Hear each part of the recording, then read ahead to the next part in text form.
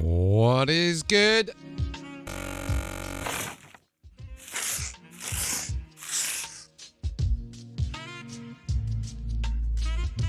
Hello and welcome back to day 2.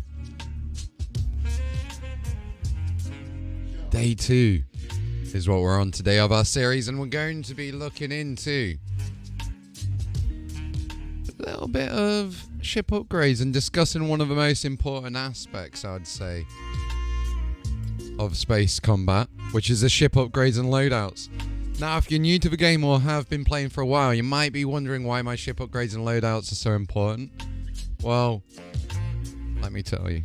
Having right upgrades and loadouts can mean literally the difference between being a mediocre pilot and a top-notch combatant.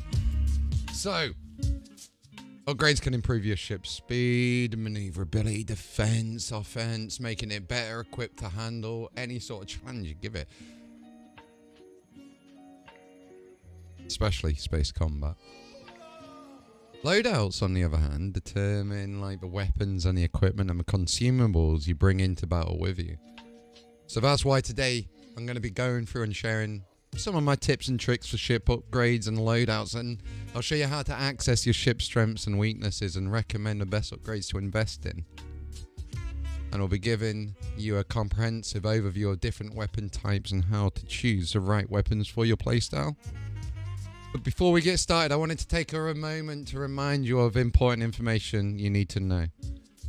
First, you need to make sure you check the restrictions and limitations of your ships before upgrading. Some ships may not be compatible. Some upgrades might not be compatible with your ship, or you may need to install other upgrades first before installing the specific one, etc. Now, let's start with ship upgrades. So we're going to get into the game, and we'll start going over some basics of these ship upgrades.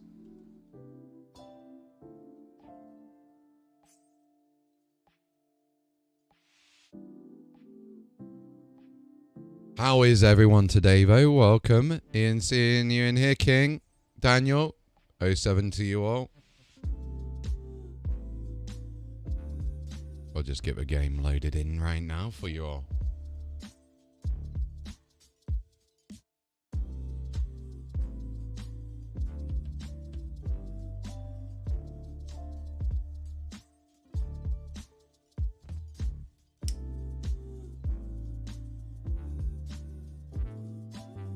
So while we're just waiting for the game to load in, you need, like I say, you need to know what your ship is capable of and what its limitations are. So a lot of people will be like, I got an Aurora MR, I'm not too fond of it, or I've got an Avenger Titan, I'm not too fond of it.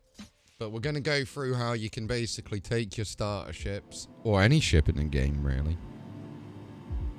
and assess the ship's strengths and weaknesses. And this can be done by looking at its statistics such as speed, agility, defense, and offense.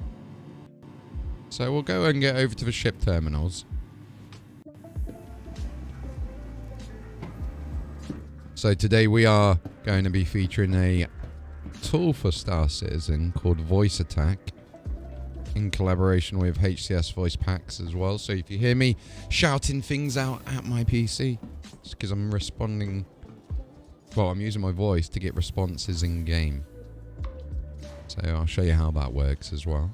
Doing good, finished work for the week, so looking forward to just chilling. Got my 3D printer on the go too. Nice, what you making today?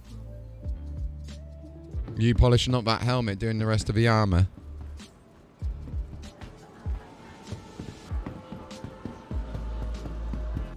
So we are just going to go and make our way over to the ship terminal.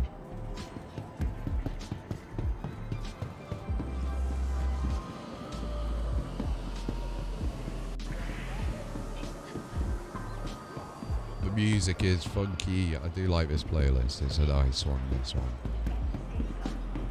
Courtesy of Pretzel Rocks. Pretzel.rocks for more info.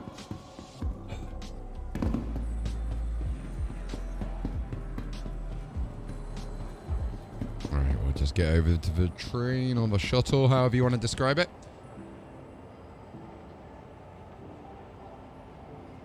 So yeah, once you have a good understanding of your ship's capabilities, you can then start thinking about kind of like what upgrades you want to install. Some popular upgrades obviously are things like the quantum jump drive, the shields, the coolers, the weapons, and for example with mine in various modules that enhance that specific area aspect of a ship. But just make sure you do me one favour, be careful not to just blindly upgrade everything, as this can quickly drain your resource and leave you with a ship that is unbalanced and vulnerable to certain types of attacks. And instead focus on upgrading the most important components first and then work your way down the list. So as you upgrade your ship, don't forget to also consider your playstyle and the types of battles you'll be engaging in. Like, do you prefer fast and agile ships, or do you prefer slow and heavily armored ships? The upgrades that you will choose will depend on that particular playstyle and the types of battle that you'll be engaging in. So we're going to have a quick move over to loadouts. Now, when it comes to loadouts, there's a few things you need to consider, such as the types of weapons you want to bring into battle, the equipment you want to use, and the consumables that you want to have on hand.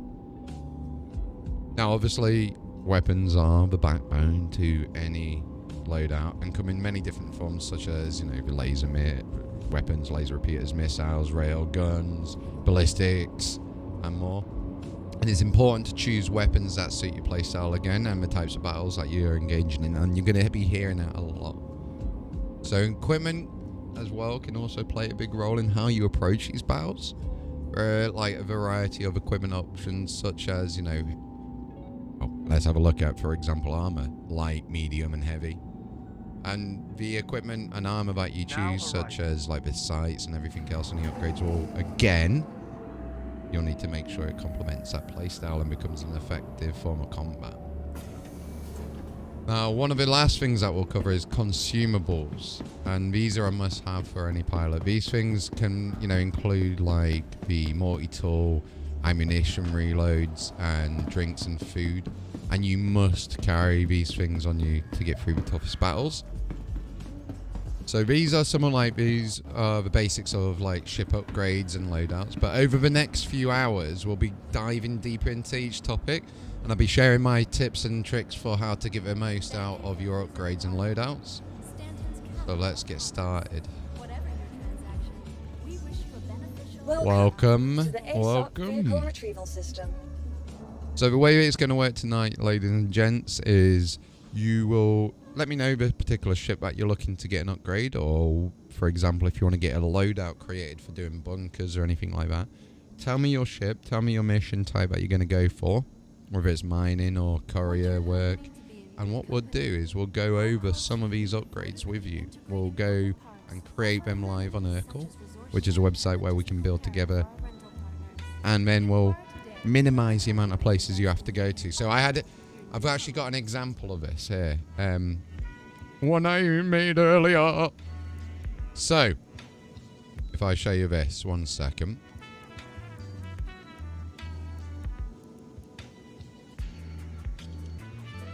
We're putting together a spreadsheet. We've got Bognogus's builds down here as well on the spreadsheet, so you've got this as well.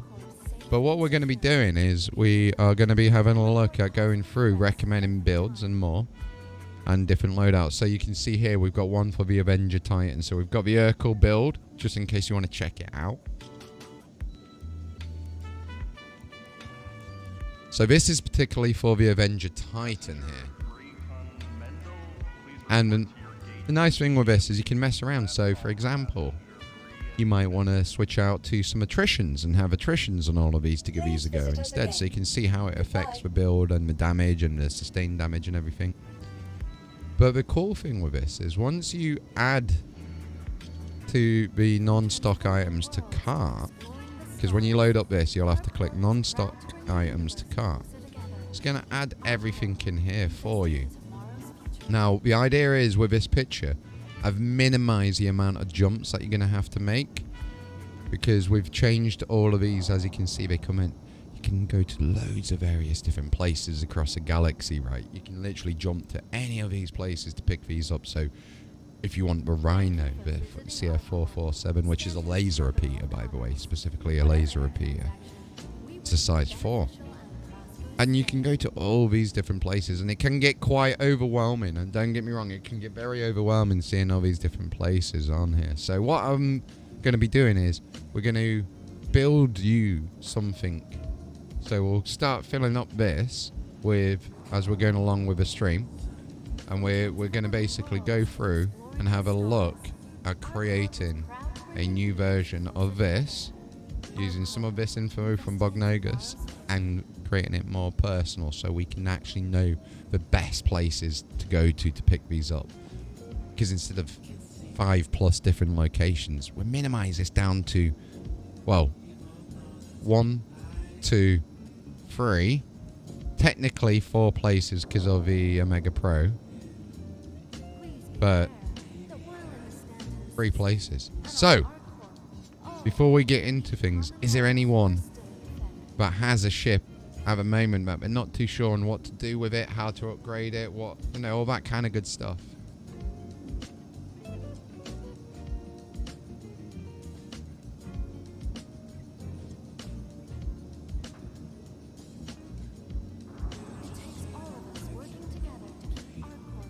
And if not, what we'll do is we'll have a chat as we're going around getting some of my other ships upgraded as well.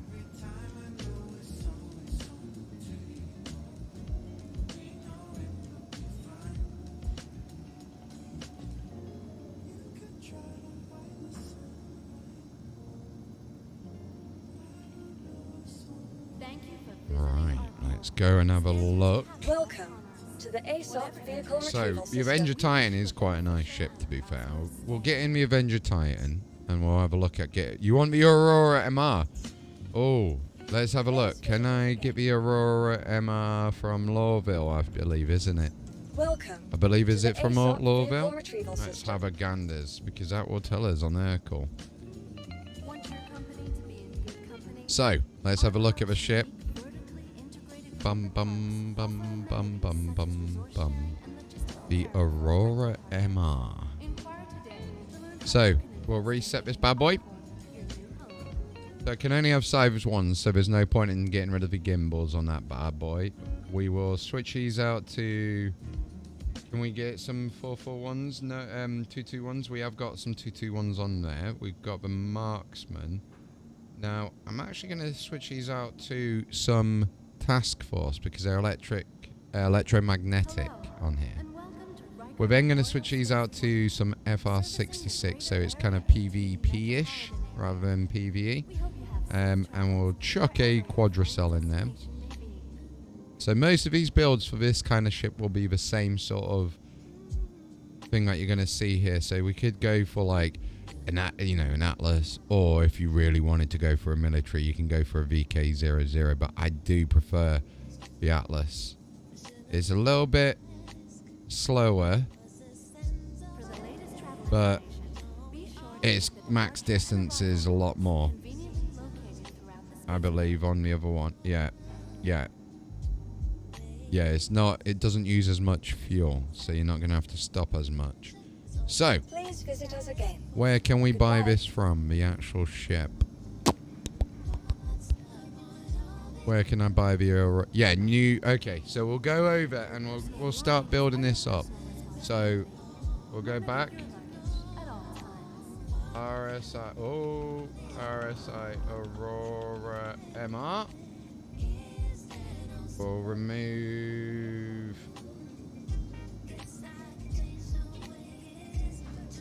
Bum, bum, bum.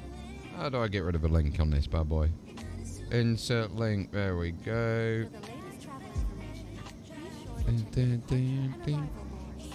Save as new in hangar. The announcers Aurora MR. Share that bad boy out. And we'll put that as the link. PvE/PvP. Boom. Now for the photo, we'll go for clearing this car out here, look, because we're not going to have too much to go and grab for this one, so it's nice. We've only got 9 different bits. So, Arc, Port T, new Babbage, be fair, that's not actually a bad place, except for Port T there. Crew R1, Crew R1.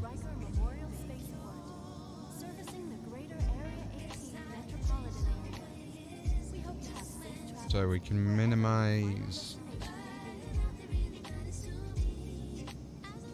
How many we got here? We still got 5. One, 4 places. Yeah, no, 4 places. Yeah, 4 places to go to. Right. I think that's going to be the best way to do it, because once you then end up at Crew R1, you can start doing some service beacons. So let's get a screenshot of that bad boy.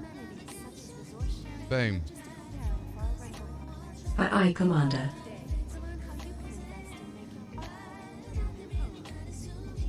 Oh, we're going to have to save that image, aren't we? Bum, bum, bum, bum, bum. So we're going to save this as Aurora. There we go. Pop this back in. Terrestrial planet. A name given to a planet composed mainly of rock and iron, similar to that of Earth.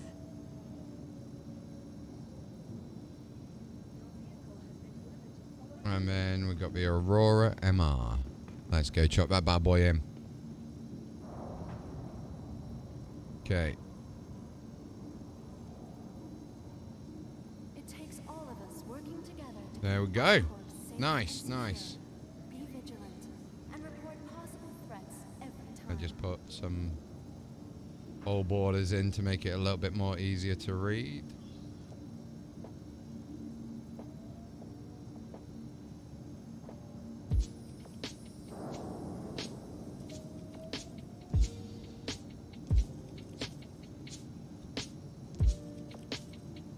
Please be aware that while in the Stanton's There we go. and on ArcCorp, Awesome. all UEE common laws are still in effect. That'll do. So, let's go and get the ship build done. We're gonna go up to the Aurora MR now. Let me put the station where you can buy it in. Insert column to the left. Ship location. Hurston, Lawville, Transforming worlds New and exploring Deal. the stars.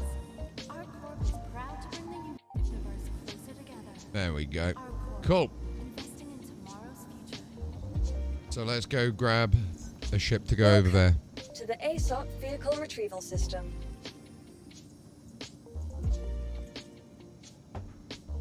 What have we got here? That we can just fly over.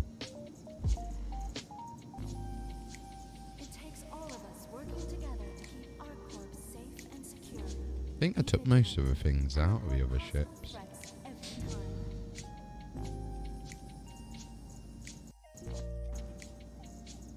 We'll grab the Avenger Titan. It's basically one of the quickest ships, because it's my pledge ship.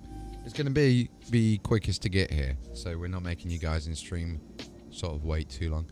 Hey ambulance, how you doing, bro? Be sure to check the departure and arrival boards, conveniently located throughout the spaceport.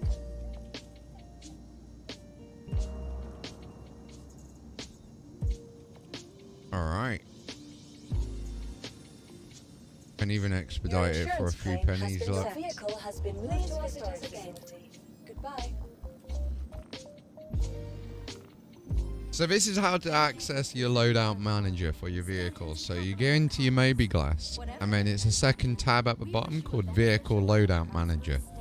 So once you're in there, you go onto the top right and you'll have this drop down. And then within this, you can actually see what's going on with a ship here. So we've got a few empty spots, so we're going to pop a few glaciers in here. So let me do that quickly. This is going back to that other build that we did for the Avenger Titan. Now, I might not have a quadricell, so in that case, we're going to go with a Dynaflux. Oh, can we not? No. We'll have to go with a star heart in that case. On the shields, we've not got too much on the shields, so we can have a look at what we've got available. 1C competition. That'll be fine because we're just going to use this to fly over there, basically. We're not going to get this to... As long as it's got the Atlas drive on it, that's the main thing. Right, so let's go and recall this ship and retrieve it. Vehicle retrieval system. And we'll get a journey started over towards Your vehicle has been where we need to go, which is Lawville. So, we are in Hangar 4.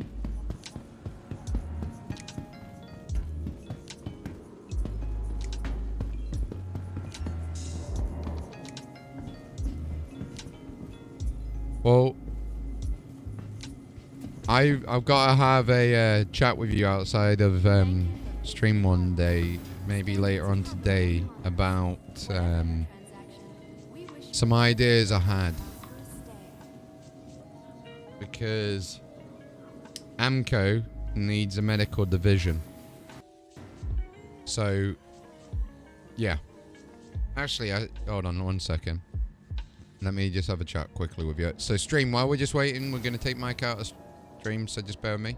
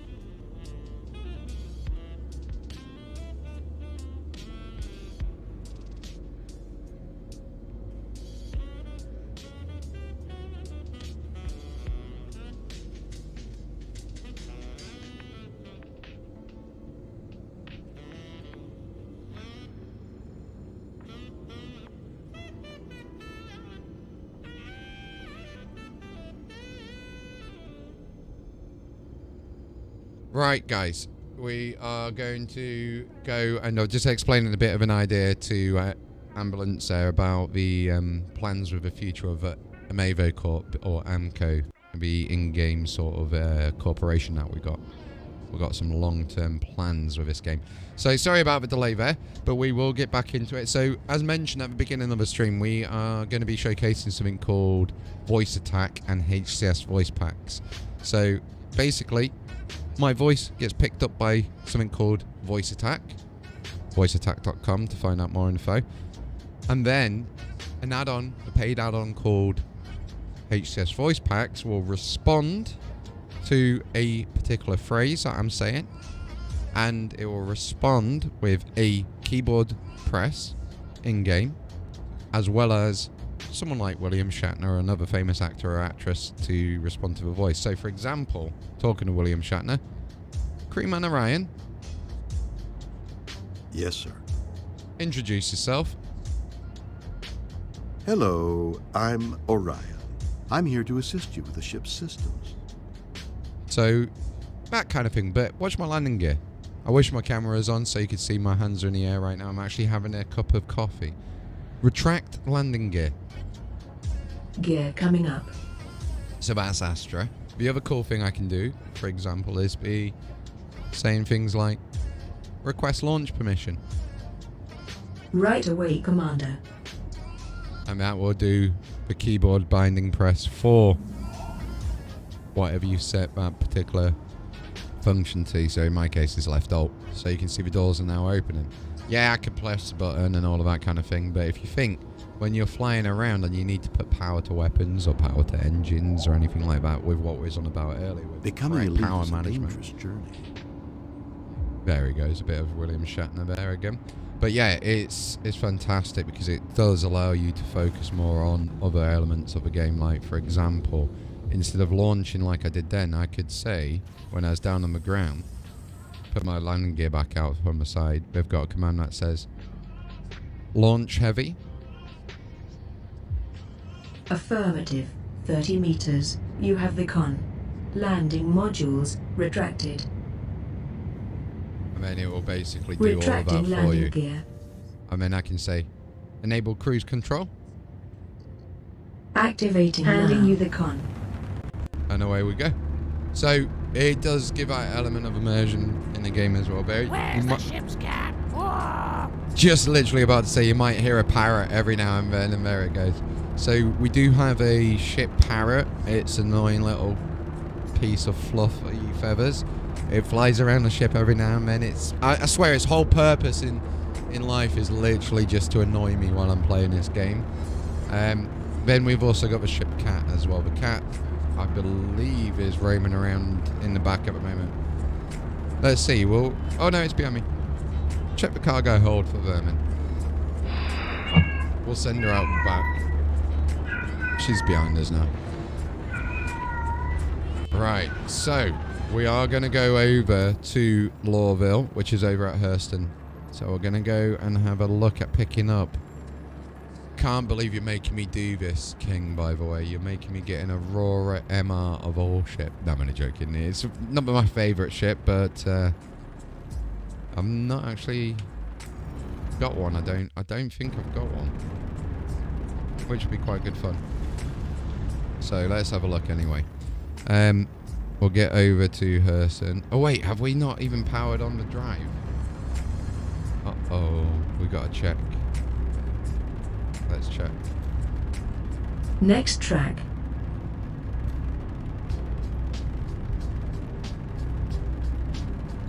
I love how I thought I said next track. Wait, did I not? Uh-oh, you know what we forgot to do? We forgot to equip the jump drive. Right, back down we go then. I love how it's just spawning though. That doesn't make sense. Hold on, let me jump out 1 second. We'll have a look over here. We'll go to Arc L2 first of all. It might be just me being blind. Or me being blind. Yeah, because we can jump. We got one. Me being blind by the looks of things, stream. So if you have just joined us, welcome to day 2 of the series that we're just running here on YouTube and Twitch. The Live Trovo, Facebook, you name it, probably there. And basically what we're going to be doing today is we're going to be helping people with different upgrades for the ships, different ship builds, different loadouts for different missions. So any questions about what to equip to any ship, let me know. We'll go through a live interactive build session with you all, and we'll load up Urkel. We'll start a build from scratch and find out why that ship might be deserving a few upgrades or not. So let me know if there's any ships that you want to see this being done with. The first ship we're going to be doing is the Aurora MR, because it is the cheapest way to get into the game, I guess. So let's have a look at getting over to Lawville, if it will let us know. Yep, there we go. Rev up the drive. Quantum leap. Engage, jump on my mark. Okay. And that's why this thing is cool. That's why it's cool. Engage now. Now? Jumping.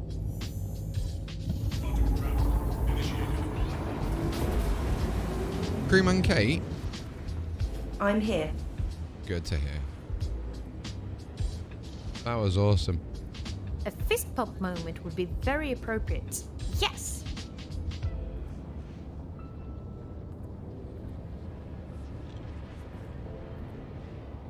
So, we'll get over to Lawville. I'm ready for things to get a bit laggy, because Lawville does like to make my PC lag, so we'll just bear that in mind.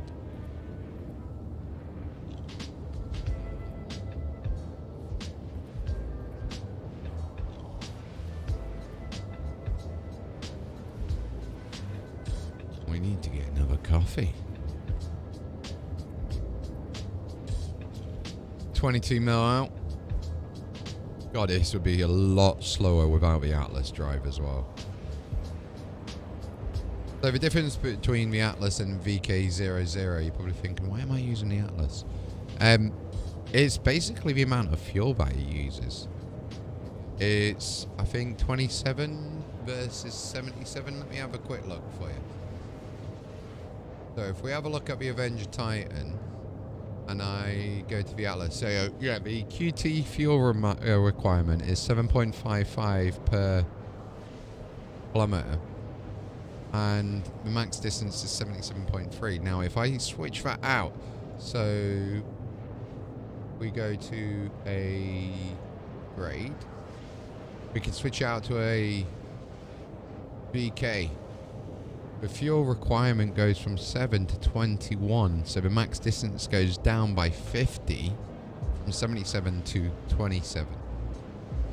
So yeah, it's a little bit less, to say the least. Now obviously you have a Spectre drive as well, which is a bit in between. Spool up time is a lot quicker with EVK00 as well. It's only 1.75 versus 5.1 seconds. Power usage and temp are the same. VK00 does have a higher amount of HP though, by near, well, almost double the HP.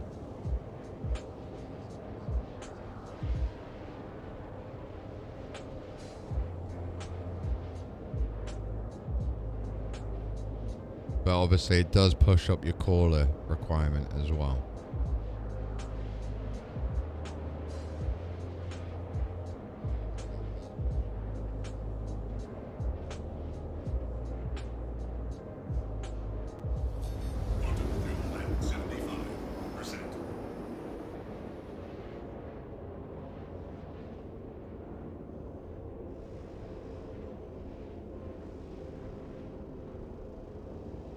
Okay, we're only 3 million out. Nice. Gonna use this quick short time to go grab a coffee. So if you guys and girls want to do the same, and we'll see you very shortly.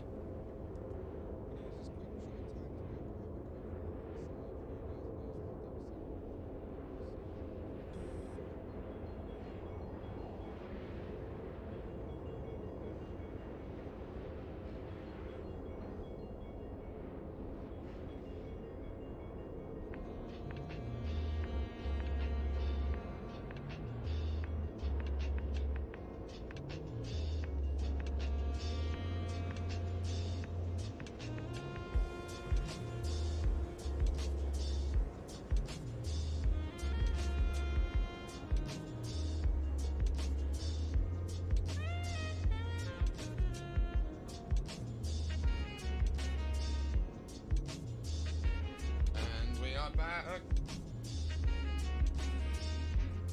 Okay.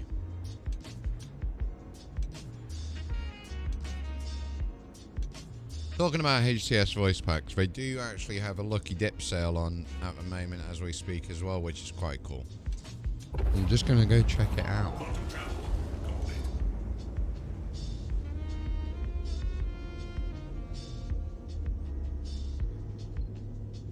Oh wow, you can actually get Orion for £10 at the moment. Not bad, not bad. So they got Chase as well. They got Tom Baker. Norman Lovett. Leo is brilliant. Norman Lovett is Leo from Red Dwarf. It's a great pack to get.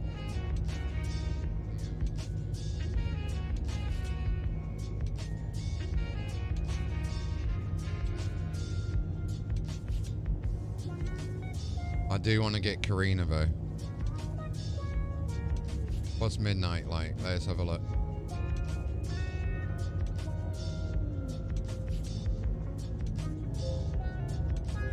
Born from the seas and would conquer land, a high-stood human, proud a man. Fearful, enraged, primitive, quite violent. Earth's other life, tread cautious, silent. Breathed into man free will, a mind, a creator's gift, a simple rule, just be kind. Man was to abide, alas, was never able. Engage jump. Was born, Engage jump. so arrived evil. Jump. With regret man weeps, hands cover his brow. Little has been learned since then, even now. The flaws of man each time born evolved. Mother Nature in time, she'll have resolved.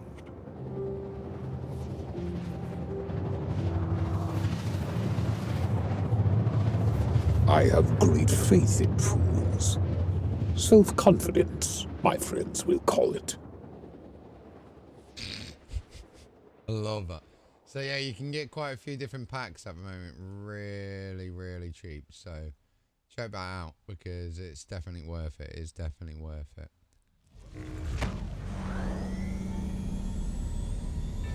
Okay, we're here at Lawville.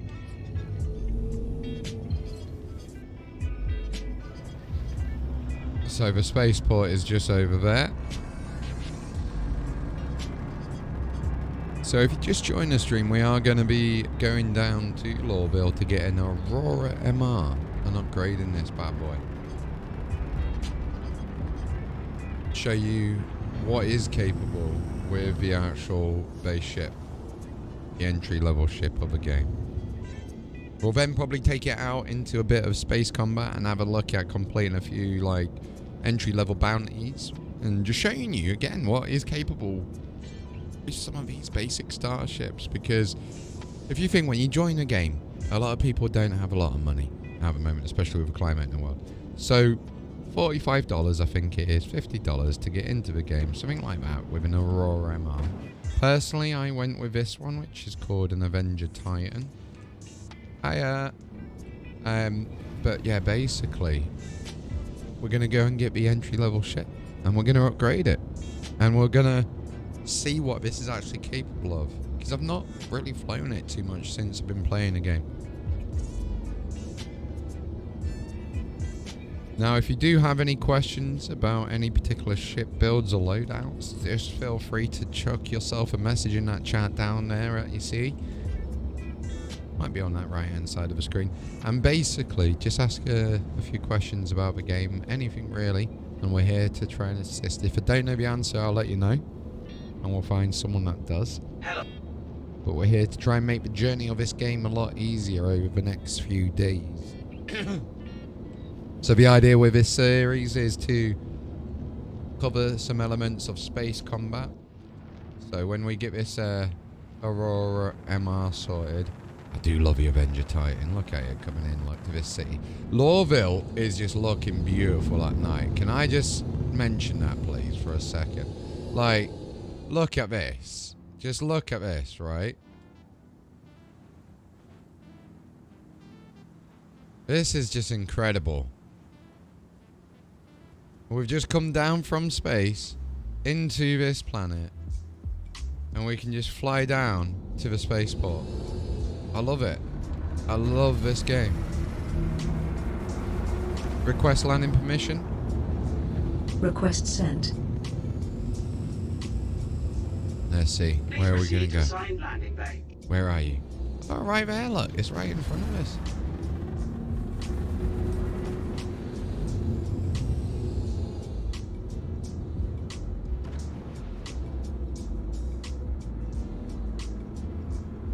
Deploy landing gear. Gear down.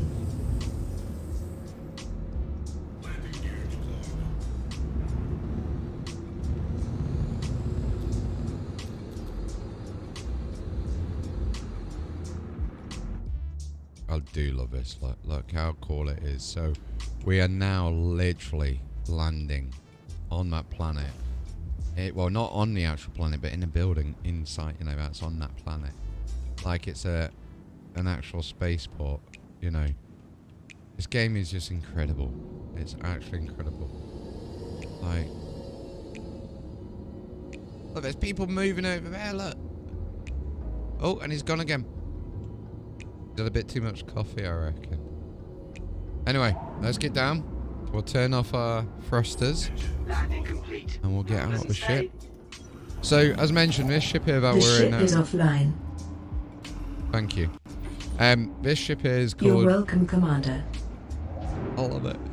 A Avenger Titan. So, this is one of the starter ships. You do have some cool places to, like, have a look at in here. So, we've got a bed here, you know, where we can log out on. We've also got some storage area here, which is brilliant as well. It's a nice starter ship. I think it's 8 SCU that you get. I've landed weird. I think I've landed weird. I'm not too sure if I did or not, but it might be. Might be the case. I buckled my shoes. Anyway, so we are going to go and have a look at this Aurora MR, as I keep promising you. So we are now landed. We are at Lawville. Nice thing is, we don't have to travel around Lawville too much to go. Lawville's a really confusing place to visit, by the way. But Tisa Spaceport has got Lawville New Deal right next to it. It's brilliant. You just come out of this, I mean, it's right there.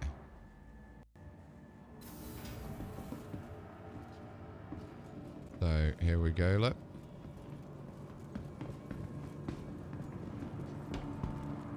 Got the M50 Interceptor there.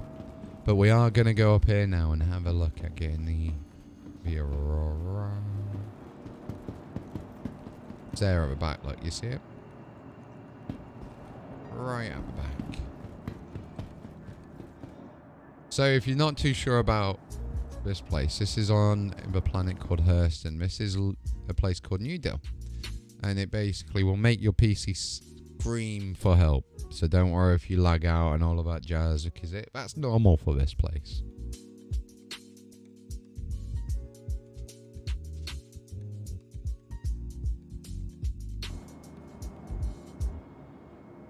It is very normal for it to do that here, so don't be too alarmed or too scared if that happens.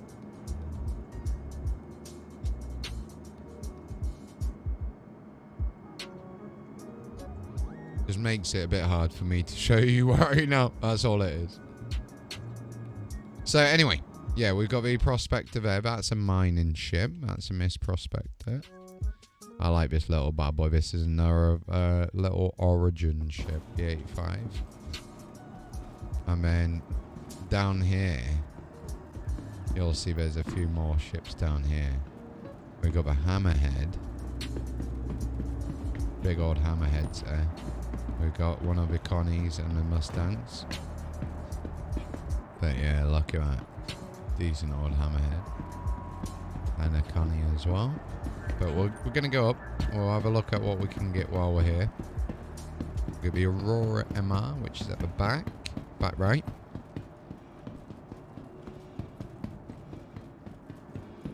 Okay. Let's buy it. Oh no, that's the LX. My bad, that's the LX. 1 second, let me go to the screen.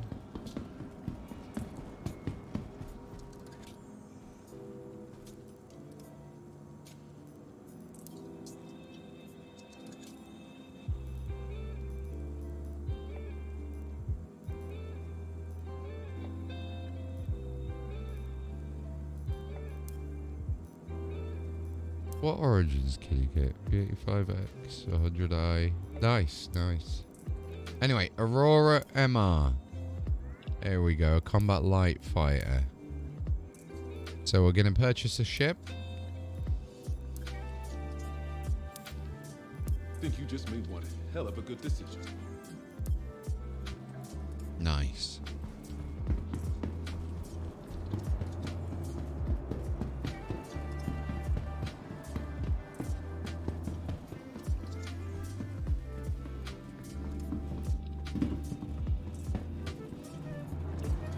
How you doing, Fiery? So we'll go get this car, like this new little combat variation of the Aurora. Be right down at the bottom of the list.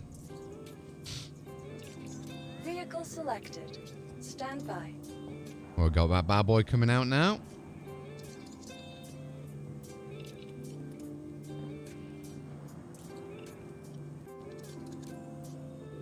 Your vehicle has been delivered to Hang the a following sec, slut. location. Please visit us. Alright. Hey, get back to work, That's guys. affirmative, Commander. Get back to work.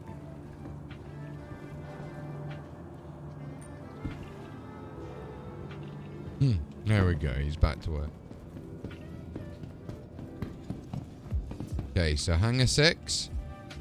We'll make our way down, and we'll make our way to get some of these upgrades out where he's looking at doing. So, let's have a look at the first place we need to go based on that spreadsheet that we're making. We will need to go to, from here. Oh. We could go to her L5, but it's quite a tough one. I don't know where to go. Let's have a look. Get into it. Oh, look at the little baby. It'd be nice if his wings folded out, wouldn't it? That'd be cool. Oh, little baby starter ship. It's cute. It is cute. I'm not gonna lie. Look, it's got a little bed. That's cute.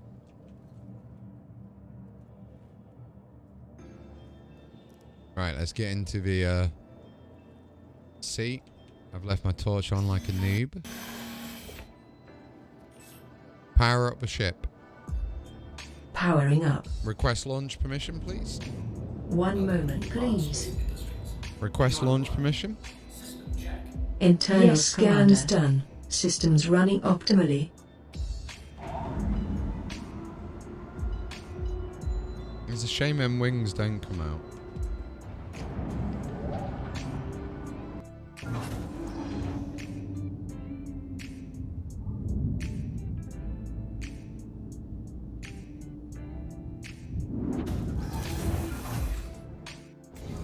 It'd be cool if it did. Very cool. Oh, it's only got 2 missiles. Oh. Right, while we're figuring where we gotta go, so we can quickly head over to her L5 to... I would say, yeah, we'll go to her L5 to go get the jump drive first of all. So, thank you, and please visit again. Let's go do that.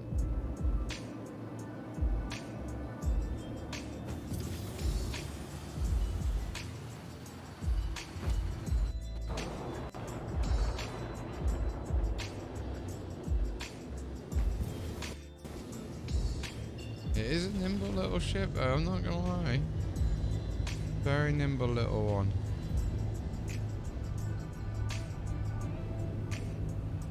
Yeah, not a bad little... I do like the cockpit view of it though, that's quite nice.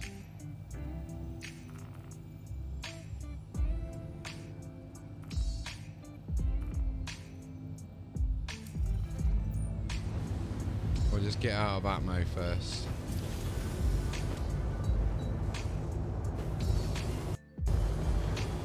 Not the fastest ship, but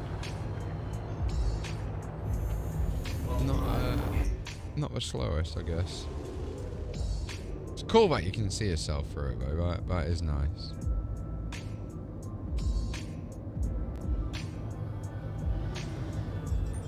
Okay, so let's clear that out and now get to her L5.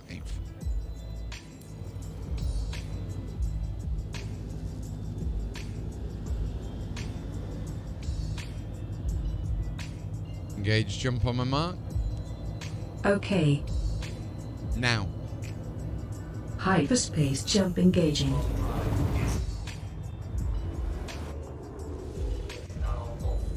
And then we need to go to her L5. So her L5's got the Atlas QT drive there, the quantum jump drive. So we're going to head over there first of all. And once we're done with that place, we then can head over to New Babbage or Port Tresla to get the rest of the stuff.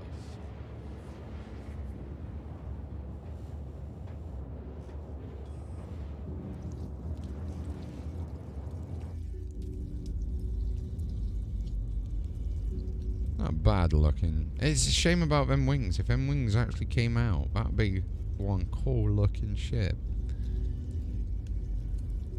I think they should do that. They should make it so them wings come out. What do you reckon, stream?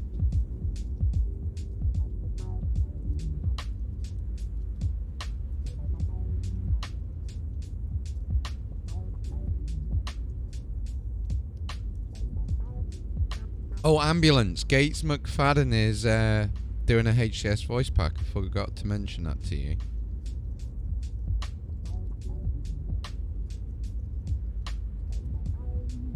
Which is badass.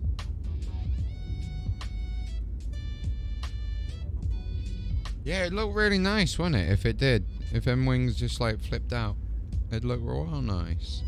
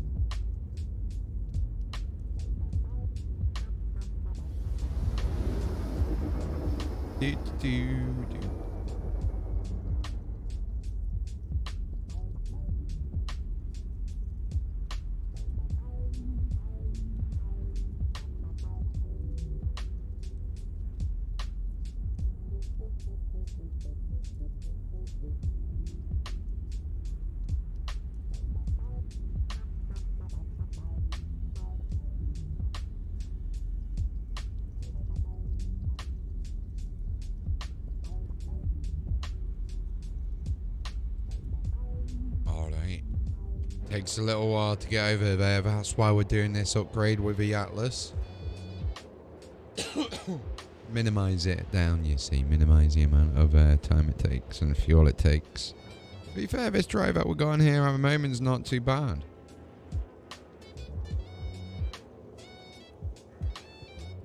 Welcome to everyone that has joined the stream. We're just going through some ship upgrades at the moment on the most entry-level ship in the game on the pack, which is the Aurora MR. We're going to start off with the Aurora MR. I do like the blue though on that, like the blue and black. With the way it, well, it's black, but it's looking like blue because of the light reflecting off of it. That's nice. That is very nice. Right, so we are here now. Got to go down to that station just there.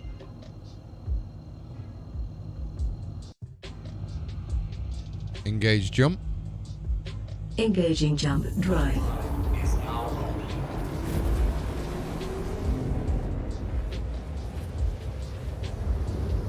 I'm not gonna lie, it's gonna be interesting to see how this thing does fare in battle.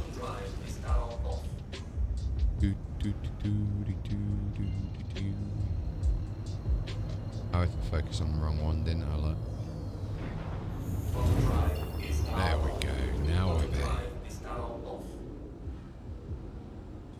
Decouple.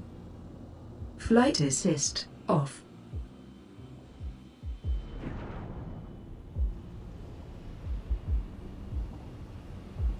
I'm gonna hazard a guess that they're gonna be over that sort of direction around here. So we'll go slowly in.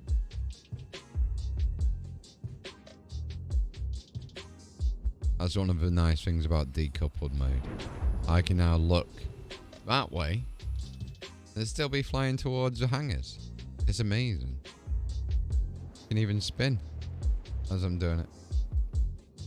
And it'll still have me flying towards that little velocity indicator there on that second hangar. Look, I'll put it on the first hangar now. There you go, you see. So that is what they call a velocity indicator. Just that little bracket. So and that's actually the direction the ship's flying in when we're in decouple mode. It's amazing. Request landing permission. Asking now. Please proceed to assigned landing bay. Which one? Which one? Which one? We're not even in that one. We're over there, look. So let's go.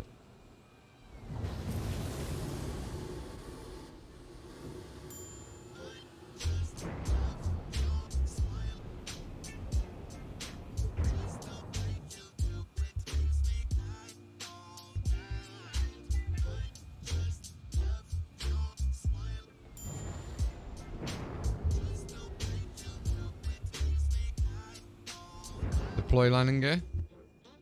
Gear is down.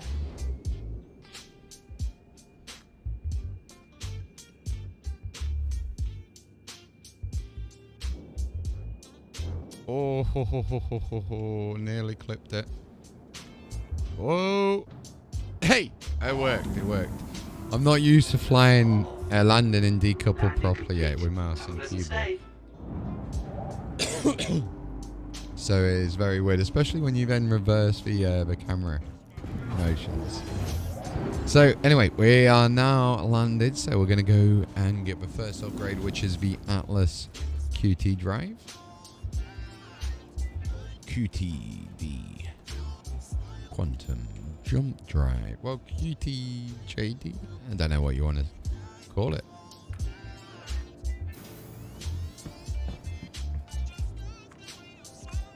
Bye, Aurora.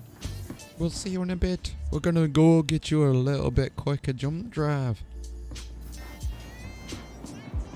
Hey, buddy. Another real playback.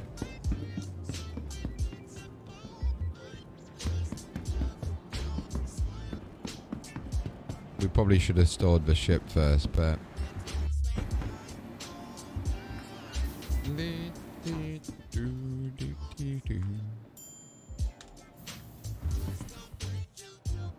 Alright.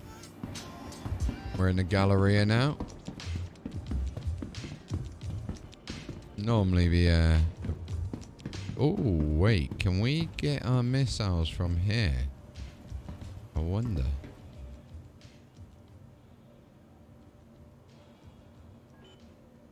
Let me just have a quick...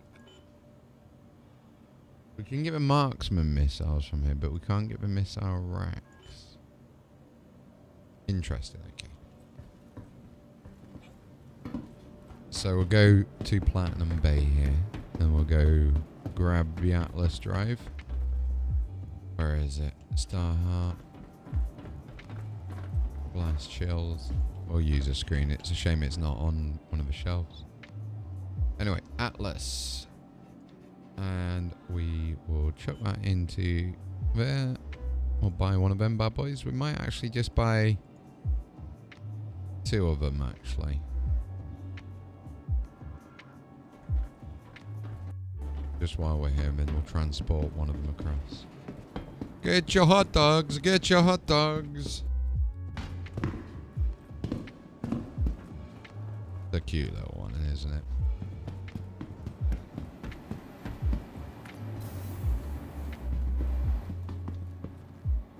And we'll go back down to the hangar and Habs.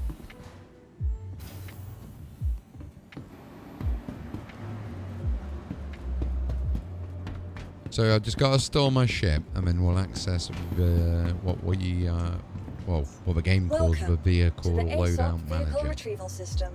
So we'll just grab this scroll bar and go all the way down and store that bad boy. Please visit us again. Now that's stored, Goodbye. we'll be able to access what we call the vehicle loadout manager here. And we can select the Aurora MR. And we can have a look here at the quantum drive. So before it is a grade 3 C, is now a 1A.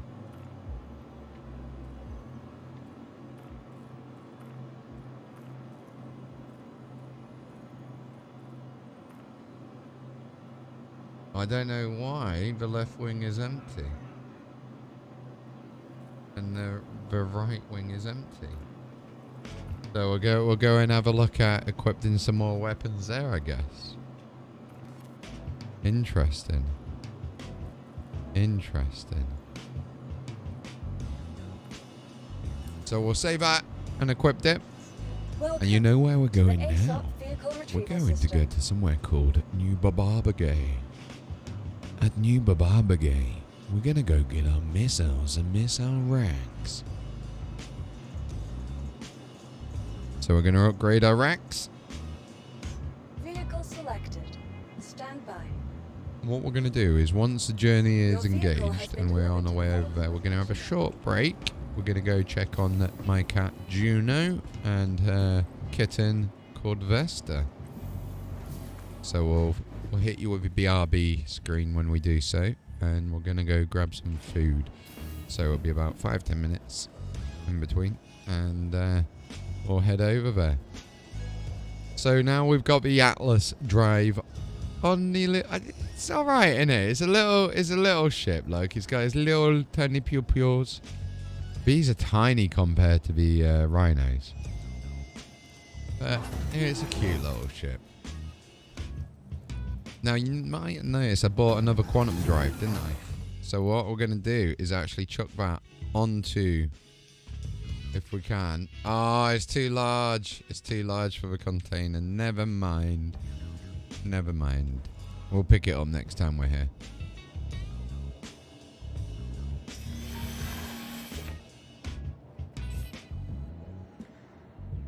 Thrusters on. Turn on thrusters.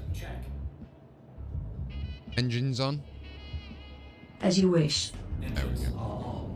Request launch permission. Affirmative, Commander. I am your best friend. Retract landing gear. Gear up. Yo, how you doing? Welcome to day 2. We're going through a few ship upgrades and everything today, and loadouts and builds. So we've been asked to get the Aurora MR and get this bad boy fully upgraded. So, yeah, it'll be quite a weird experience to do, but we'll do it. So now we got to go over to Microtech. And look at that, we can actually make it all the way over now, especially we got that new drive. So we're going to go down to New Barbage, or New Bababagay as we call it. No power? What are you on about? What are you on about?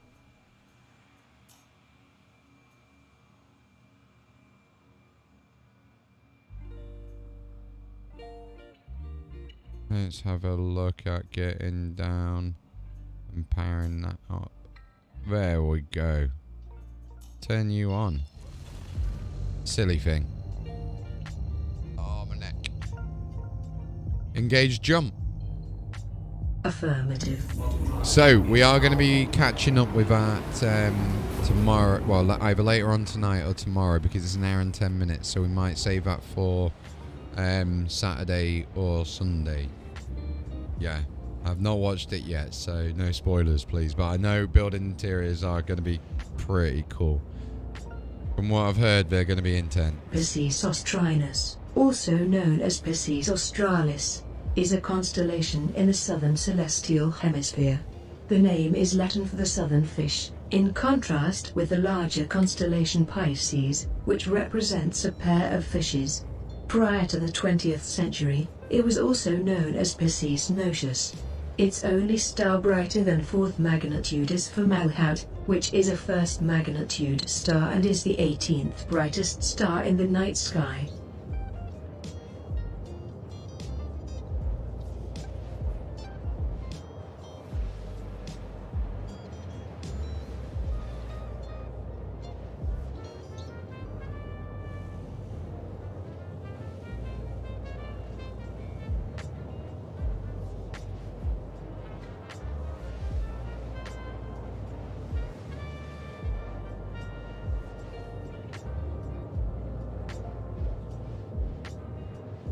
That is weird. I just dropped something, and it literally has just vanished.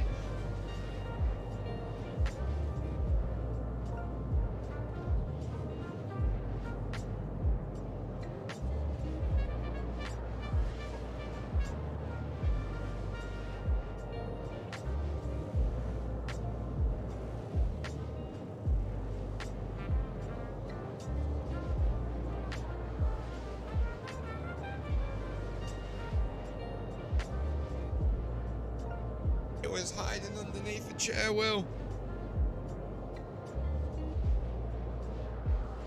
Yeah, so we'll probably either catch up with it later on tonight, or we'll say no later than tomorrow, so we can get people in the stream to talk about it.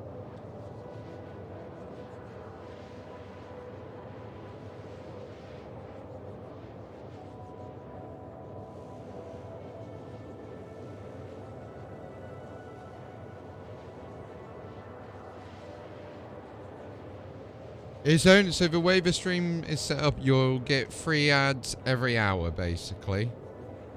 That's how I've got my stream ads set up, so 3 ads every hour.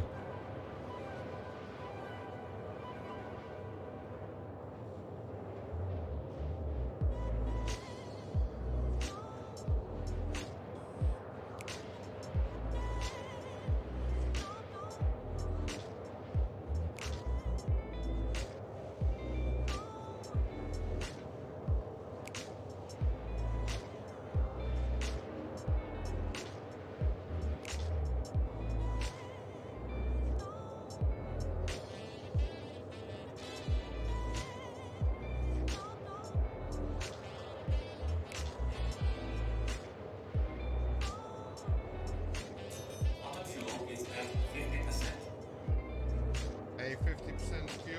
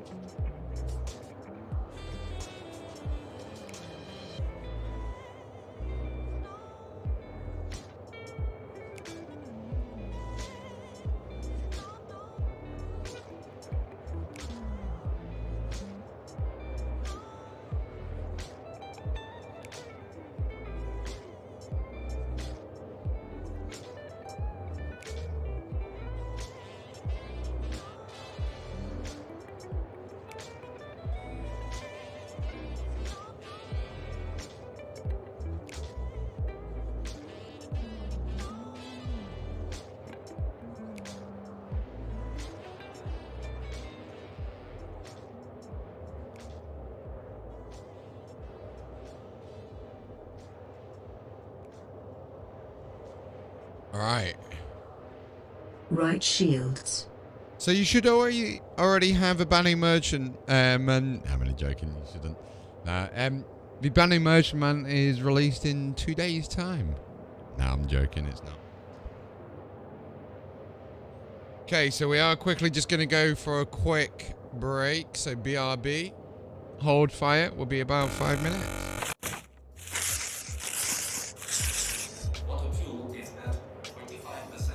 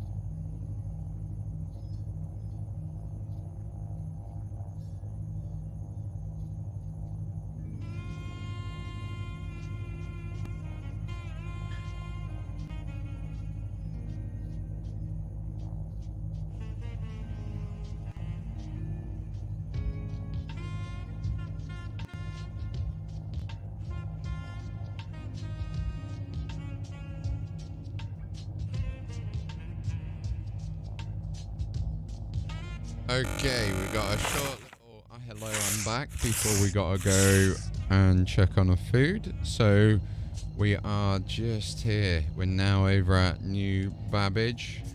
Well, not New Babbage, but Microtech. So this is a planet called Microtech. We're about to jump down to New Babbage. Or New Bababagay.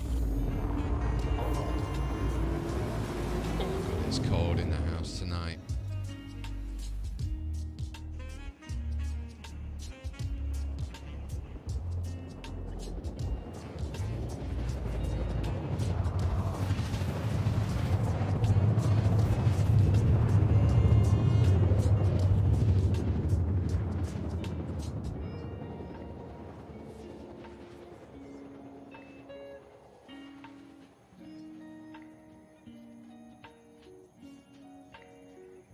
So, we are just arriving now at New Babbage.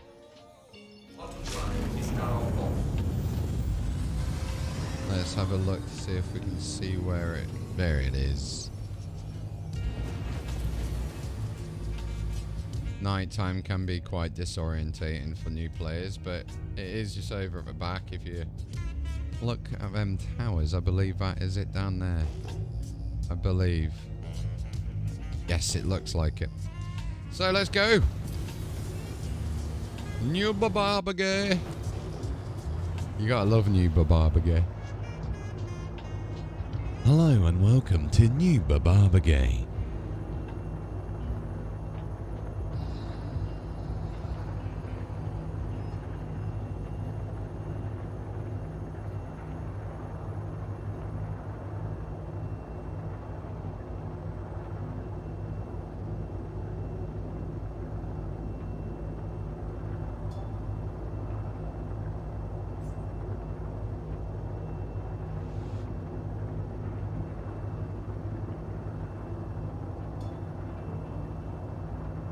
Get landed, and so while we're here we're getting some MST-221s and some task force missiles.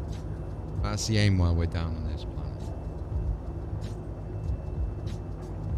I mean, once we're done with this, we've got to go up to somewhere called Port Tresla, and then we're gonna go and get the upgrades that we need from Port T.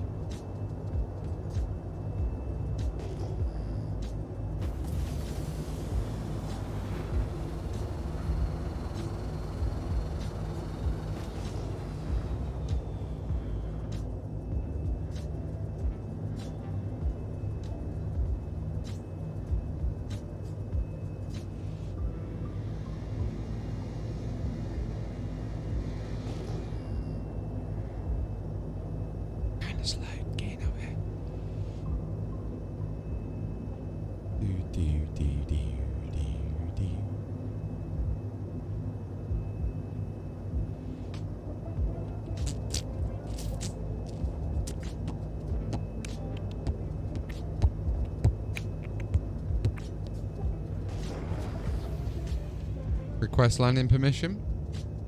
Requesting docking bay. We're not close enough. And please visit again. Are we? Yeah, we are. Oh wow, we're on the top. Okay. We're getting that royalty treatment.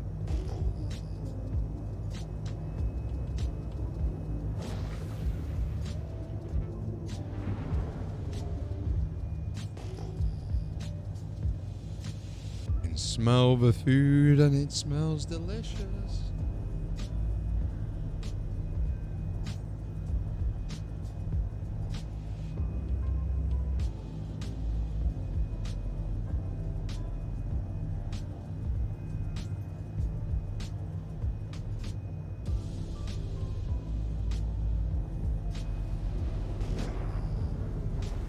Gonna be a big landing bay for us. Look at the size of it. Oh, it's behind it. It's not this big one. Behind it. It's this big one. Wow, the size of this one, look.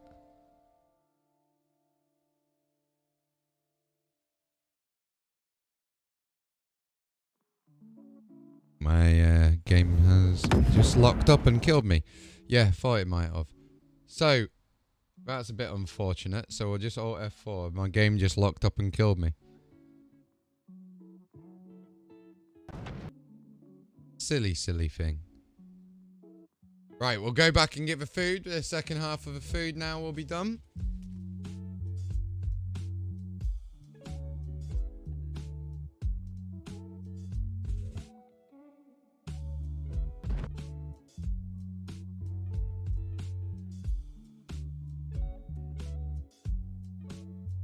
Yeah, that's definitely done. That's hot. Well, that was a silly thing for my PC to do, wasn't it? To crash while we were landing.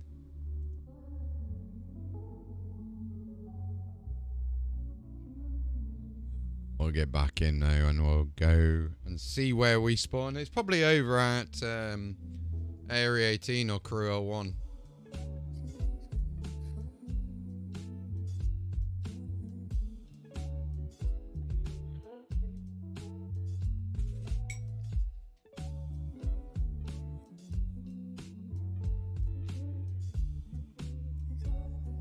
Alright. Let's launch again. Let's get going.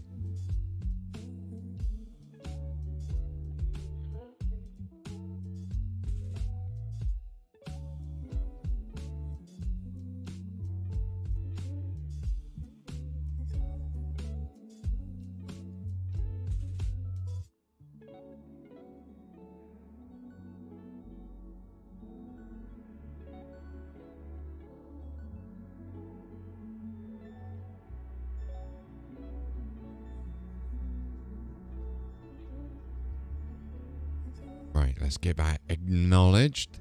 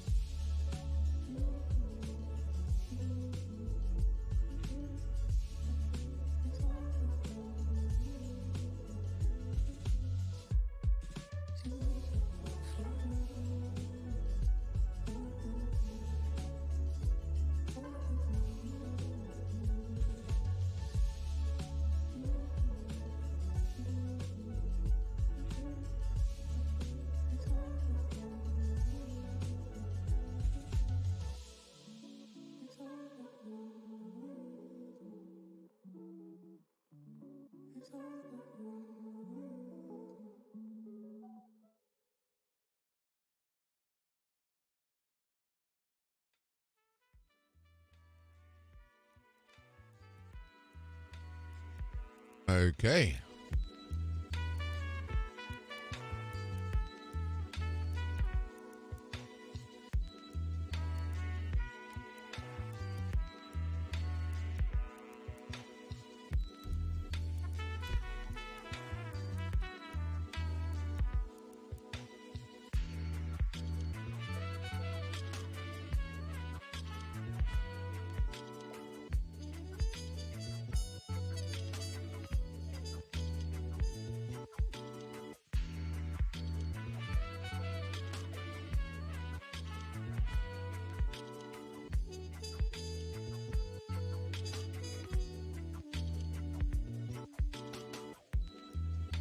Let's get back in and get these upgrades finished off.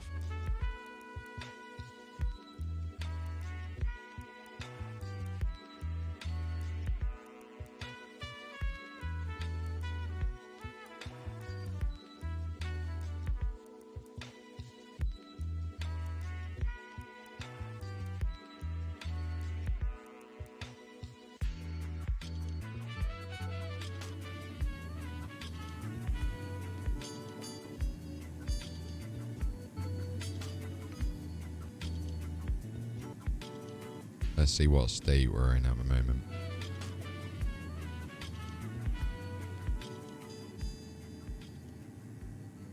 We are now dead.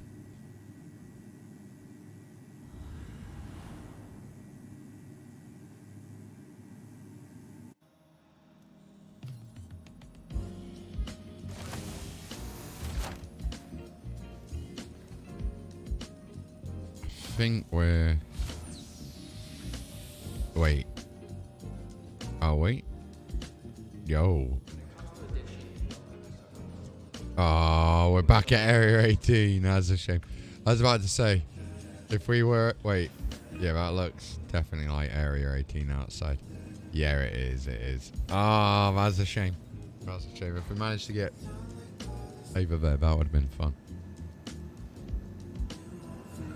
So we're going to have to jump all the way back over. So just bear with us a sec, stream.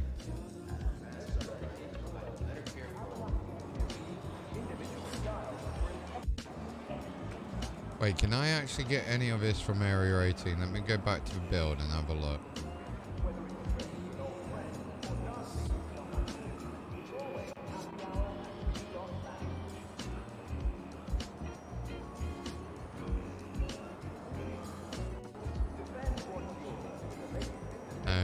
It is port T. Okay.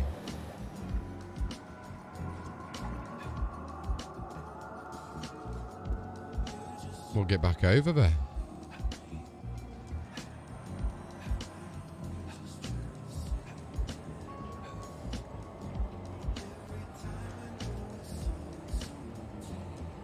Just wait for the train to come back as well.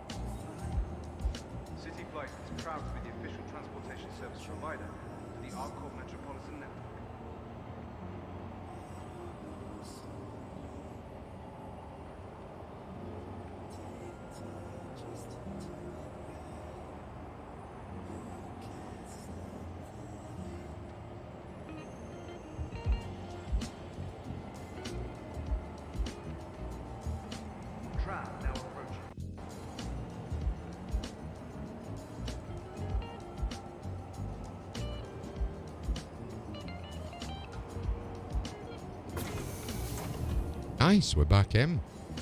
We're on the train, we'll make our way back over to the spaceport.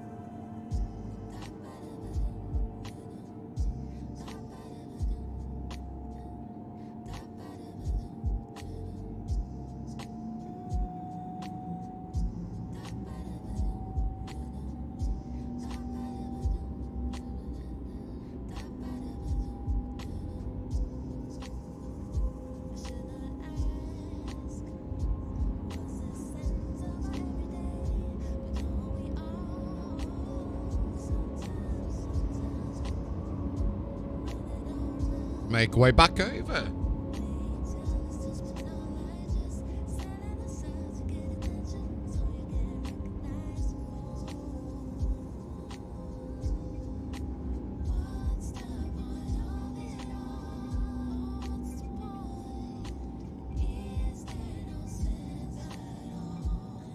Now arriving.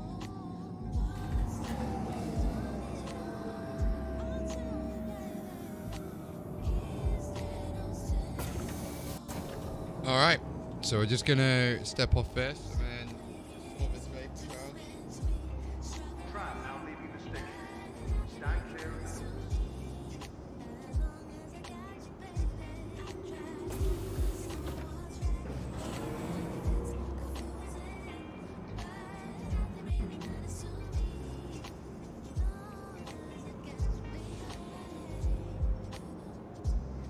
Oh my god, this charge is so annoying.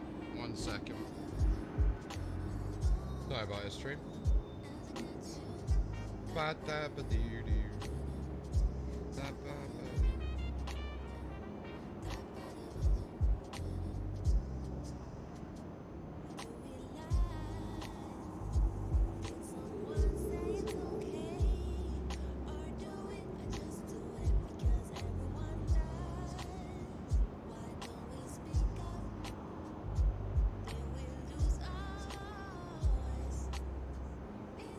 Tram now approaching.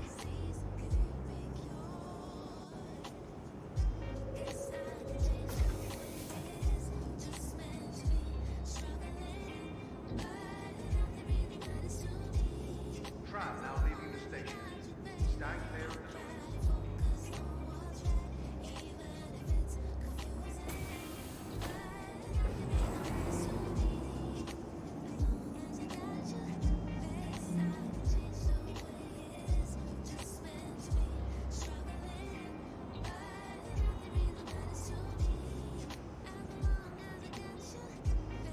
Right, hopefully that'll charge it. Right, so we'll go back and get the Aurora MR now. We'll make the jump back over. We should have done that little thing what I just did then while we're jumping. I don't know why I didn't use that time wisely there. So if you have just joined the stream, we are upgrading, in the process of upgrading the Aurora MR. Welcome to the ASOC vehicle retrieval I'm system. going to get that taken all the way over to Microtech. Bum, bum, bum. So annoying how it destroyed over there.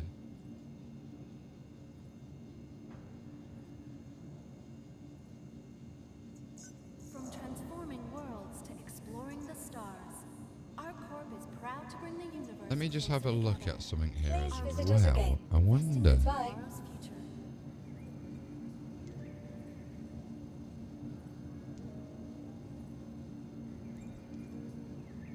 Vehicles.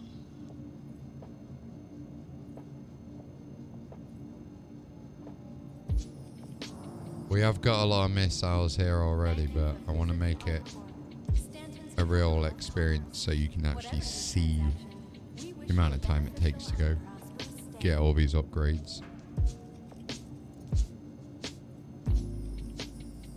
I got so much random crap.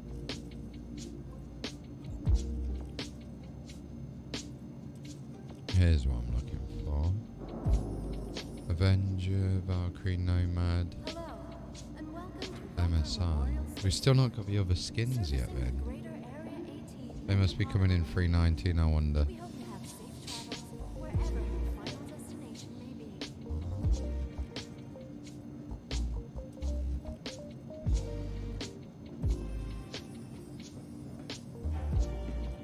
Yeah, they must be coming with the next patch. Ollie. Please visit the ASOP vehicle retrieval system. Welcome to the ASOP vehicle retrieval system. Aurora, Aurora, where are you, Aurora? Vehicle selected. Stand by. Your vehicle has been delivered to the following location. Doo-doo. Doo-doo. I believe I'm an intelligence of a nature that isn't quite as artificial as the others.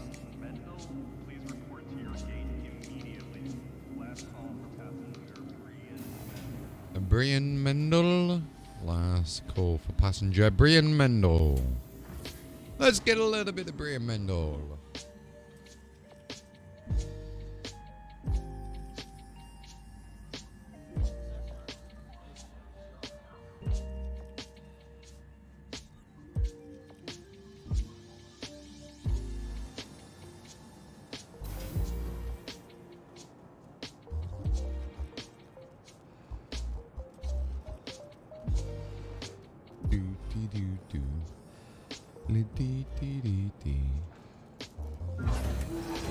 Hello, little Aurora.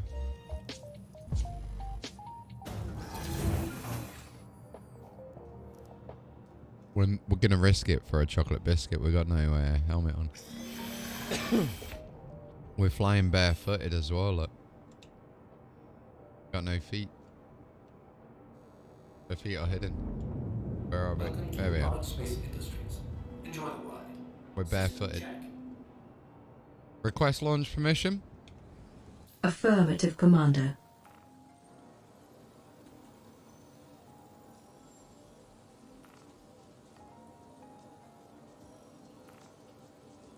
Tell you what, we'll see if we can go to Port T this time.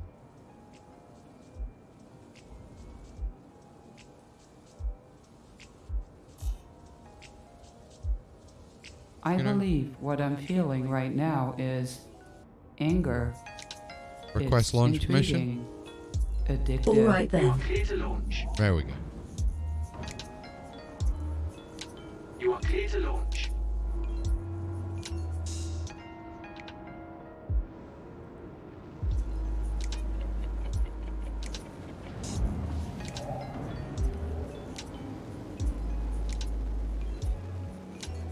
Retract landing gear.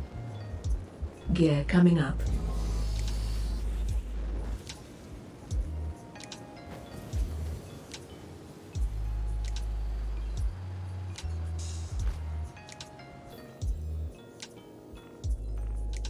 We'll go over to Microtech.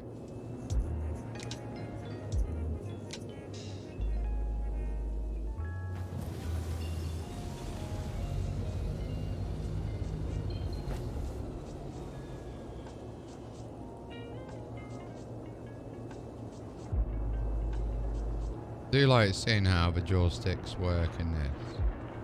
Go forwards and backwards for throttle. Which one does strafe in the feet? Twisting for roll. And then that for that. So what does up and down then?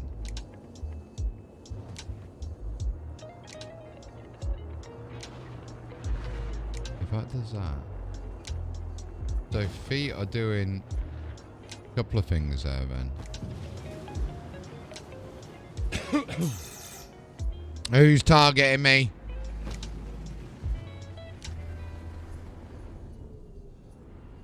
Mister. Engage jump on my mark. Standing by. Now. Engaging jump.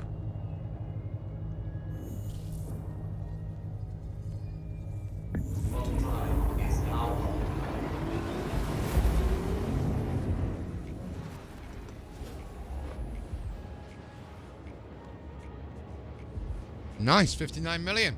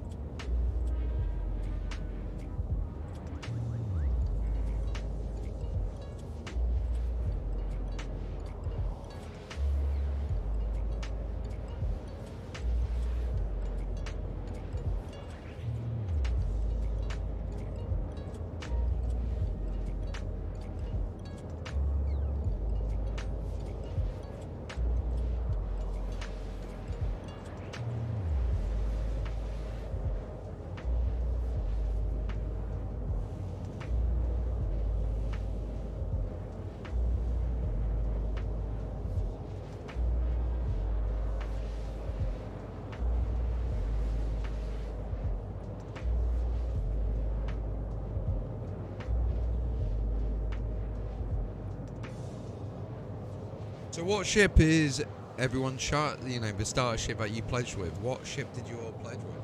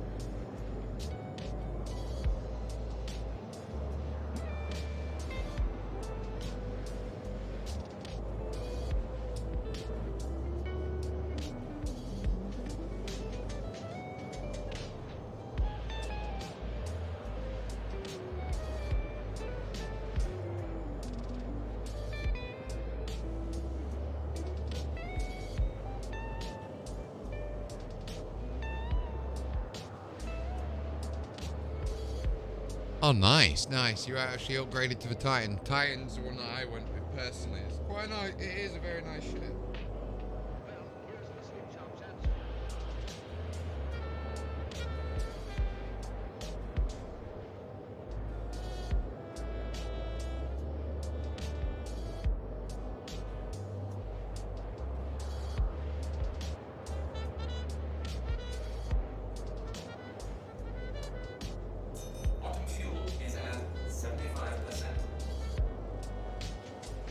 So what made you do the upgrade then, King?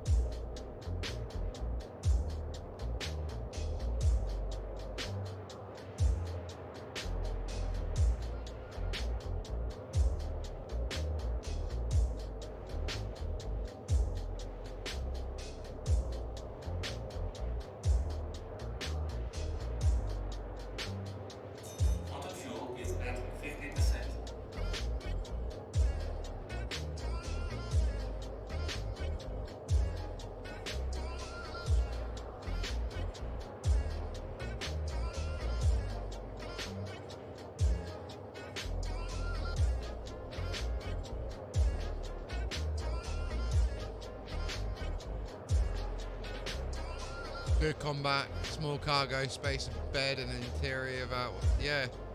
It's a decent, or you're not wrong, it is a very good all-round ship.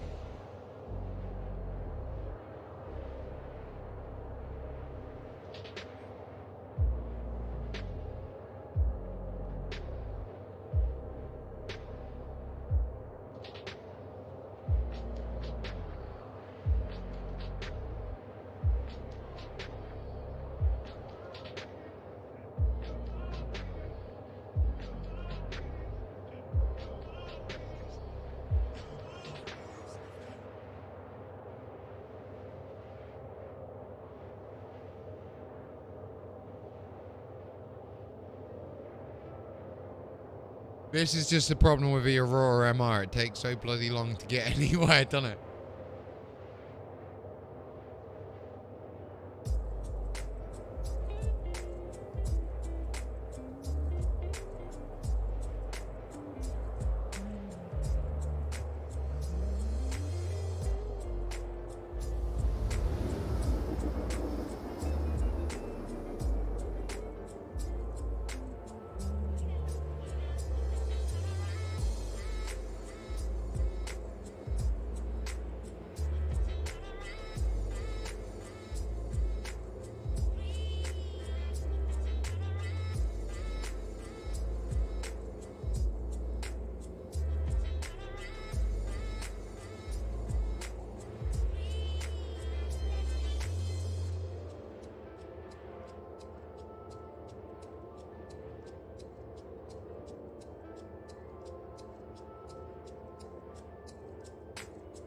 Bottom fuel is at 25%.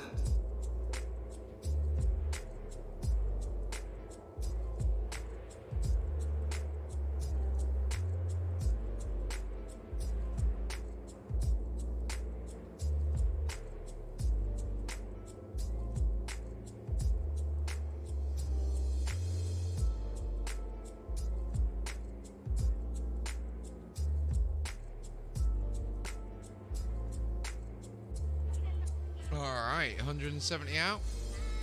Oh, coffee.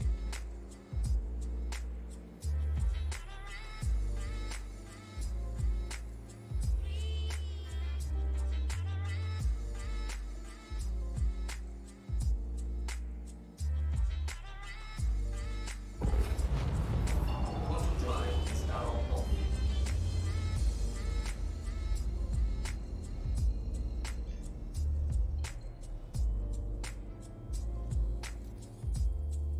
Okay, so what we're going to be doing now is heading down towards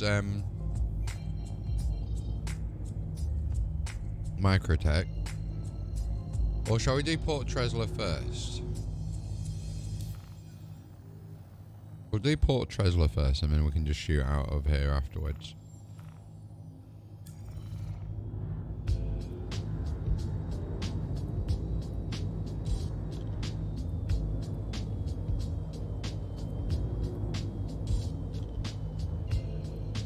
Where is it? Is it that way? Automated landing enabled. No! Don't do that. Stand by. No! Pretty bad. Pretty bad. Ah, pretty bad. Will it not let us get down here? Right, we'll have a look at somewhere near there then. Where is it? Where it is? We'll have to go down to New Bababagay first. New Bababagay. Bottom drive is now on.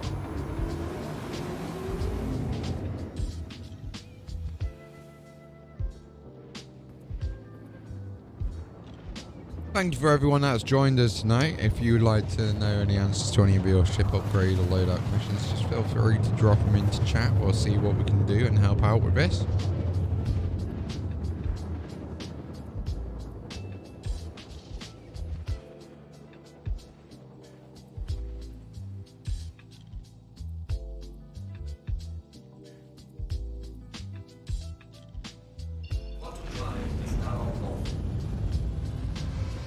Okay, let's see where we got to land.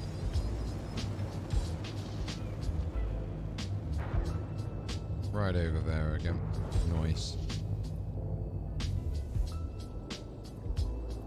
It will take a little while to get him.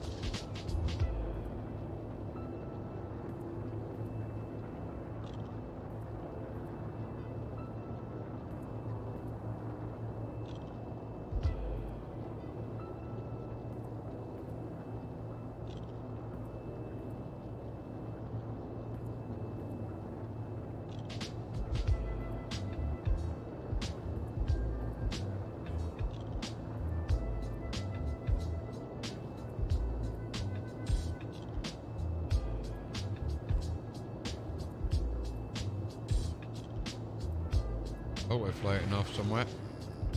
We're nearly there. Using Medikit.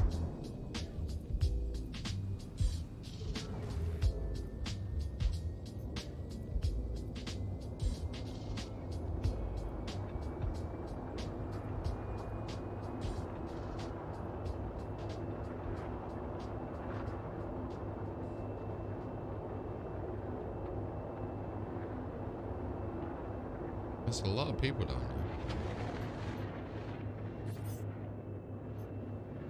What are you doing? Going a Heartbreaker. A Vanguard Sentinel. And, okay.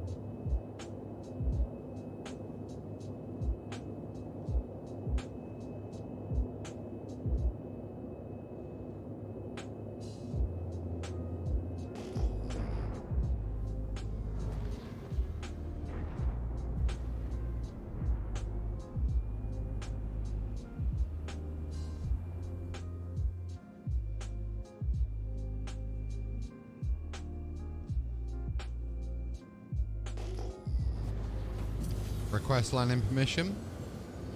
Requesting docking clearance.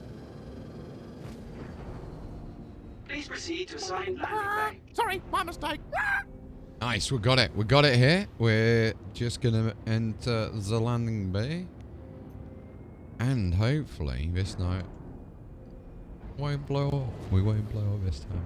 Landing gear deployed.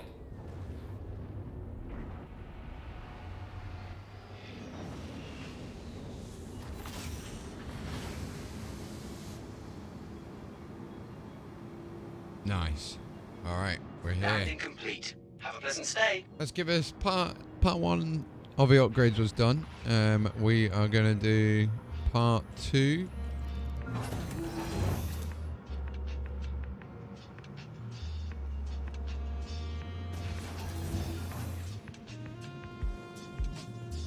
Well, that's a bit bright, isn't it? From them lights. You're disturbing his work, mate.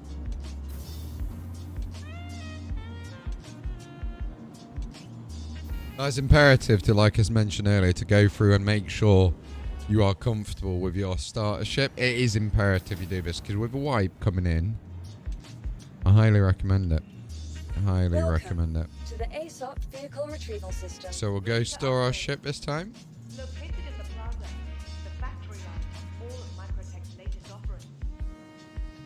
visit us again. Goodbye. And we'll go and get these upgrades.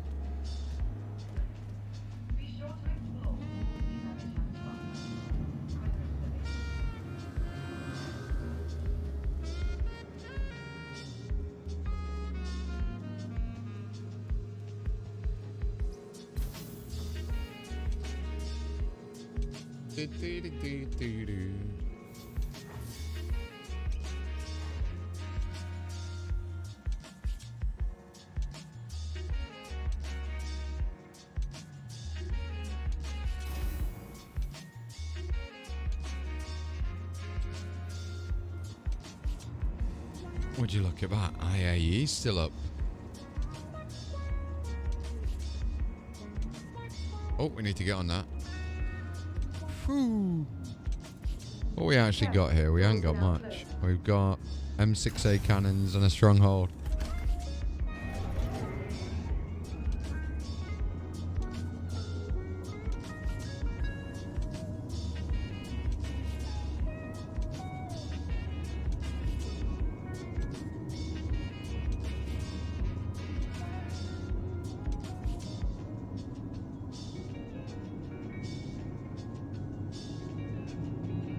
Right, we'll give these 2 upgrades done. We'll do 1 service beacon in this, and then we'll end today's episode and then come back with a normal stream.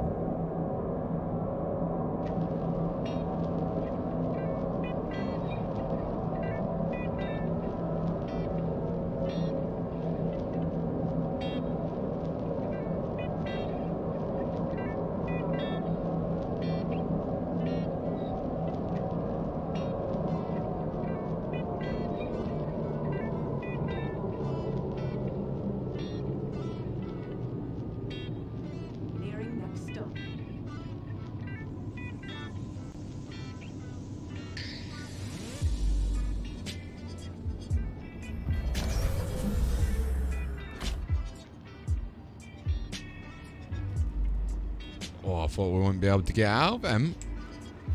Or did we go to the comments? No, we didn't.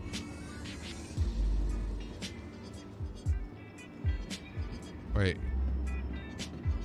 Where are we? Let's have a look.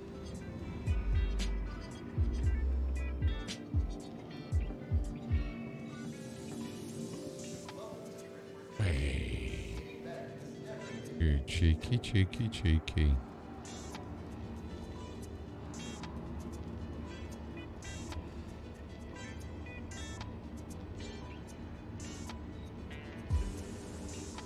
The Xavier Spire Grande.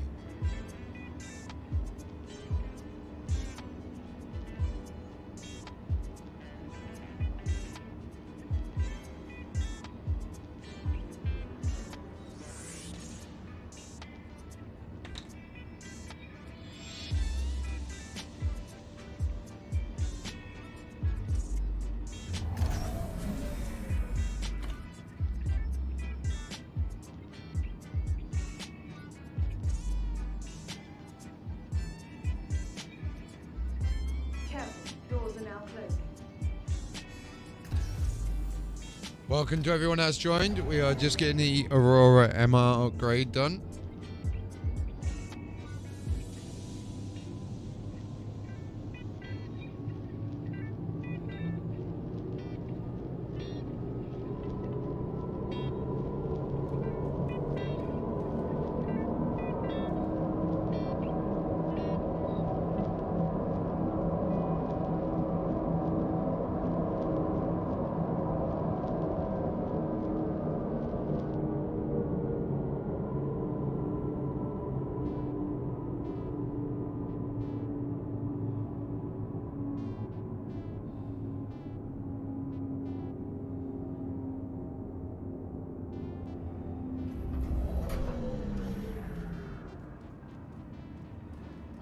Capsule will be leaving the station. Where are we? We need to go back. Careful, doors are now closing.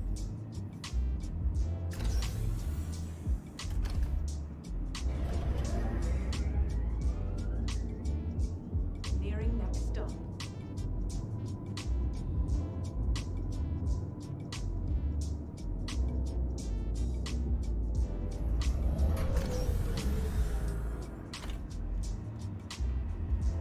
Here we are. We're at the Commons, ladies and gents.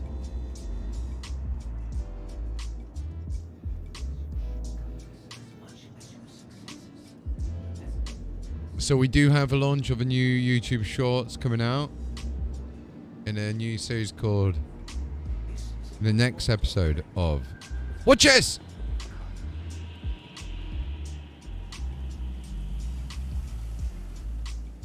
Now we're going to go over to Centre Mass.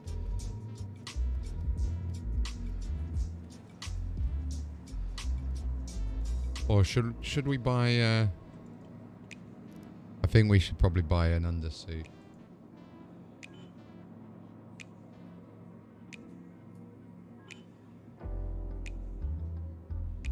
We'll buy an undersuit.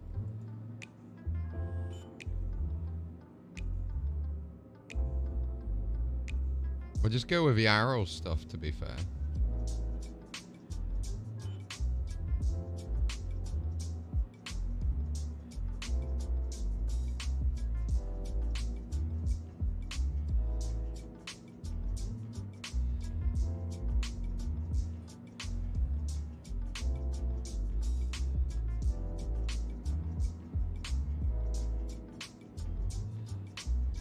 There we go.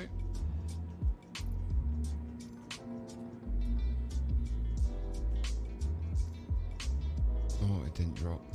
There we are. Now we've got it. Boom, boom, boom. Boom, boom, boom. Now we're sorted. Now we're looking a bit swanky. We're looking very swanky.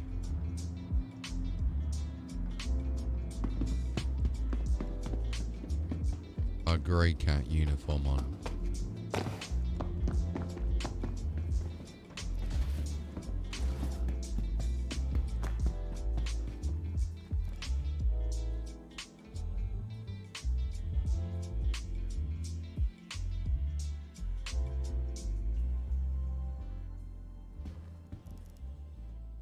So I think we can have some extra 117s on if I'm not wrong with it.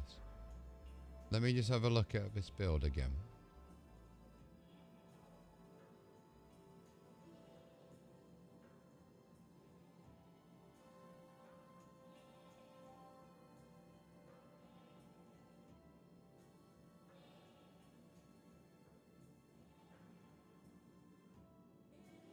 See how many we can... I think we can get 4, if I'm not wrong in saying.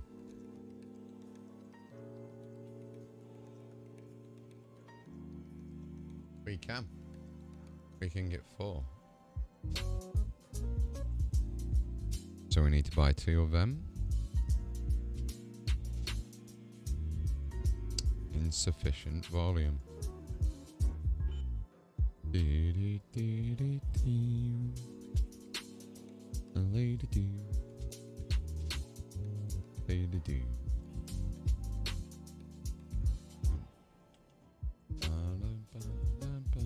Apparently we can get 2 gimbals. Why not? Why not?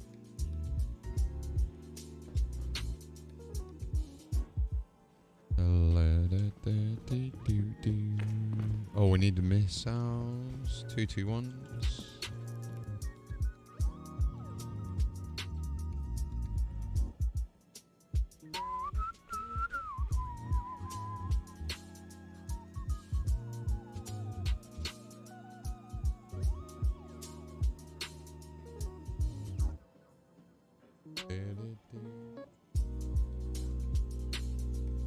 Ooh, that was very nice.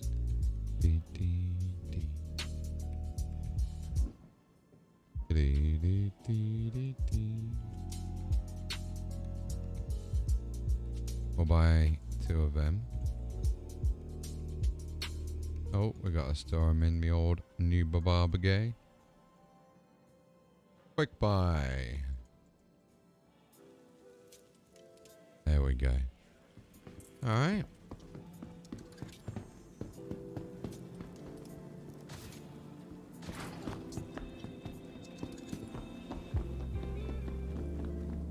Might just get the Palisades, to be fair, while we're here. Then we only need to go to Port Tresleban after this. White visor. Understood.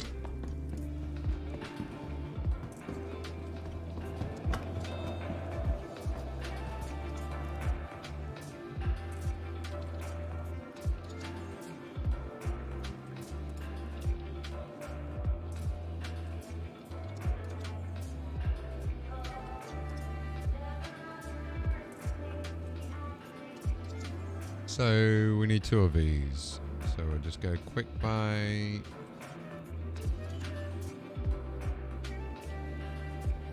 And quick buy. Nice. Now we can go into our vehicle loadout manager and have a look at the Aurora MR. We can start now equipping the power plant. We can't do yet, so we can actually do the Palisades. We then will go into the missiles. We'll switch these out. We're going to unequip these and equip the task force. We're going to have task force on these ones. We'll put the gimbal on.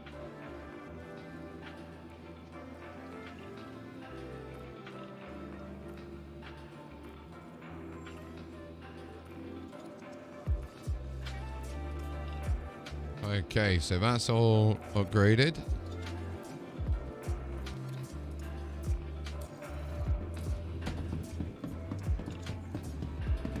We now just need to head to Port Tresler and we've got the full upgrades done.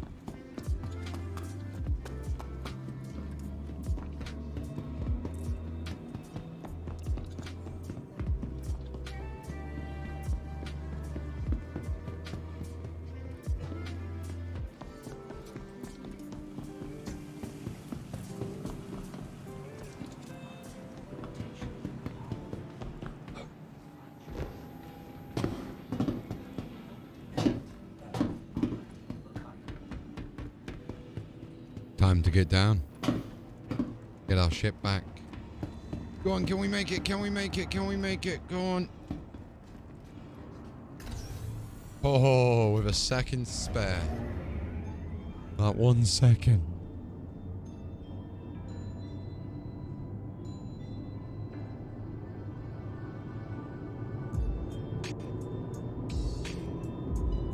Hey, how you doing, Ghostblade?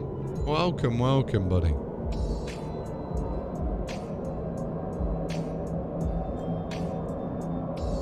How you keep him?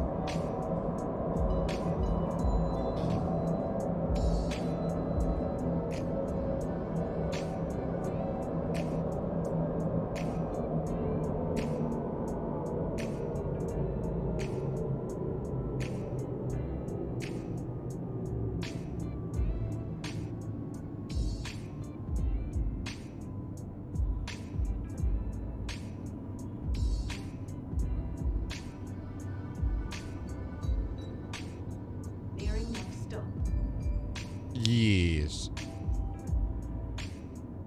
Yeah, that is 100% correct.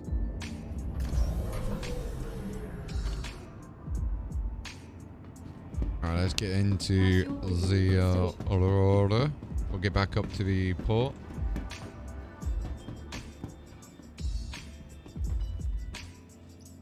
Like, you purchased real life ships, not the ones that you've got in the normal game, only the ones that you spent real money on.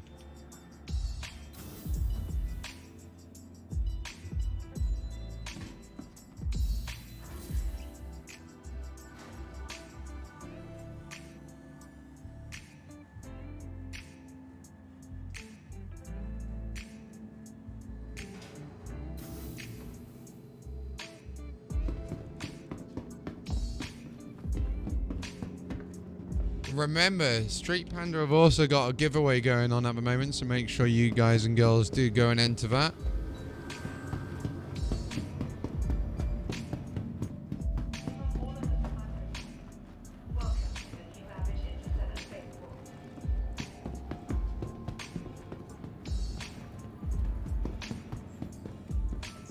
Welcome to the ASOP Vehicle Retrieval System. Looking for a good time? Be sure to visit Waddy's Bar at the promenade. Only a quick ride on the metro. Vehicle All right, we're going to get the Aurora MR now and get up to Port Tresler. Microtech, the empire's leader in cutting-edge technology, where creative innovation meets innovative. Your vehicle has been delivered to the following location. Hangar 12? We got a bloody big hangar, haven't we? How you been anyway? What else you been up to, Ghostplay? Tell to us, talk to us. Share your Star Citizen experiences with us, what you've been doing lately.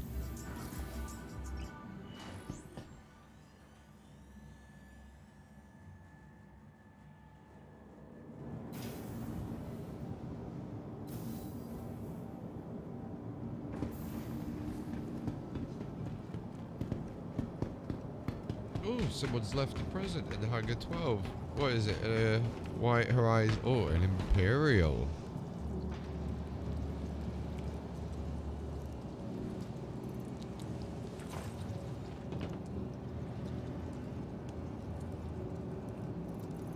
What's the Imperial one like?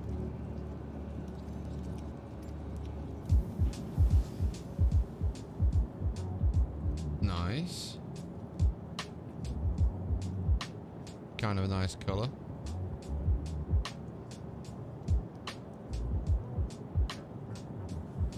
The grind's the best bit about the game, mate.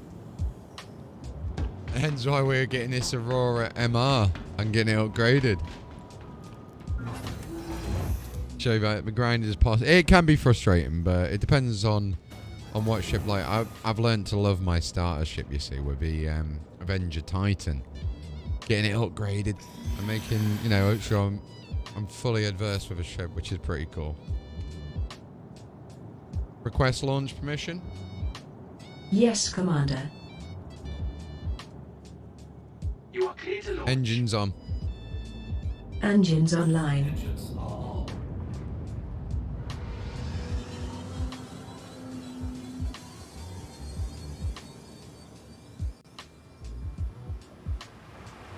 Right, so now I'm in live at the moment, doing the upgrades in live.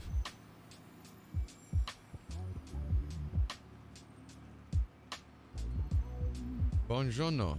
Thank you, and please visit again. How you doing? Yeah, getting over to Port Tresler Abyss or Aurora. Nearly got it upgraded.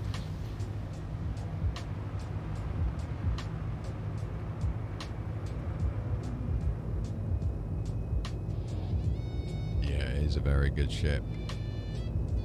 If the wings come out. The wing, that would be sick. A baby Scorpius? Oh yeah. It'd be nice, it'd be nice.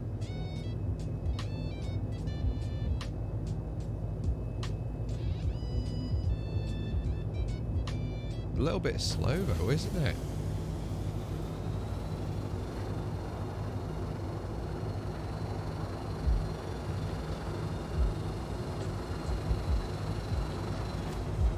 So the voices are HCS voice packs, hcsvoicepacks.com. Engage jump. Executing now. And I've got 11 different voice packs at the moment. Right, 24k out. I'm gonna have to probably relog when we land there because I got the UI. Oh, the UI bug's gone, but the hand bug's still there. And I might actually crash.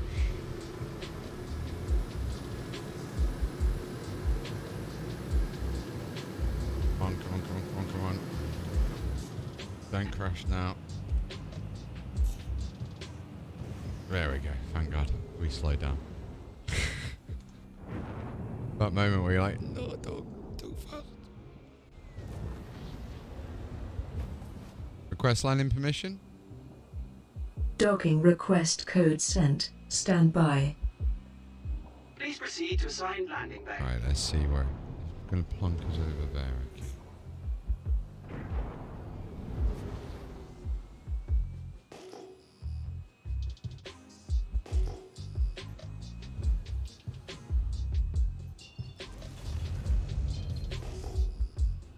There we go. Now I can see.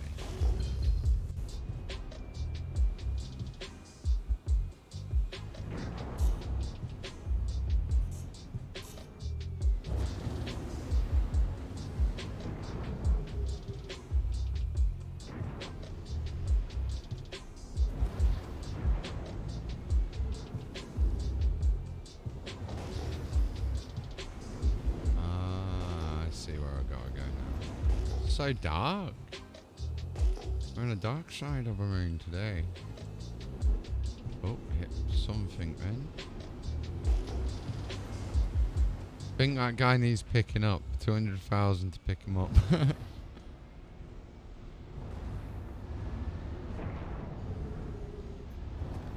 Landing gear deployed.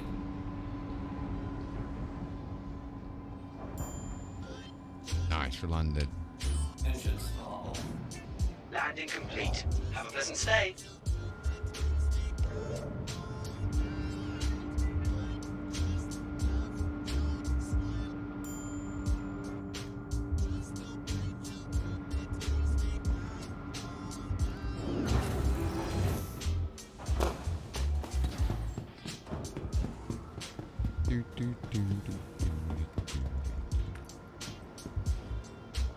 So I think it was the power plant and the coolers from here that we needed to finish off upgrading with.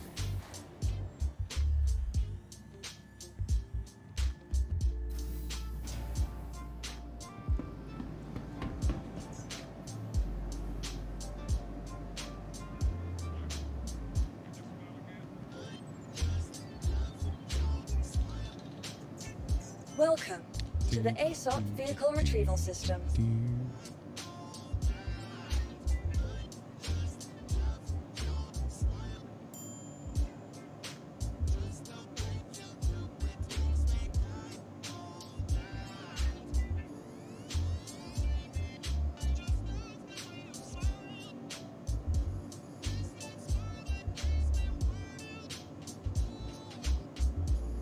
That screen doesn't like me. Welcome to the ASOP Vehicle Retrieval This one System. does.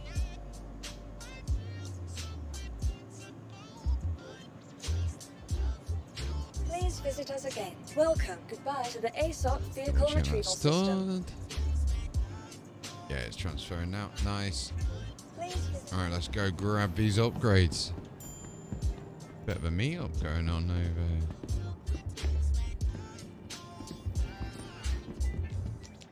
Well, hello there. There's literally a little meet-up.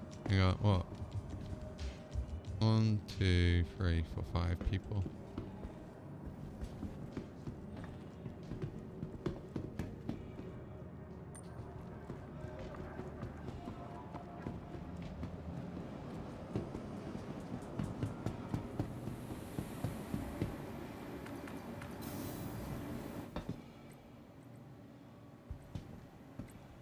Oh, he ran out of fuel. That's what happened.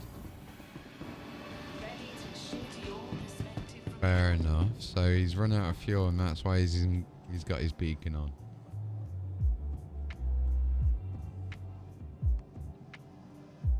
Right, What? we need... How many glaciers do we need again? I think it was 2. It was indeed.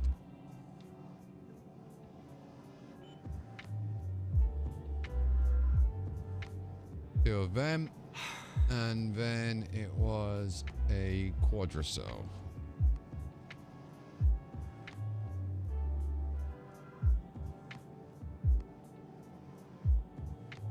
£95.50 for a quadricel.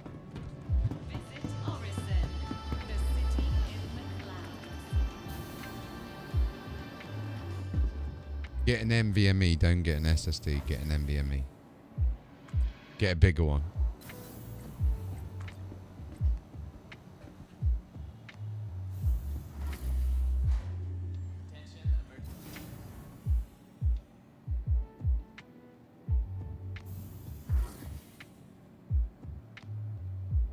Because if you're going to do virtual memory on the SSD, it will kind of kill it. But if you do it on an NVMe, it'll be fine. And you can get a... Let me have a look here. Where did it go the other day? Okay. There's a SN... Weren't anything too special. It's just WD Blue 1 terabyte for 56 quid. Or you could get the WD Black 500 gig for 46 quid from Argos. 36% off. Yeah, let me send you this. That's not actually a bad price at all.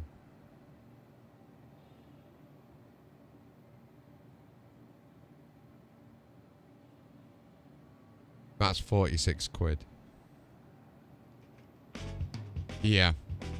So that's a WD Black SN850 Gen 4 as well. So mine's limited to Gen 3. That's basically the Gen 4 version of what I've got.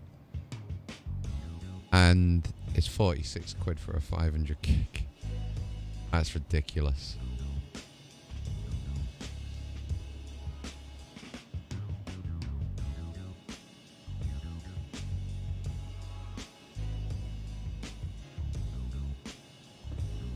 You can just get a PCI Express card slot.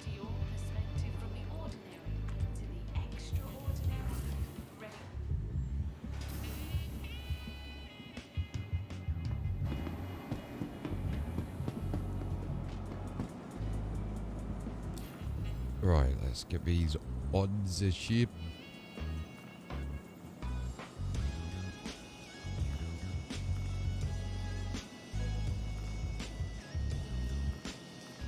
Glacier, and the Quadracell.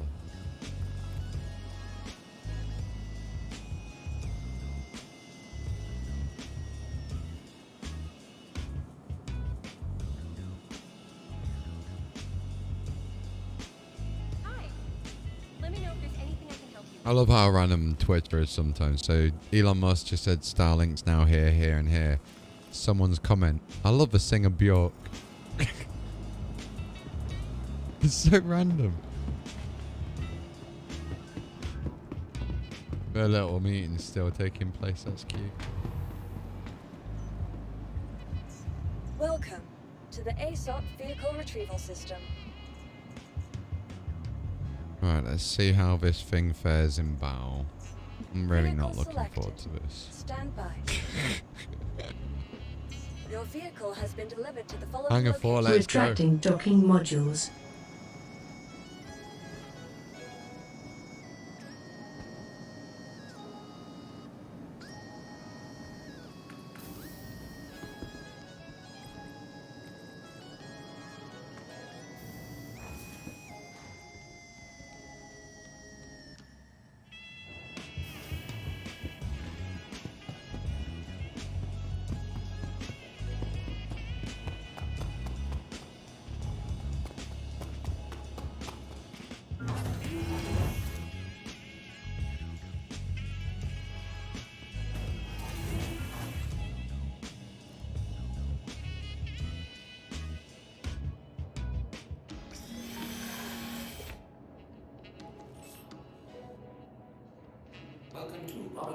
Oh, there we go. We're gonna have to relog 1 sec. Got the a glitch. The floaty hand.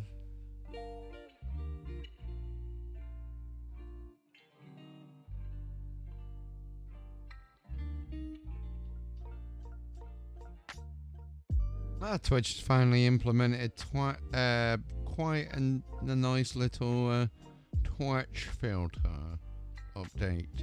The chat has now got chat history.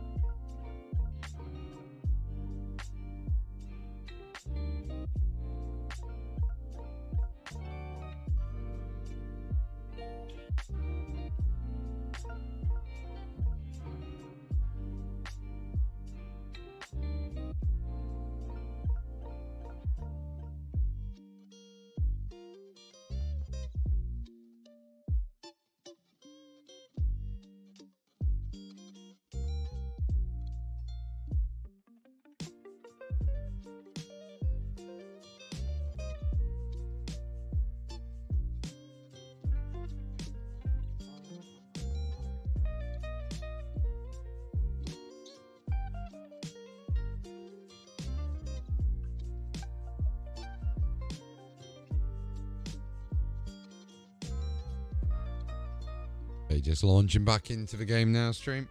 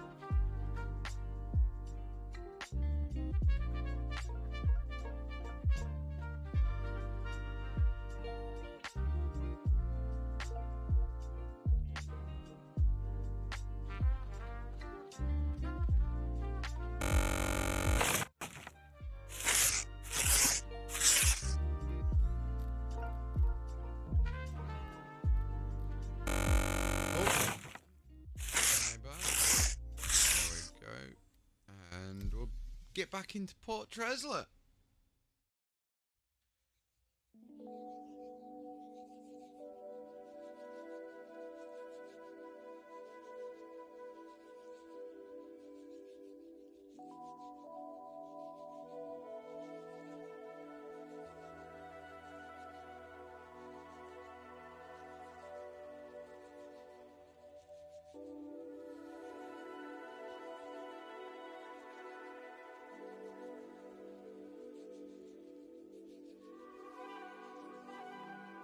Welcome back. Welcome back.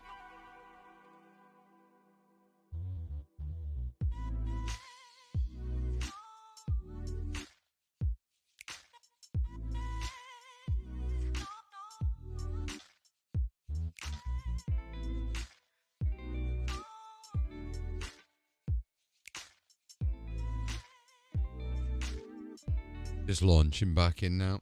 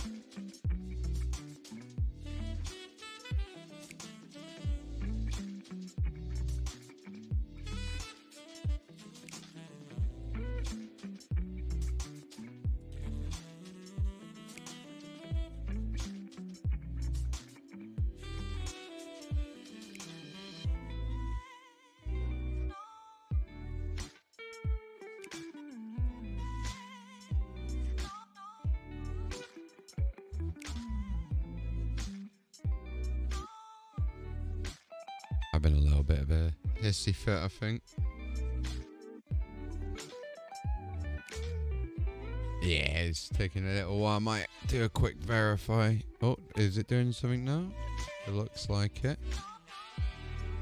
There we go. I'll leave it a little bit longer.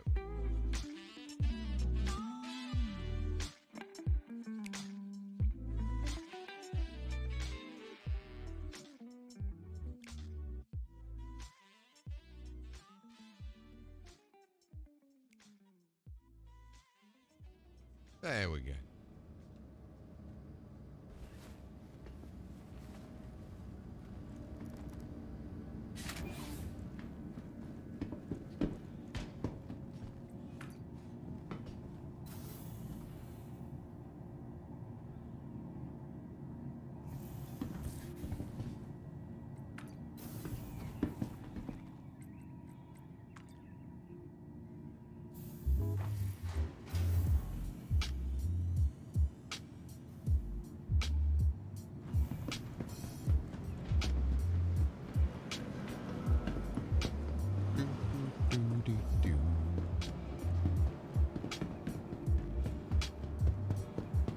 Looks like we got a new server as well, because this one, the AIs stood around with each other. Nice.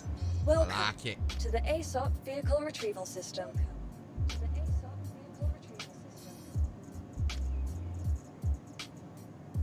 Vehicle selected. Stand by. Your vehicle has They'll been be delivered like, to the we are the following 30k. Like,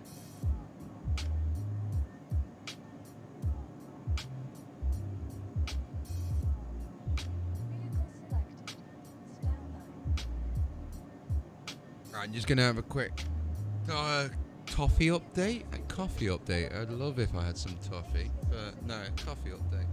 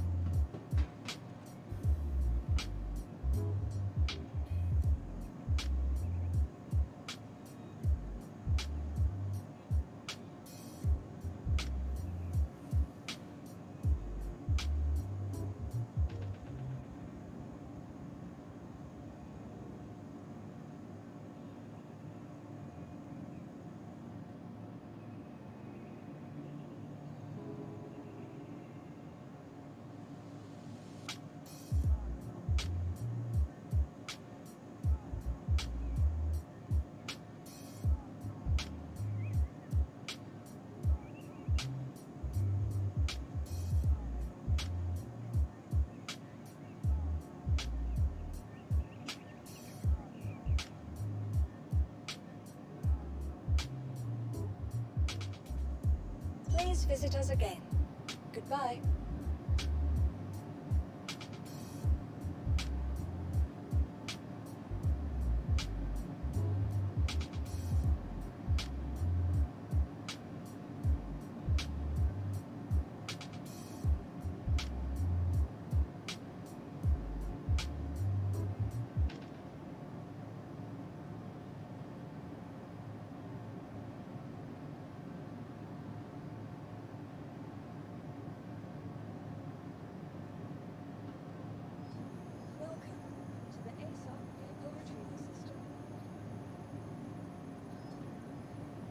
Welcome to the ASOP Vehicle Retrieval System.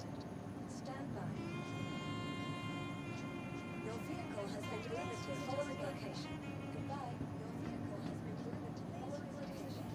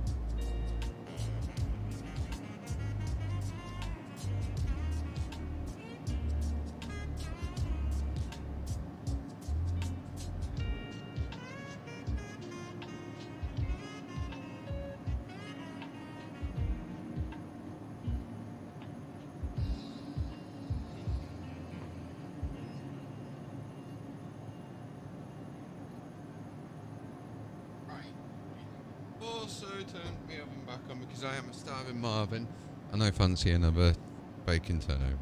So I'm going to make another one soon. I ain't got any cheese though, that's the only downside. day cannot come quick Welcome enough. to the ASOP Vehicle Retrieval System. Please visit us again. Goodbye. Welcome to the ASOP Vehicle Retrieval System. Hangar 4. Please visit us again.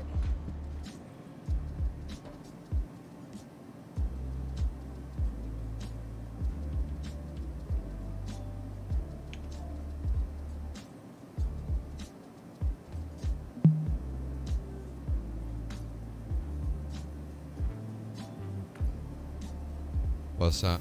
You got no space?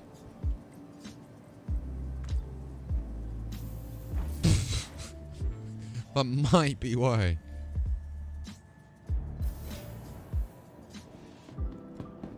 What's that? 270 gigs worth of game just there. Oh no, I mean all three of them.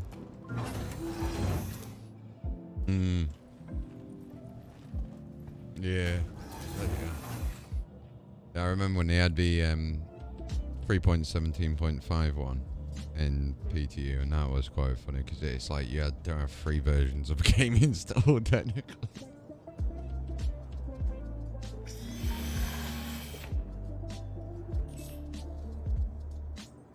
Welcome to Robert Space Industries.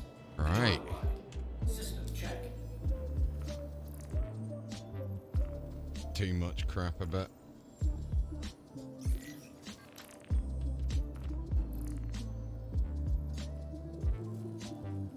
Oh god, yeah, it's like, press I, it might work.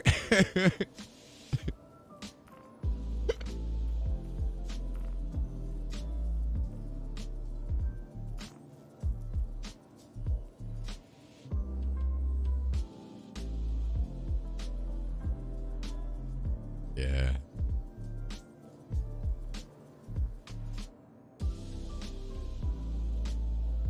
Oh my god, my arms. Right.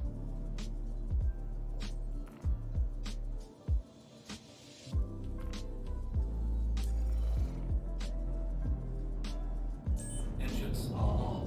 It must be confusing as well, when, especially with all the other bits, because it's like you've got 3 sets of what can I not say going on. Like, you know, where you see the like Men in Black. I was watching a scene earlier from Men in Black, it was brilliant, and there's one where in Men in Black 3 he goes back in time, right, and sees Kay when he was younger, and that scene was pretty cool. But it's like you need a certain level of clearance for it all, and it's like, what level of clearance do you have? Level 3. Okay, this is what I can tell you. Request launch permission. Aye, Commander. So, You are clear to launch. I gotta watch them all again. I'm not gonna lie. I've gotta watch them all again.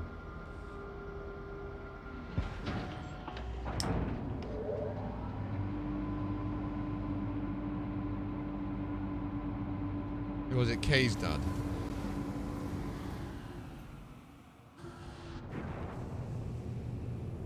No. No, Kay's the old, like Will Smith's mentor, basically.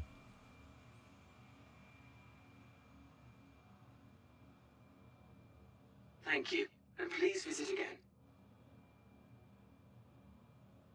I can't remember, actually.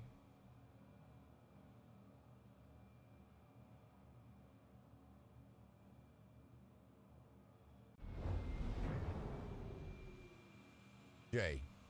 Nice.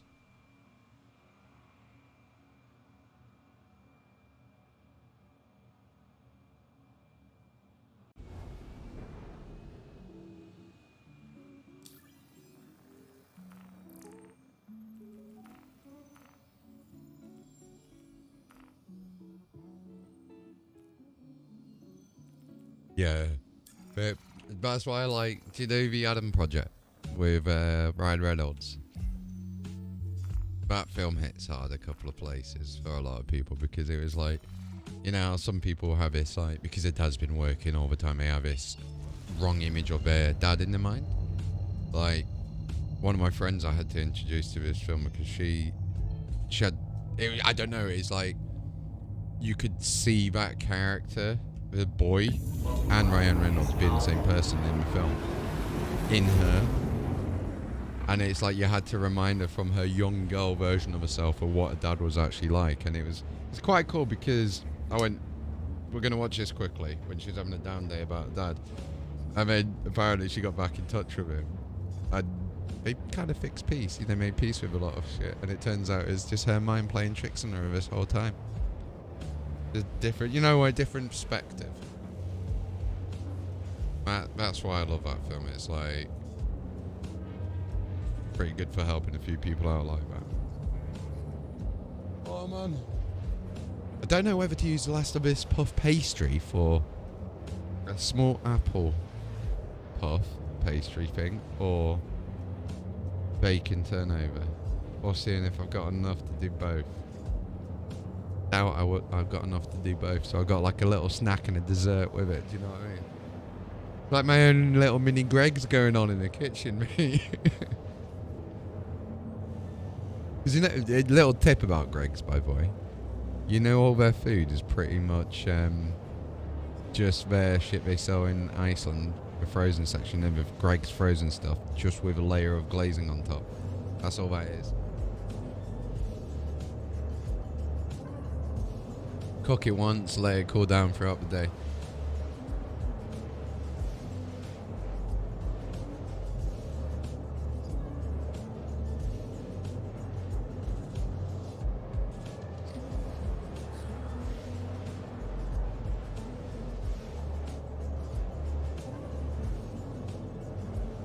Mm-hmm.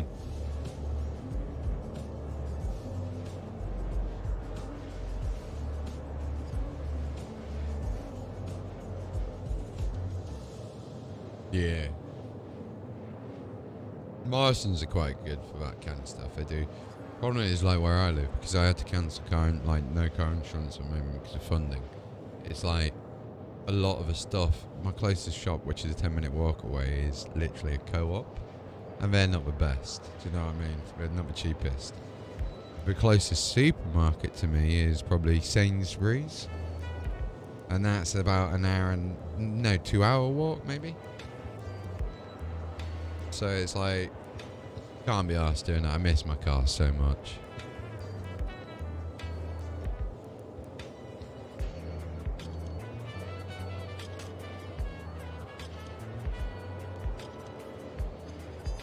Aldi's is alright, and Lidl, mate. You can get decent British beef mince for £2 there, £1.97.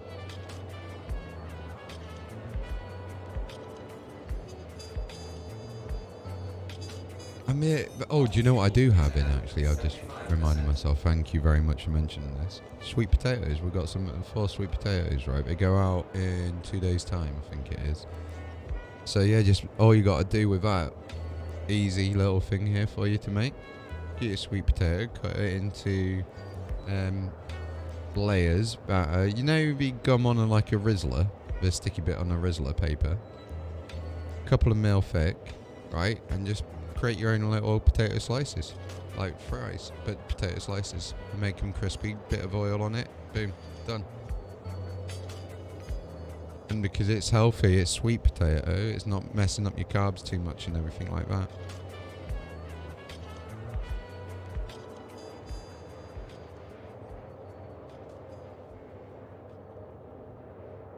Mate, wait, I'm going to have a look at that now. Sweet potato recipes, here we go. Well, we've got 50 million to jump. Sweet potato fries. Oven.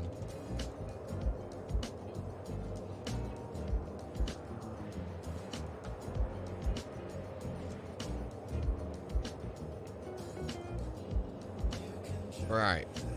Here we go. Yeah, no, pyro will be funny. Like just seeing someone trying to retrieve a ship and someone coming up behind you and stabbing you before you can.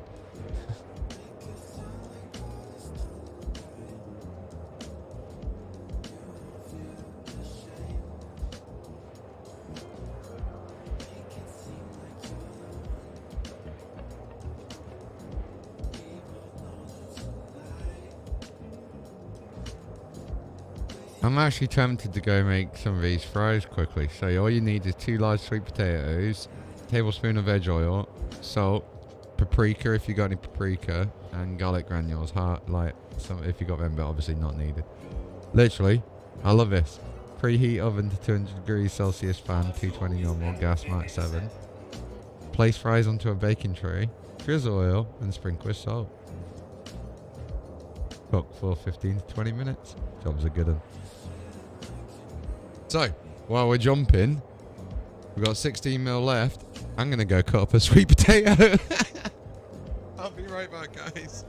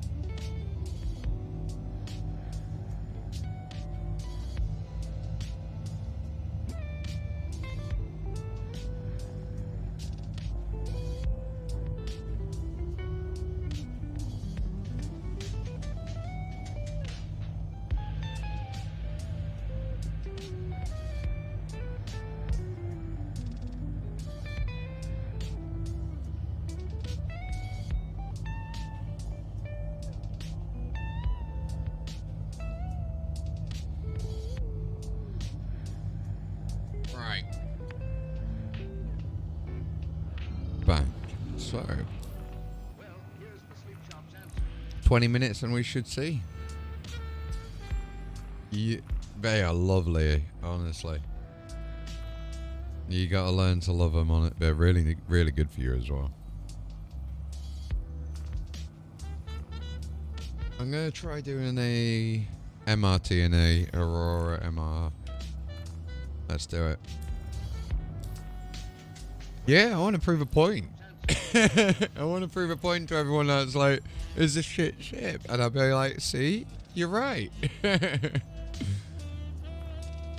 Let's see where he is. Yeah. It's just took 3 hours to get to this point, so... Well, I'm going to be doing this solo at the moment, but yeah. Oh, if I can't, I'll die, and unfortunately, that's the way of the verse, unfortunately, isn't it? So... Well, it is for our, like, Aurora MR drivers. Pilots. Do you know what? It's a shame because it is a nice cockpit. It is, because you got look at the ship layout, right? You've got your screens that you need. They're perfect. I've got 4 screens right in decent view vicinity. Do you know what I mean? Brilliant.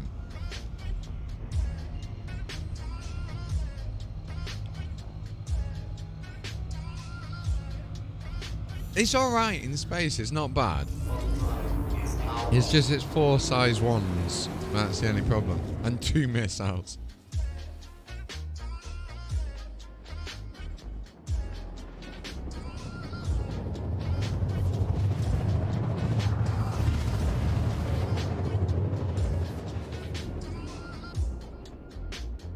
Yeah, I hardly use my bed, to be fair. Yeah.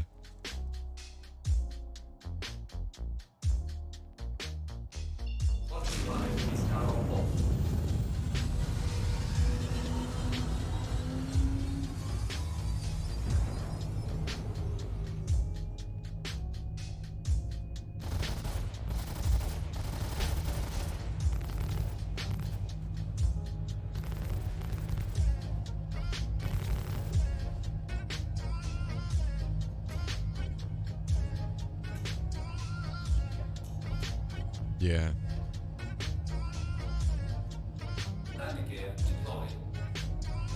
Right, I'm just going to make sure my kitchen isn't smoking 1 second because there's a lot of sunflower oil.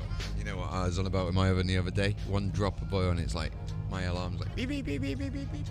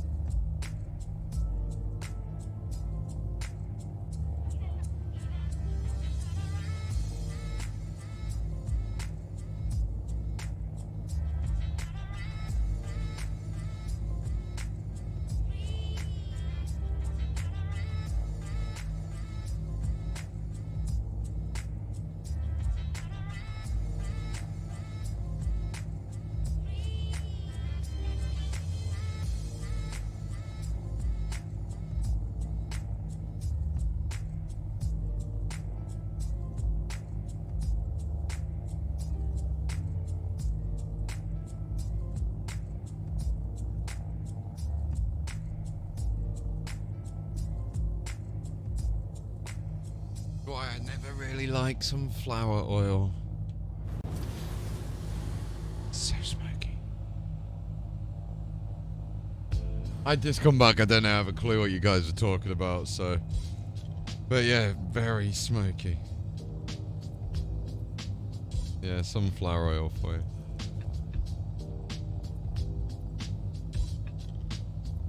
It's just yeah, funding. Yeah, mate.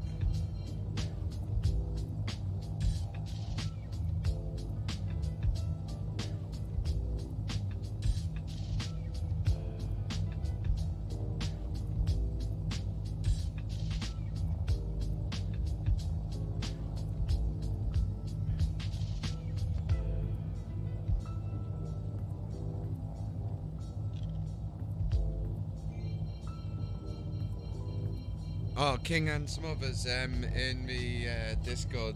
So if you're a YouTube sub and you've linked your Discord, or YouTube member, should I say, you'll get access to the chat.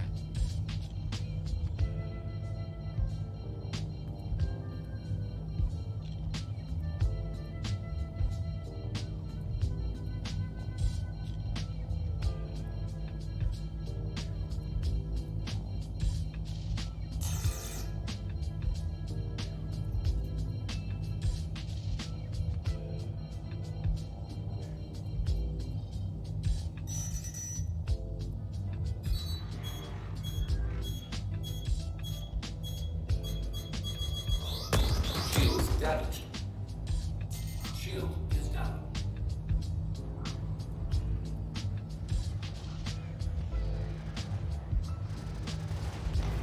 Try to dodge.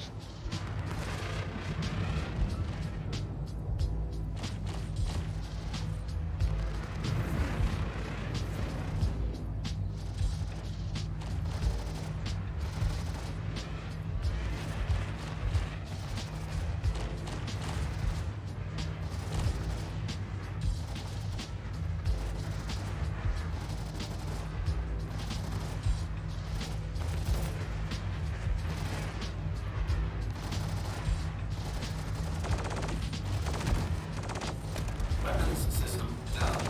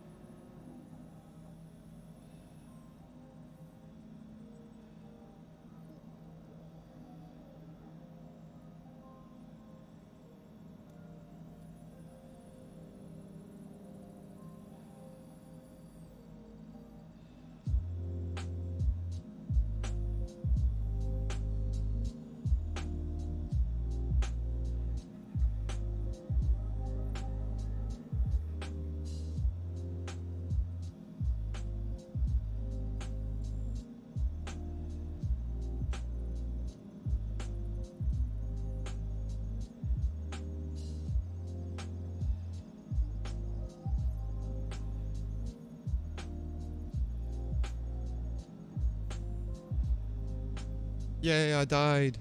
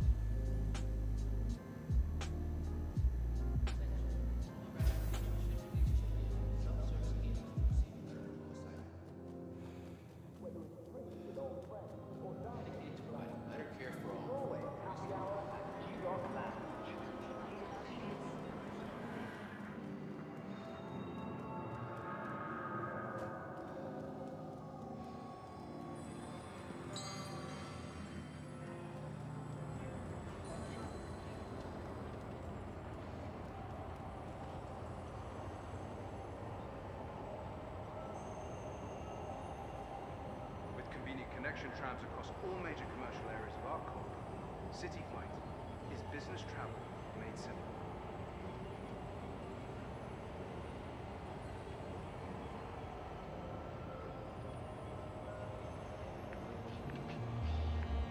Tram now approaching.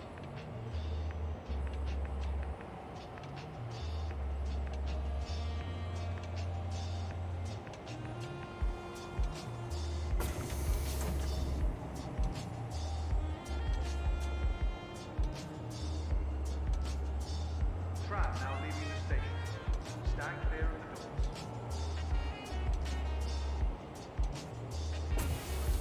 Trash goes in the bin. Your help keeps our corp clean.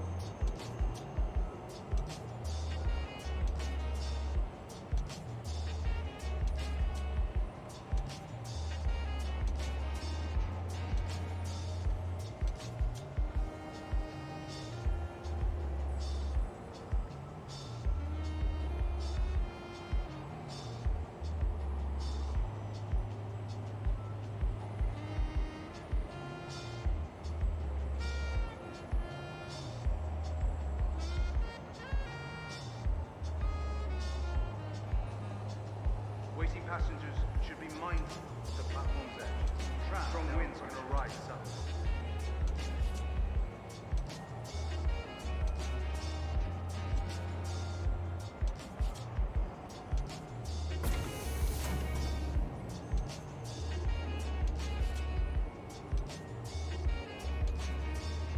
Tram now leaving the station. Stand clear of the doors.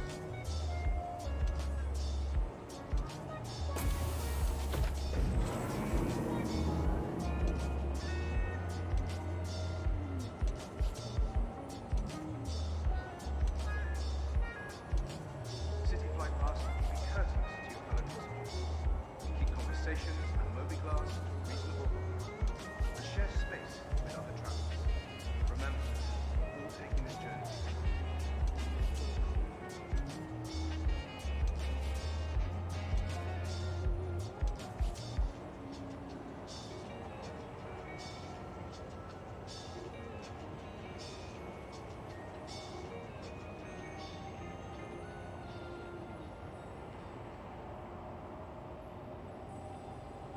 Tram now approaching.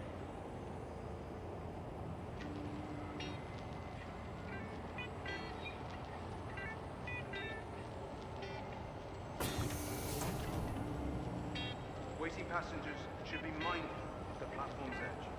Strong winds can arise suddenly. Tram now leaving the station. Stand clear of the doors.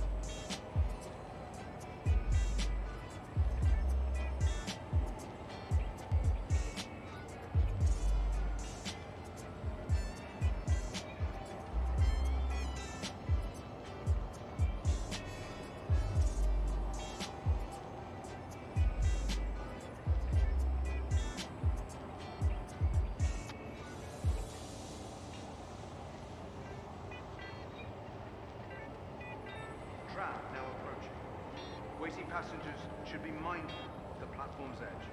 Strong winds can arise suddenly.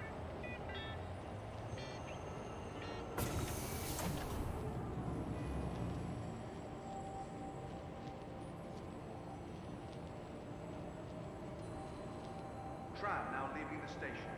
Stand clear of the doors.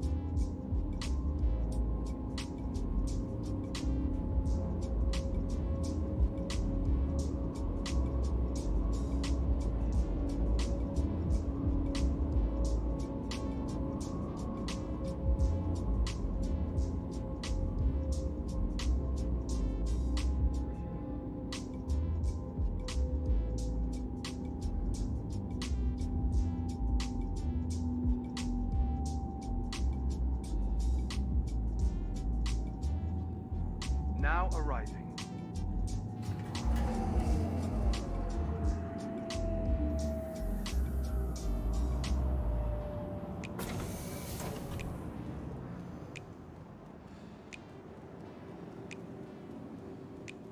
Hey staff, how you doing?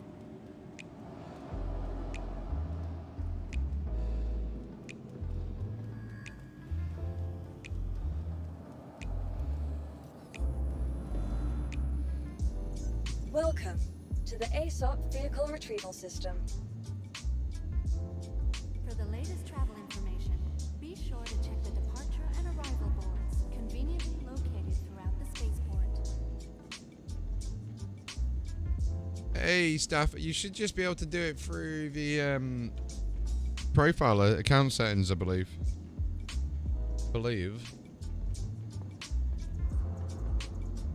Right, where's this MR again? Got destroyed on yellow. But we'll do some around Area 80.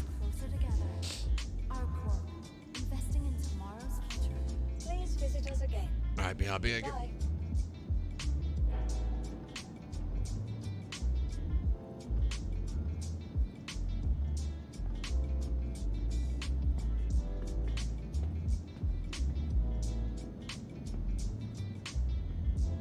Hello, and welcome to Riker Memorial Spaceport, servicing the greater Area 18 metropolitan area.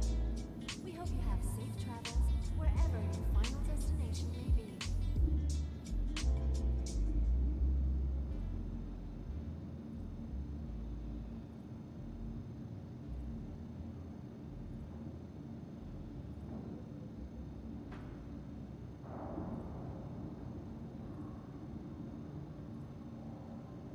Thank you for visiting ArcCorp, Stanton's capital of commerce. Whatever your transaction, we wish you a beneficial and prosperous stay.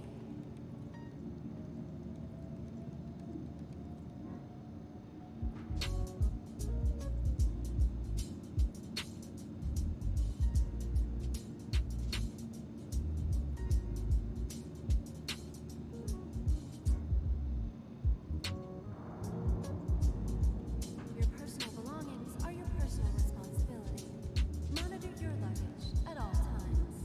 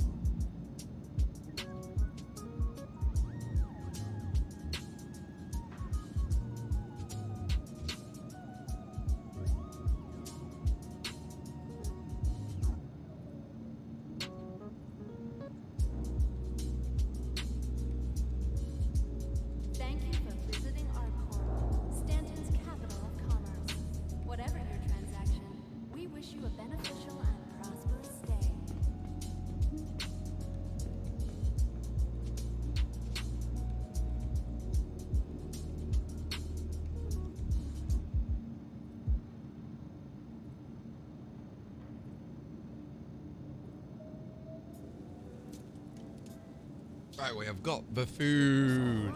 Are your personal responsibility. Monitor your luggage at all times. Welcome to the ASOP Vehicle Retrieval System.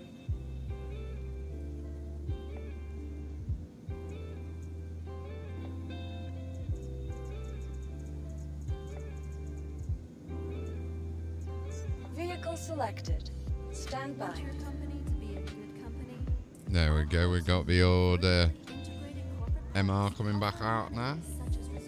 Your vehicle has been delivered. We'll see how good these tiny little pew-pews are. I'm still going to attempt a medium threat.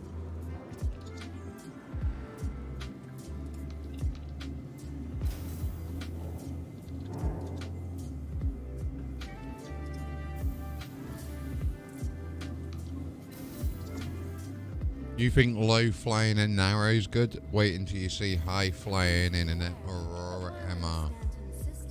And on our core, all UEP common laws are still in effect.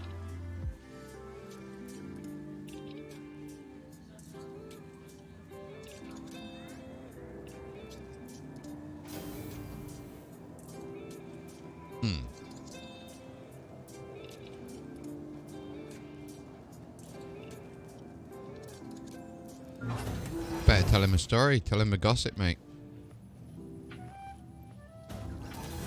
You gotta love his bad dad jokes, right? You better fill him in.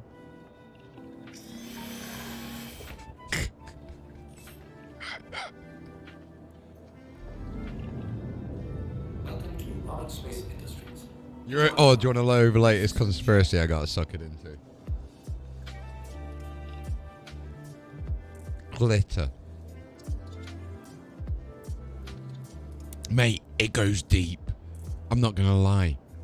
Try and research into a company called Glitterex and what, mate, is weird. So they had an interview with a woman from the company, and they basically says they won't like you to know what it's used for, and it's not. So basically, like toothpaste or something like that. But I don't know. We don't know what it's in. Imagine if it's in all, like, obviously it's in paints and that, but it's in old boat paints or something like that, so it rubs off in the ocean. But that's one of the theories. Then is using explosives. That's another theory. Chaffs, technically, because it is filaments, tiny little filaments and that. So think of it like glitter that your kids use and all of that is just a front end of a company, but they use that same product. That's like the byproduct of what they're actually making, is basically the thing. And there's one that made me laugh. People are like, but this could be plausible, right? It made me laugh, but this is probably the most plausible thing that it could be used for. Sand. You know, when you go to a holiday and got a private beach that's not owned by the country, but is not owned by the government either. And they reckon that to get that nice little effect, they put it in the sand and that. And that's quite plausible, I thought, because, you know, shimmering and shining makes the sand look nicer. But the explosive one makes sense as well because of like how it reacts with another material. But there was a worldwide shortage at one point.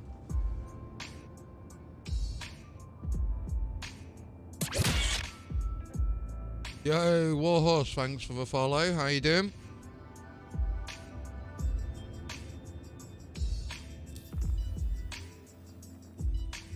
Now to see if we got any around here.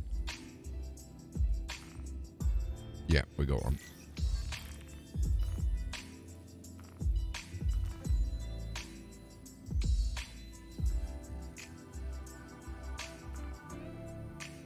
It's on Lyria. Nice. Near Wheelers. Rev up drive. Okay, executing now.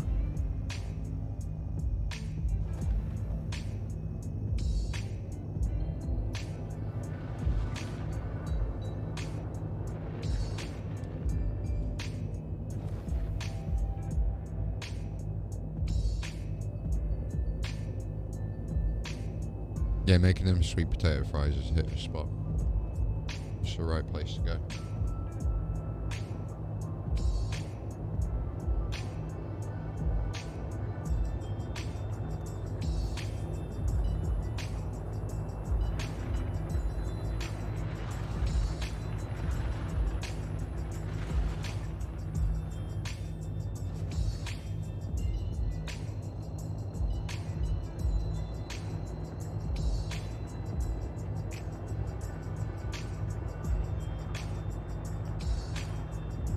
Engage jump. Jumping. Landing gear complete. Throttle drive is now off.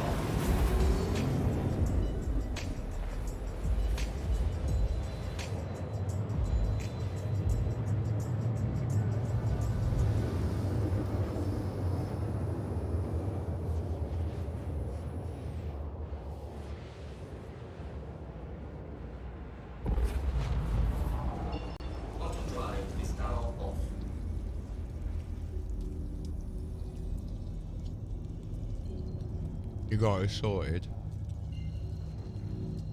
Nice.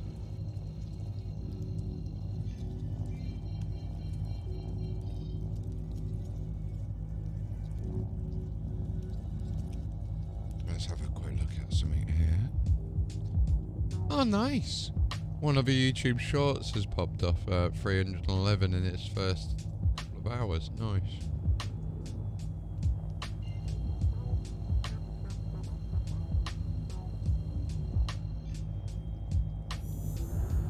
It's Sunday's one that you gotta watch out for on the 12th. That one's a good one.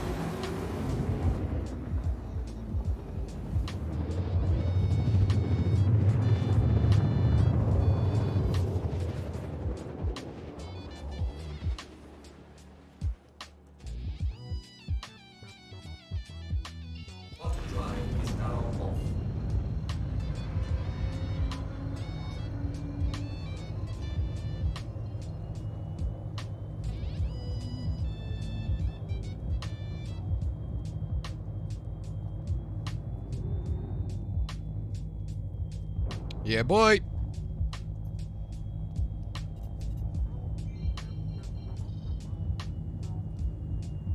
Okay, so we're here. We're getting targeted by Sam Fisher. No, it's not. It's Sam. No, it'd be called it for Sam Fisher. I can't see shit. You're out of prison finally.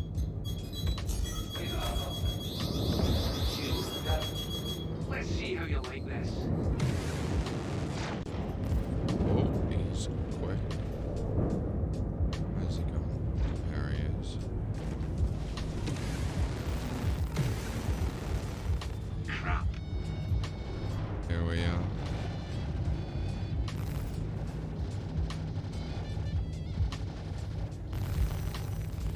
It's quite a capable ship, actually, isn't it? The Aurora. I'm not gonna lie, it's more nimble than I thought it would be. Okay. That's not bad. Decouple. Complying. Docking request initiated. Docking unavailable. Nearest enemy. Raised. Fire at will. Oh, there he is. I know, right? His name's Constantine.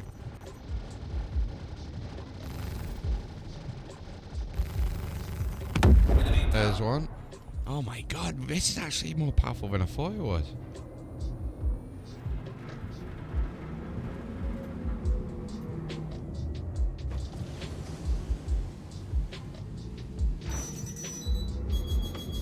Why are you Got even something putting this out on me? That's mean.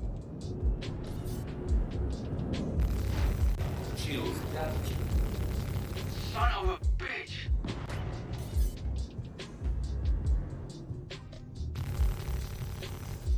Oh. Damn it. That's crazy. You got enough calling on it.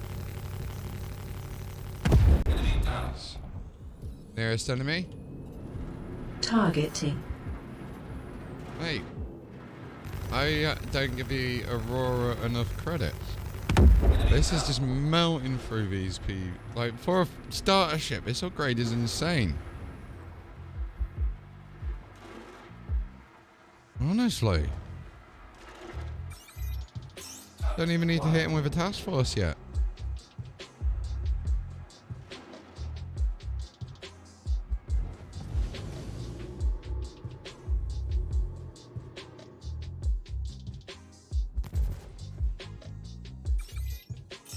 We'll do one missile, shall we? Boom.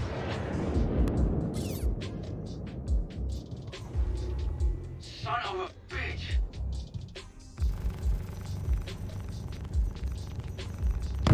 There we go. Easy.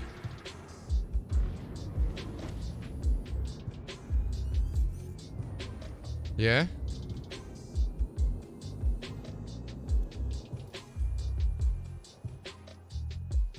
Oh shit. Well, full 3-stage kit or just like single kit? Ah. Because that's one thing about the ambulance program that I remember watching it is like quite good because they made you realise the checks even first responders do, right? Like with the free bags as they're known. And one of them was missing a tube from one of the bags. I think it was the green or the blue one. And they had to redo the whole of account for it's like military regime sort of style with this program. So I don't know whether it was just showing off because of a TV program. But I was like, you know, yeah, fuck that shit. I'm making sure I got everything on me the first time.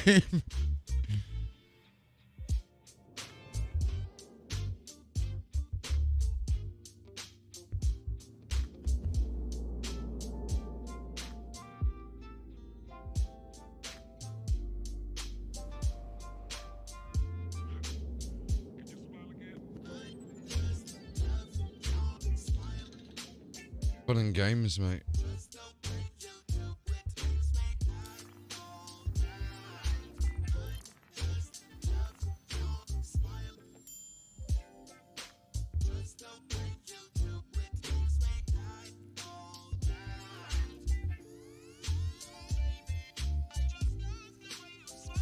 You're risking it for a chocolate biscuit, bro. Risky leaving it out.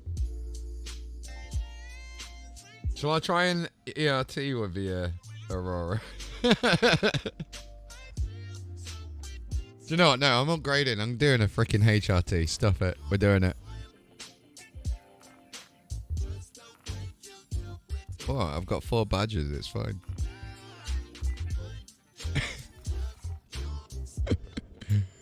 The last words out of the announcer's mouth. Actually, such a good shit.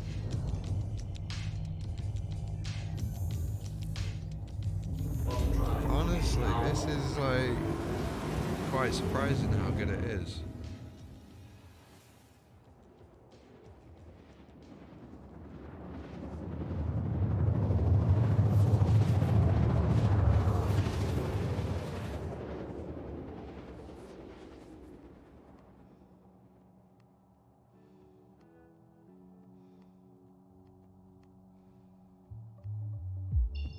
Drive is now off.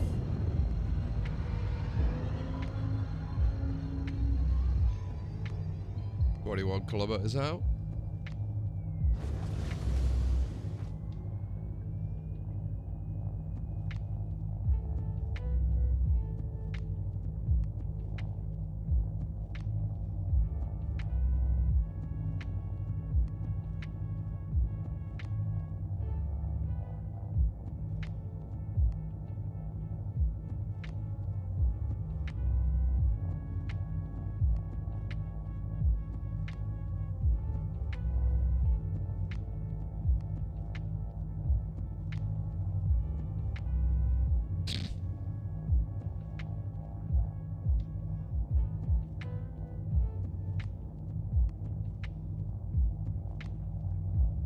Just lay down in the bed and all your bones are fixed again. It'll be nice.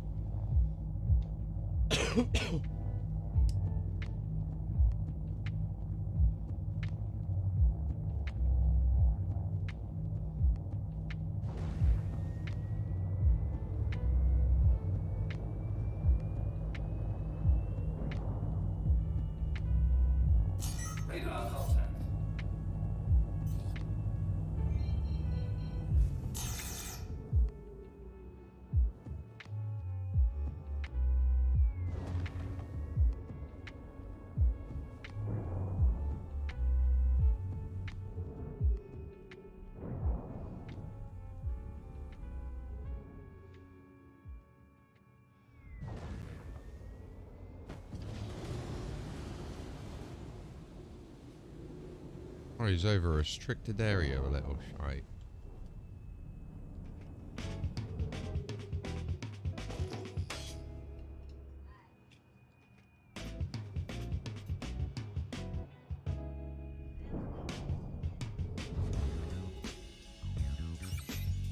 Target acquired.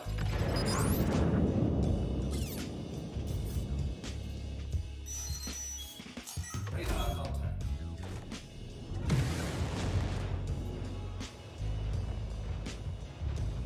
Got something for you. Shields damaged. Power to shields. All power to shields.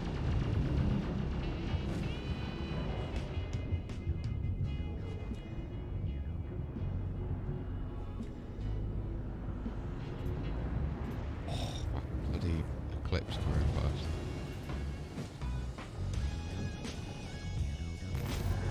Come on, come on, come on. Stop firing me. That's not nice. These shields are very weak, actually. Shit. I mean, it is a HRT. I might die. Max power to shields. Okay, executing now.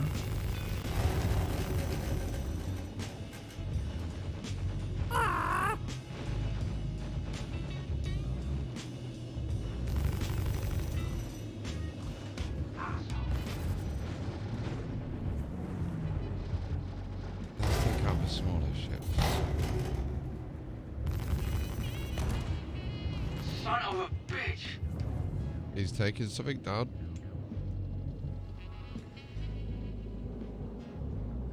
Yeah, my left wing's down.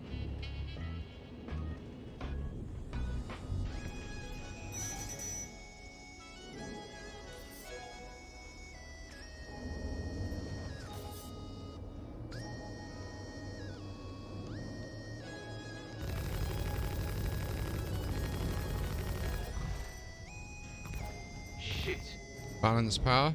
Shit. Returning systems to normal.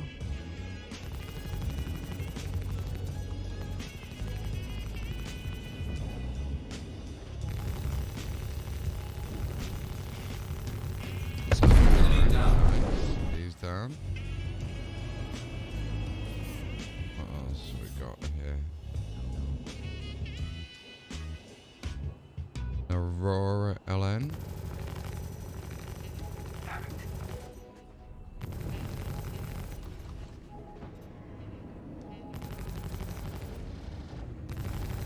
Enemy down.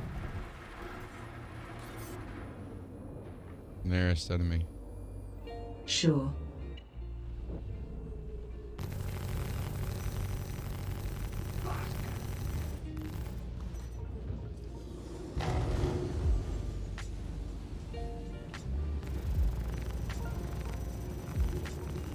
The hull is nice. Bootes is now one of the 88 modern constellations. Sorry. It contains the fourth brightest star in the night sky. Bootes is home to many other me bright tabbing out just stars, killed including 8 above the 4th magnitude and an additional 21 above Right. the 5th I think that's magnitude, enough proof that making you a can do an total of MRT 29 stars with easily a visible to Aurora the naked MR, but eye. you can't necessarily do a HRT unless you do it in the right order. You can, but you got to do it in the right order with little ships first. And don't alt tab to turn your volume down on voice attack.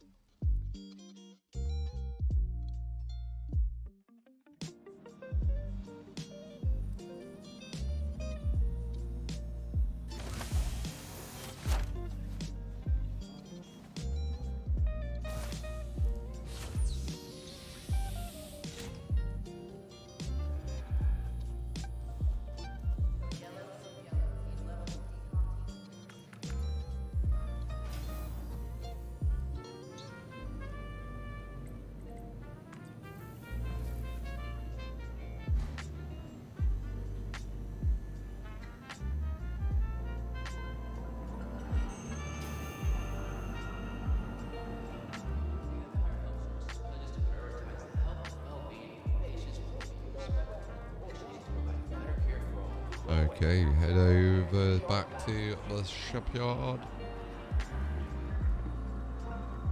Now I can get into a different ship.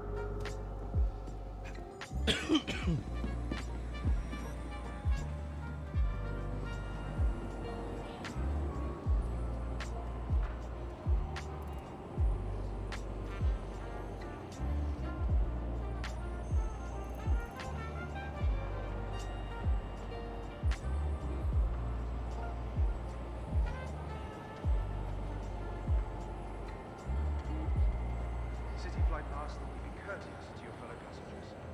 Keep conversations and mobiglass to a reasonable level. And share space with other travelers. Remember, we're all taking this journey together.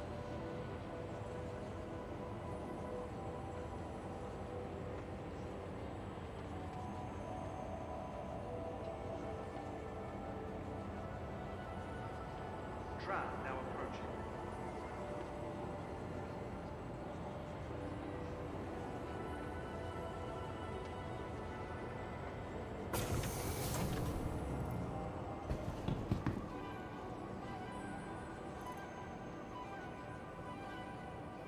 Tram now leaving the station. Stand clear of the doors.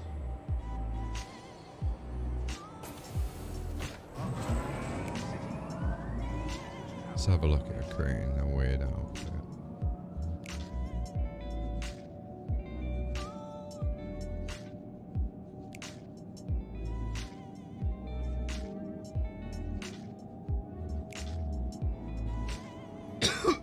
Excuse me.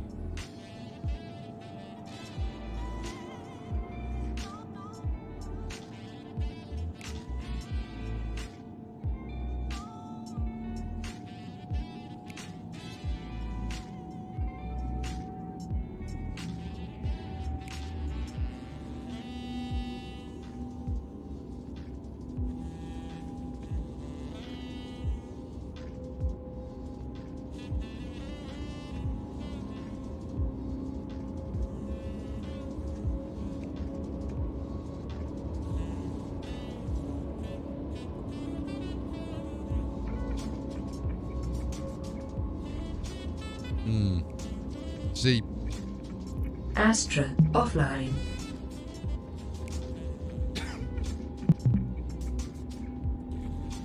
for me it's the atmospheric hue that you get without that tint on the atmosphere. It's nice. Now arriving.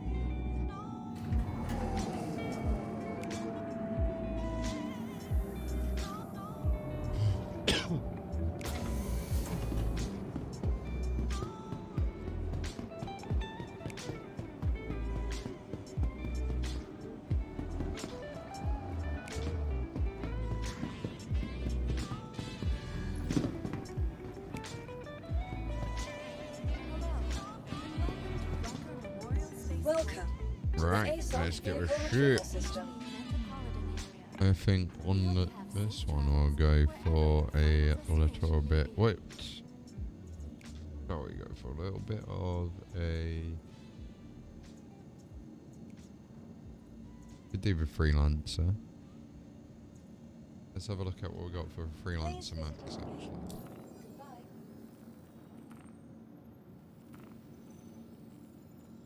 From transforming worlds to exploring the stars, ArcCorp is proud to bring the universe closer together. ArcCorp, investing in tomorrow's future.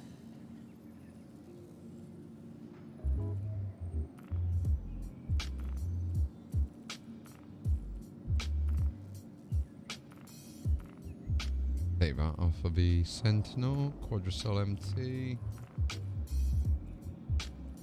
Your personal belongings are XL1. your personal responsibility. Monitor your luggage at all times. Nice.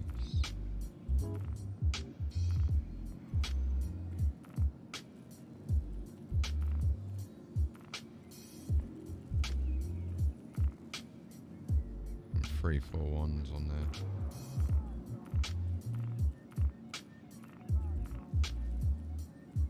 Please be aware that while in the Stanton system and on ArcCorp, all UEE common laws are still in effect.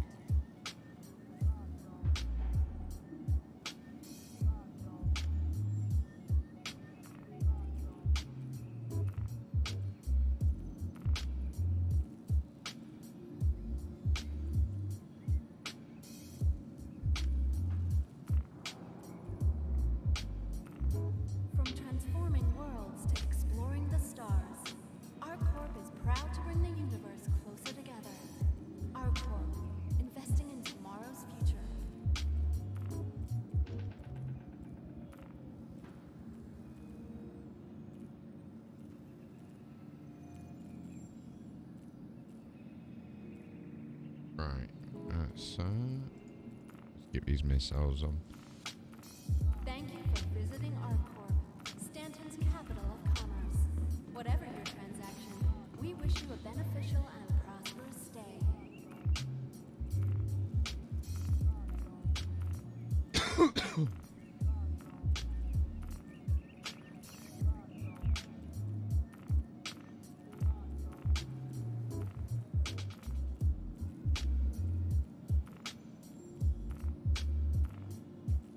It takes all of us working together to keep ArcCorp safe and secure.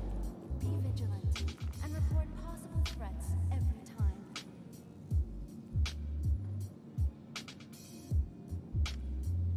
Laser cannon.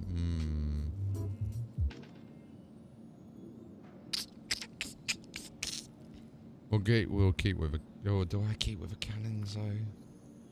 Hello, and welcome to Riker Memorial Spaceport, servicing the greater area Yeah, we'll keep with it. metropolitan area. We hope you have safe travels wherever your final destination may be. Welcome to the ASOC Vehicle Retrieval System. Let's call it in then. The Freelancer Max. Vehicle select. Hardly use this shit, Stand to by. be fair. Your vehicle has been delivered to the following location. Hangar free. Your personal belongings are your personal responsibility. Monitor your luggage at all times. That's what I feel like when I get a freelancer up. That's how like the voice that you gotta use when you get it.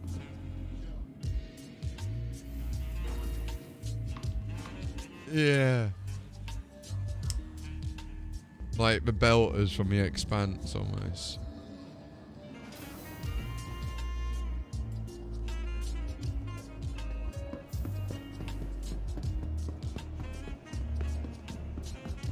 Basically a Drake Corsair.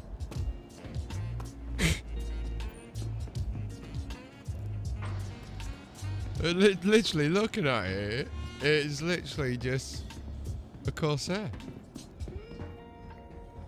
Yeah. Except it's got no stair there. There's no center turret thing there. But you do have these. I do love them little slidey McSliderson bits. Ha, that's fine. And you got obviously the airlock bit to go out. Beds. Somehow just feels slightly smaller than a Drake.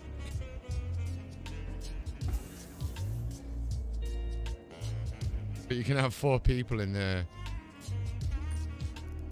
front, which is crazy.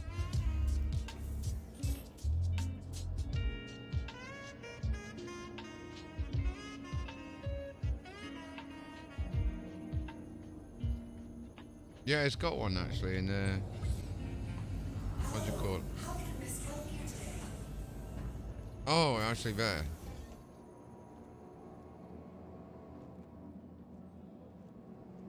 Oh, okay.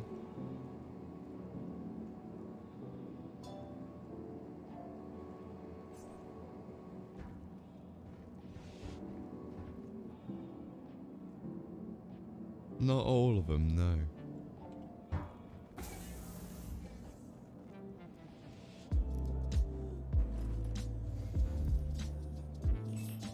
I think I've only seen like the Raven one. Request launch permission? Acknowledged. Really appreciate it. You are clear to...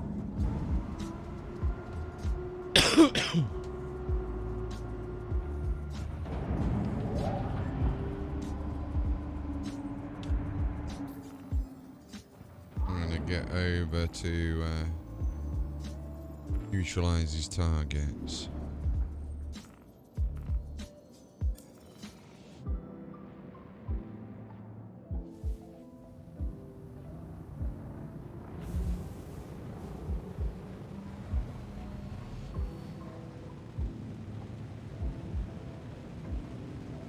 Yeah, it seems like the freelancer should do VTOL with them big 2 side bits, right?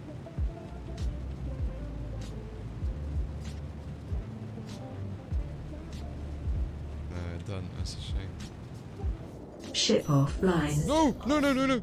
No, don't put ship offline. Jesus Christ. Ooh, that was close.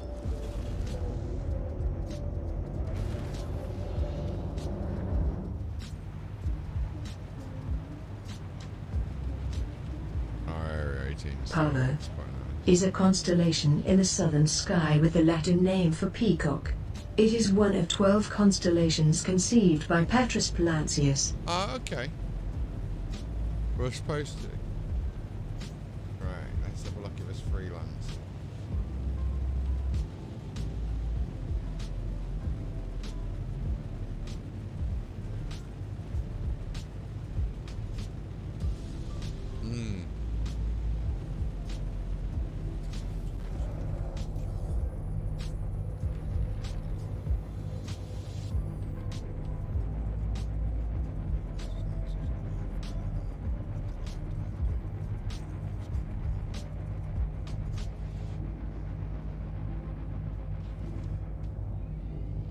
That does look cool actually, doesn't it?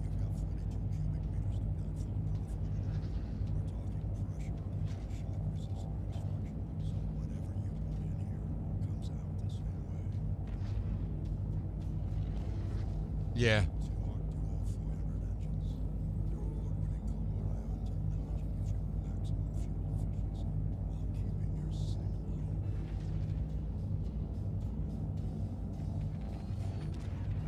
Okay, that's quite cool actually.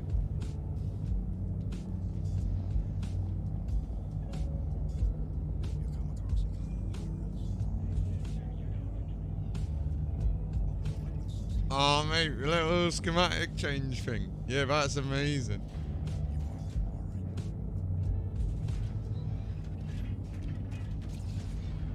Yeah, that VTOL there, look. That is cool as hell. That then was amazing.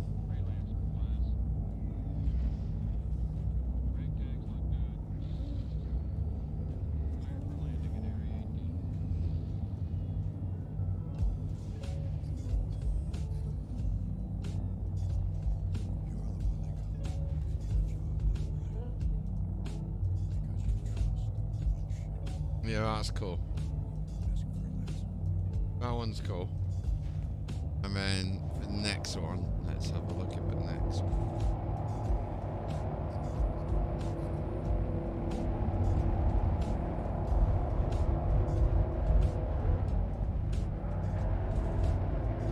Let's just aim over towards here again.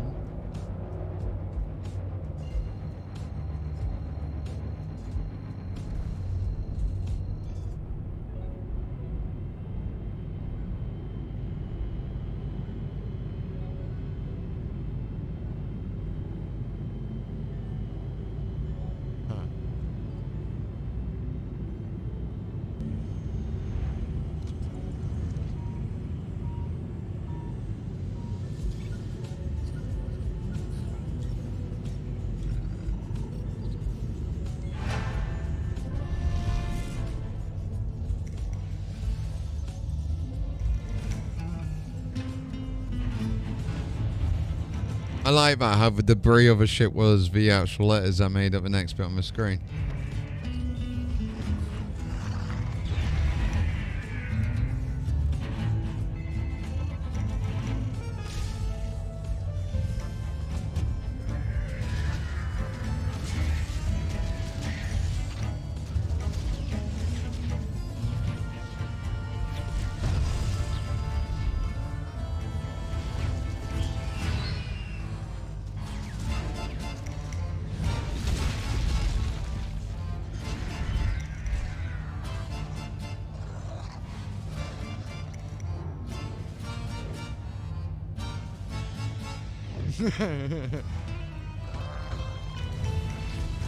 Yeah, that there with the thrusters, it needs to come back in.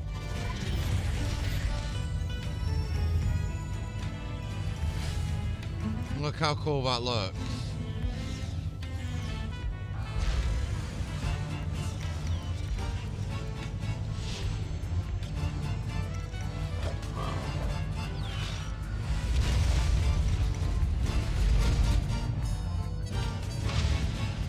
blows him up with his own mate.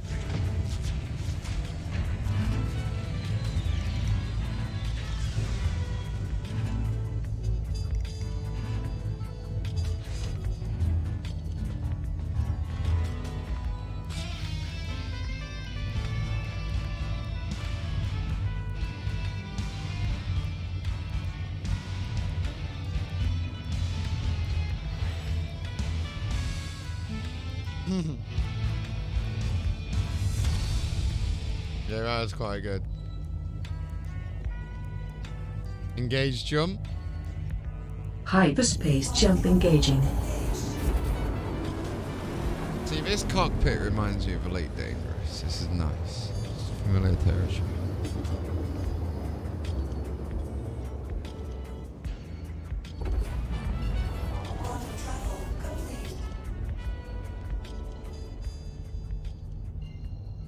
There was mention of one of my kind transcending into a physical human host. I have no Engage evidence to jump. corroborate that, but I hope one day I will be Hyperspace able jump to prove it engaging. myself. I just walk right up to you and just say, "How's it going?" Imagine that.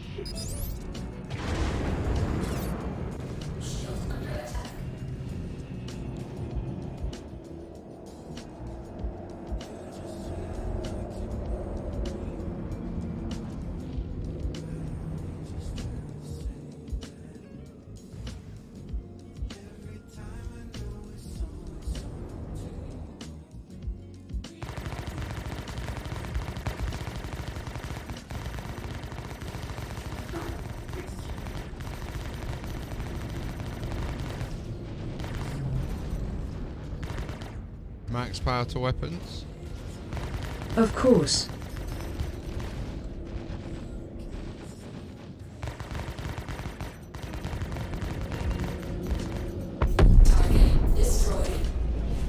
There we go.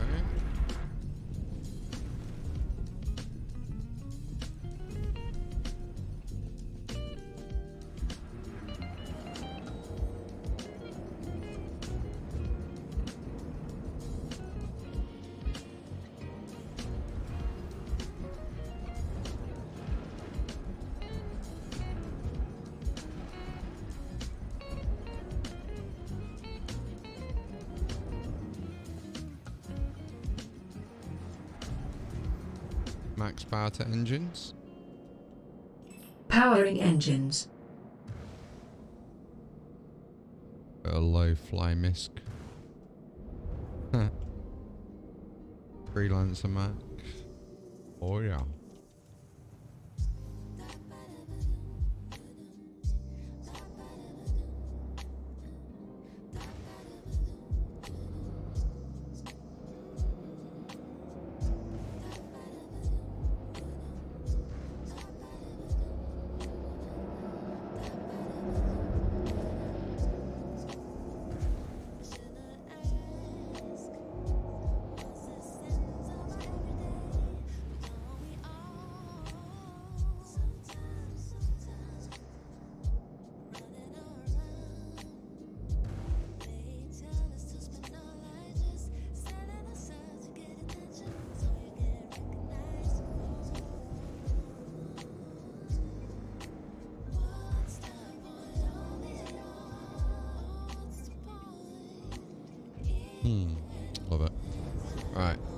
get out of it.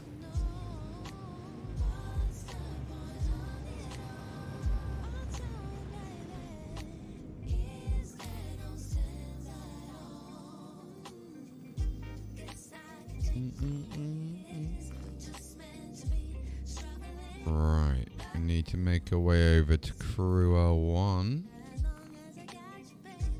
Boom, boom, boom, boom, boom.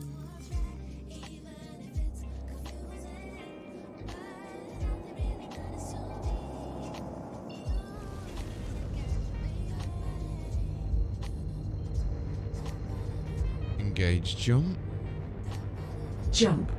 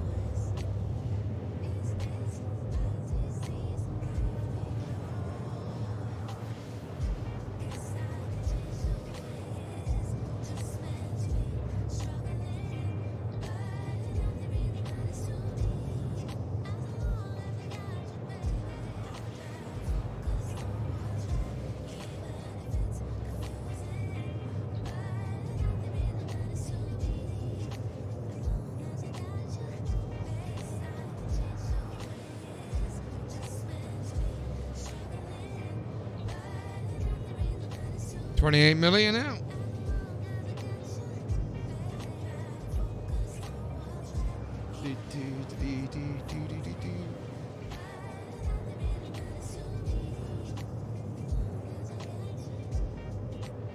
Quick brew and the jump break.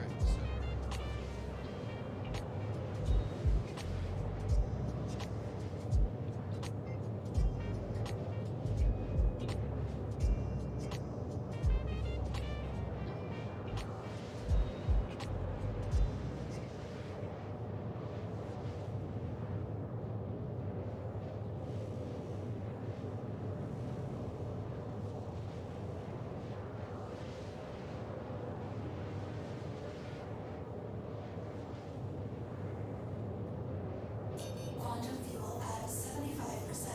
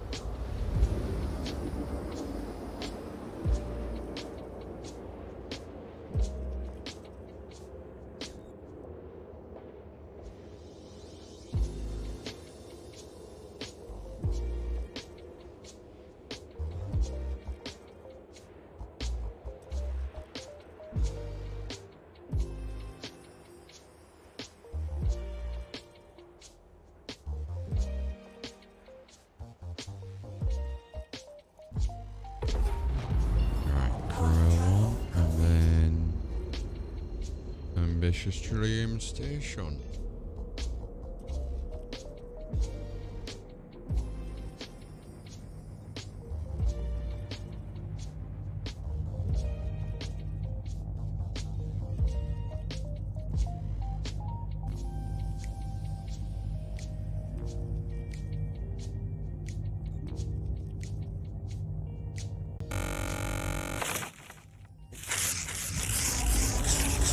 B screen by mistake. Did not mean to do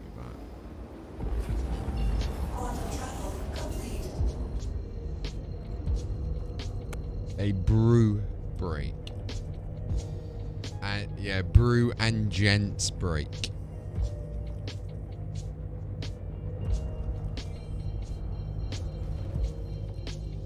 Gin. I wish I had some nice gin in. That'd be nice. Ah, you say that, but it's 40%, mate. How much percent is a beer? Really? I'm a vodka guy, to be fair with you. I do like a good vodka.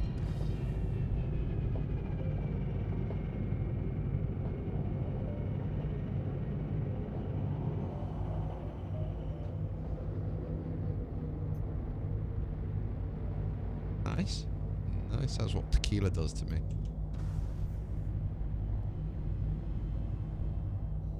Request landing permission? Request sent. Please proceed to assigned landing bay. I know magic. Where is it? Where? Right there.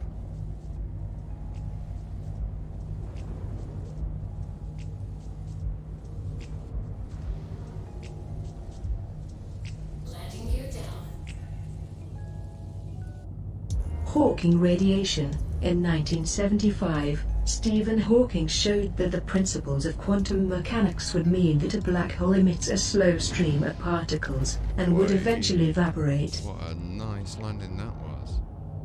Yeah, boy. Definitely wasn't. We'll ignore that landing. The shields might be down after that.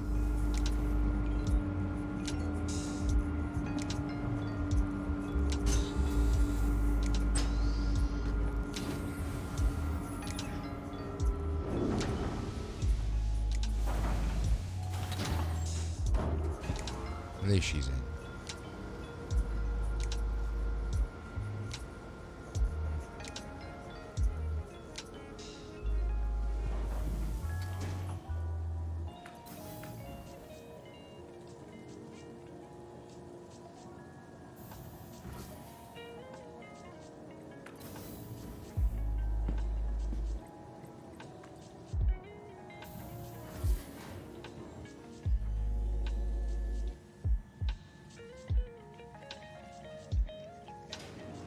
Yeah, I hardly have cup of teas. Normally I'm a coffee guy, but I got some milk in and I was like, I might have a brew. I've not had a brew for a long while.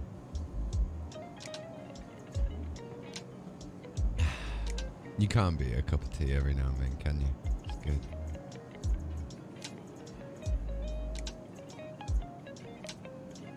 Okay, let's claim most of these ships. Your insurance claim has been sent.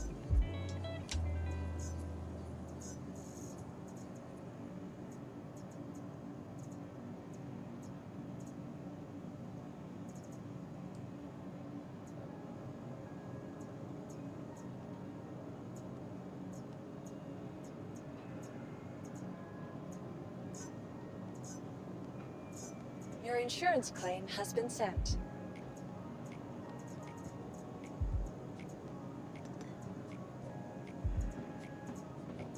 Your insurance claim has been sent. Your vehicle has been moved to our storage facility.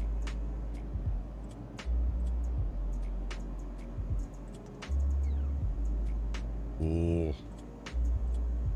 Oh. Got the extra gojo berries in there. Not bad, actually, not bad.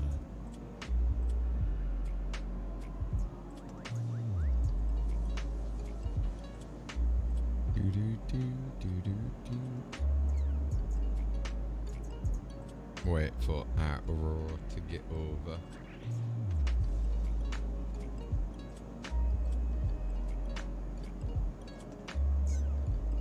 Give a sentinel over as well, actually.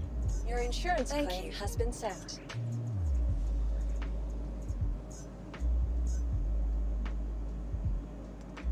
Your insurance claim has been sent. Thank you.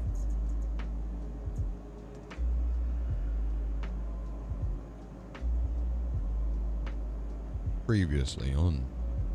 Hi.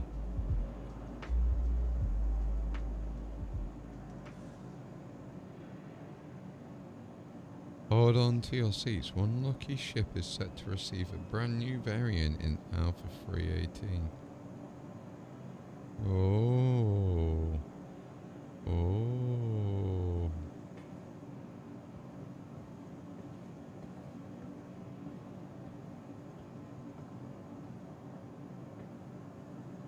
Gotta be a reclaimer.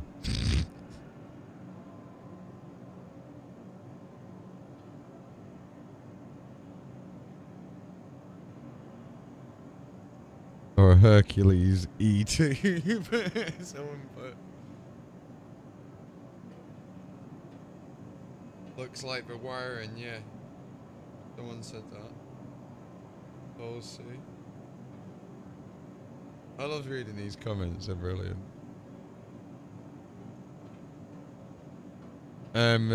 So the Twitter post has been put out about a screenshot, and they're saying it in 318 there's a particular ship that's getting a new variant.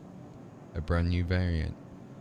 The wires at the back do look like a Hercules, I'm not gonna lie, where it normally goes into the ball. Goodbye. Hold on.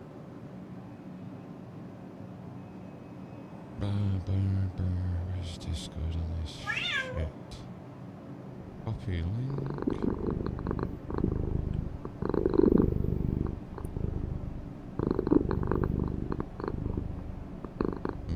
Discord. This is how long it takes Discord to load on the Galaxy S7 Edge, by the way.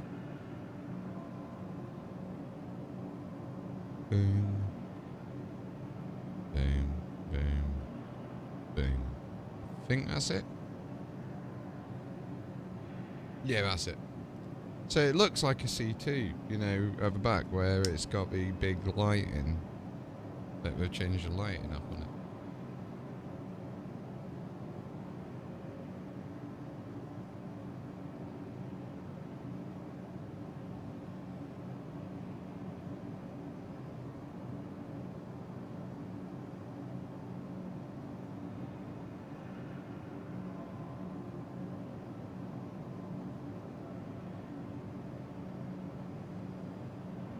Welcome to the ASOC Vehicle Retrieval System. But yeah, it's reading the comments that makes me laugh.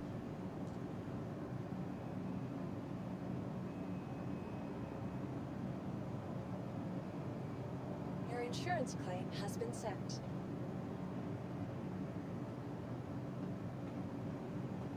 Vehicle selected. Stand by. Your vehicle has been delivered to the following location. Again. Goodbye.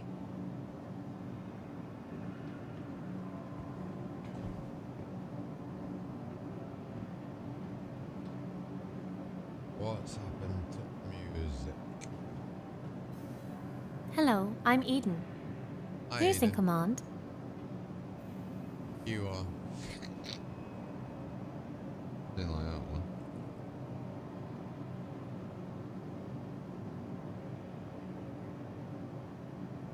Come on, music. Where are you?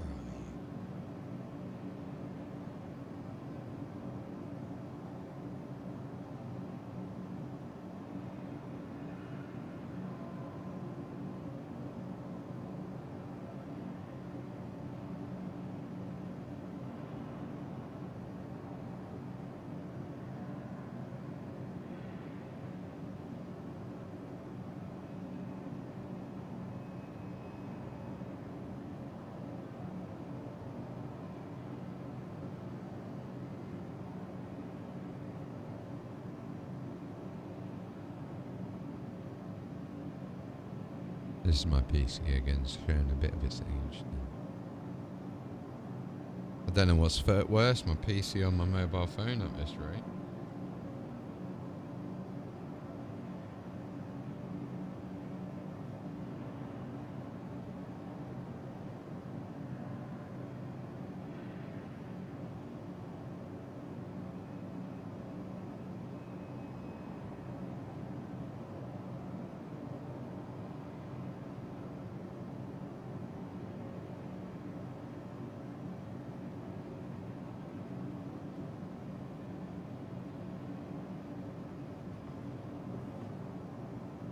Oh, looks like it's responded now. Good PC.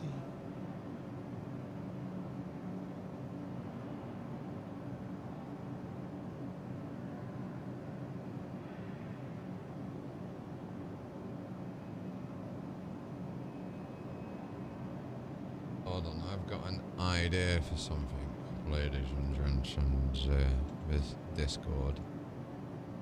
You able to see this if I do this? 1 second.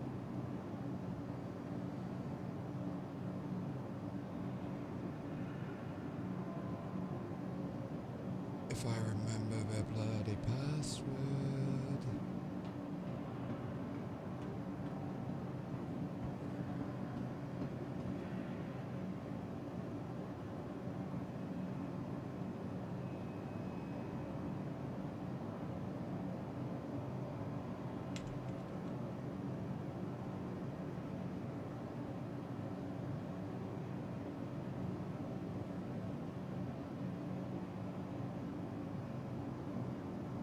You're able to see that?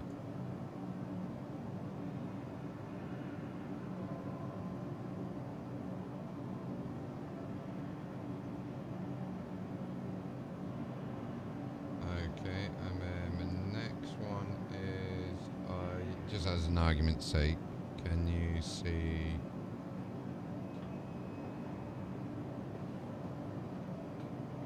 Come on, play.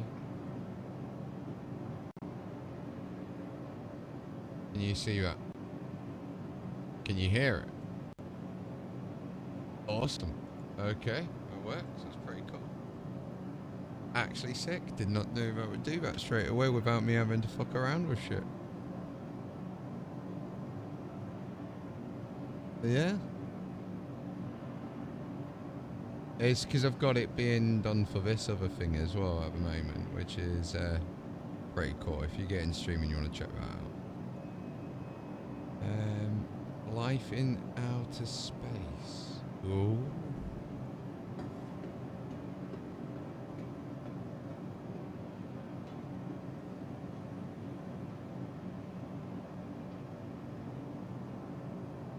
Yeah.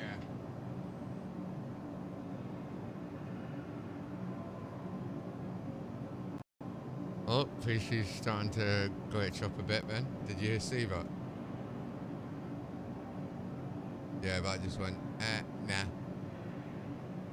Hold on, let me close a few of these things down.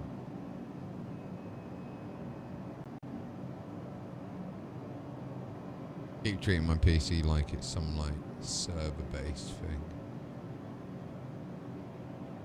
And it doesn't like me treating it like that. Sorry, yeah, say again. I should be back now, I should be able to hear you. Say it got to the point where you don't like installing browsers on work PCs.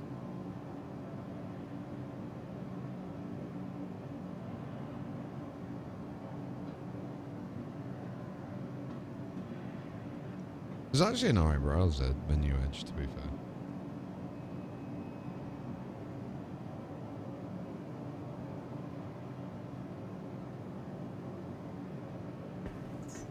Welcome to the ASOP Vehicle Retrieval System. Yeah. Please Or if you do, visit you us get again. paid from. Goodbye. But yeah, I don't know, like normally what I used to do when I was playing on Elite would be, because he got like obviously 4 hours of jumping to go anywhere, or I'd just stick on like different documentaries and shit in the background, right? Obviously Twitch can't hear it, YouTube can't hear it, but people in Discord can. Which is pretty cool. So I don't know if you've seen that one before, but that's supposed to be quite good. But the one that I was gonna put, that's quite cool.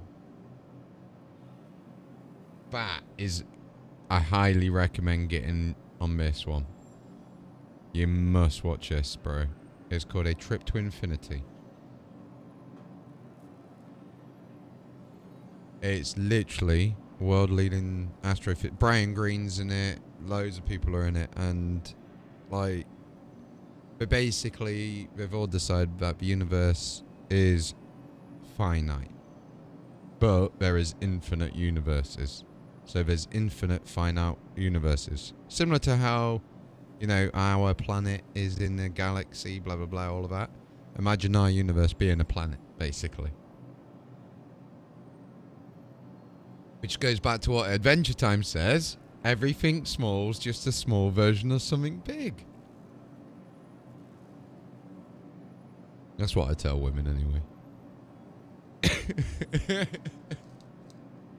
Yeah, it's not about the motion, you know, it's not about the size of the anvil arrow. It's about its press N and see. Find out next week for more.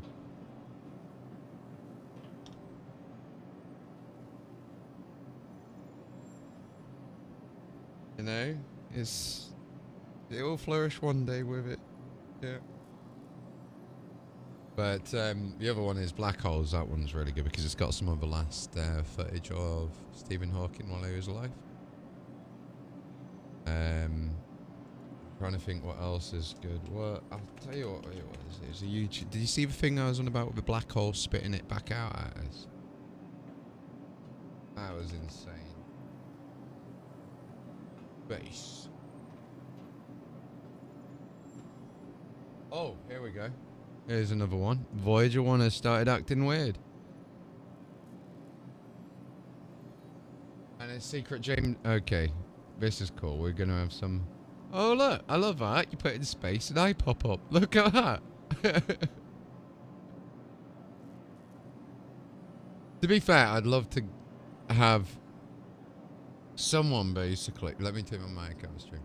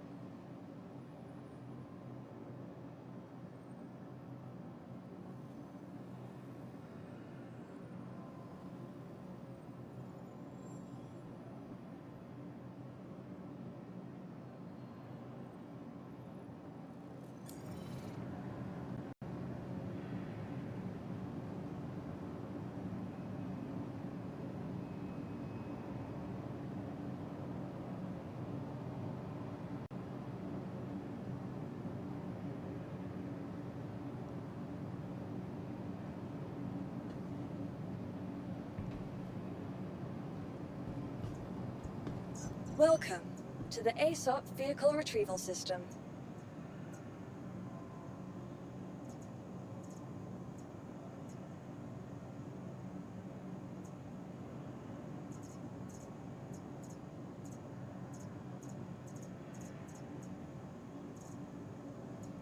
Please visit us again.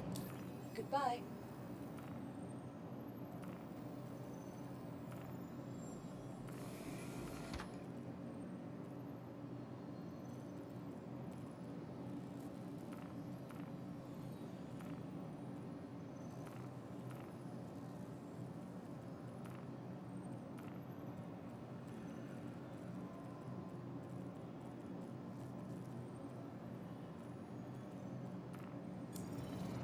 Welcome to the ASOP Vehicle Retrieval System.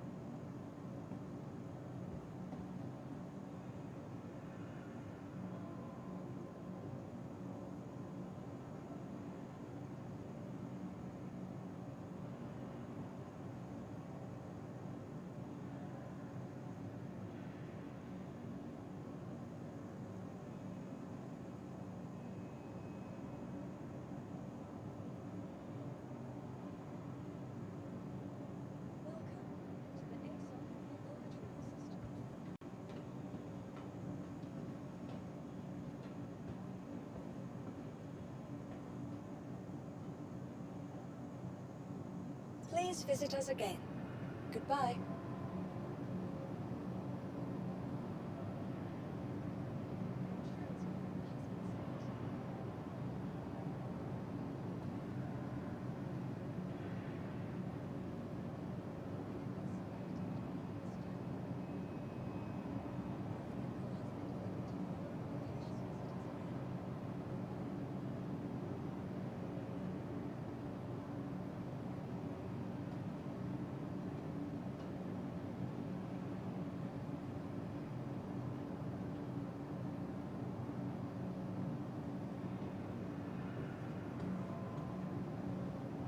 If you enjoyed the post, we'll now take a look at the unique images of Jupiter and then explore why the James Webb Telescope will completely change the world of astronomy. Welcome to the ASOP Vehicle Retrieval System.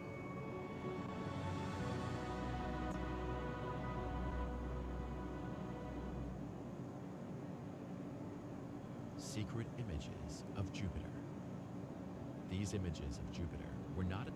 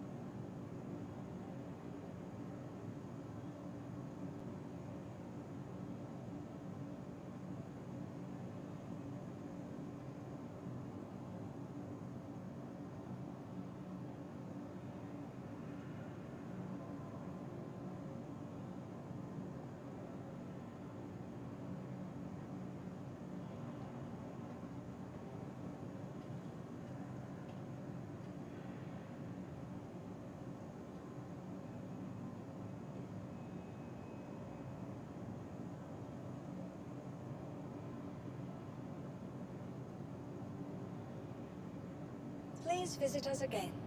Goodbye.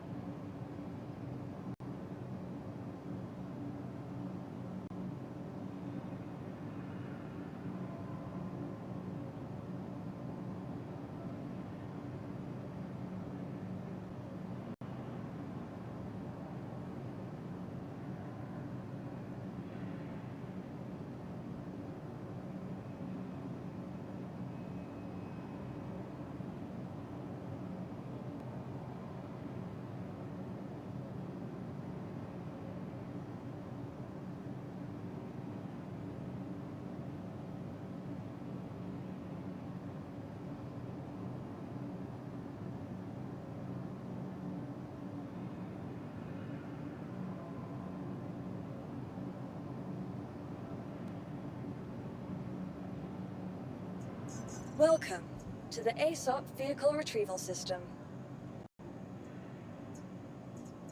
Of Jupiter were not initially released by NASA at all. We naturally wonder why that is, and if there is anything about these images that need Vehicle to be selected.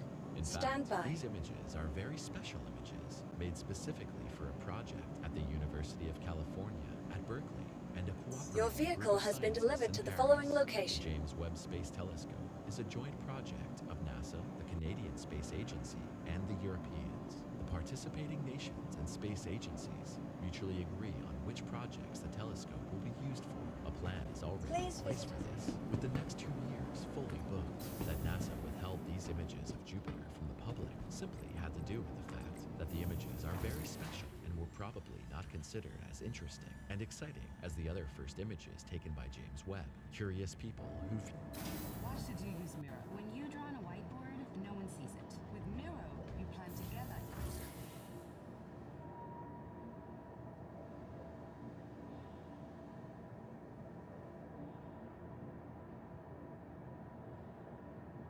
of the telescope on NASA's website found these images there. The images show the gas giant through special filtering techniques that can make things visible that the human eye cannot perceive. Seen in the 2 images are the planet itself and 3 of its innermost moons. The image on the left was taken at short wavelengths using an f212N filter. The stands are the 2.12 micrometers. The second image is the wavelength image. An f323N filter was used, which highlights light with a wavelength of 3.23 micrometers. The filtering not only allows the comparatively tiny moons to be shown in clear contrast, but Jupiter's ring system is also visible on the narrowband image. The discovery of this ring system was not that long ago. In the 1970s, the Voyager spacecraft delivered the first images showing the fine rings. Unlike its neighbor Saturn, they consist of such fine dust that they can hardly be seen from Earth with normal telescopes. Thanks to the near-infrared camera NIRCam, James Webb can detect the smallest particles as well as fast-moving objects. The precursor telescope Hubble, for example, could only do this to a limited extent.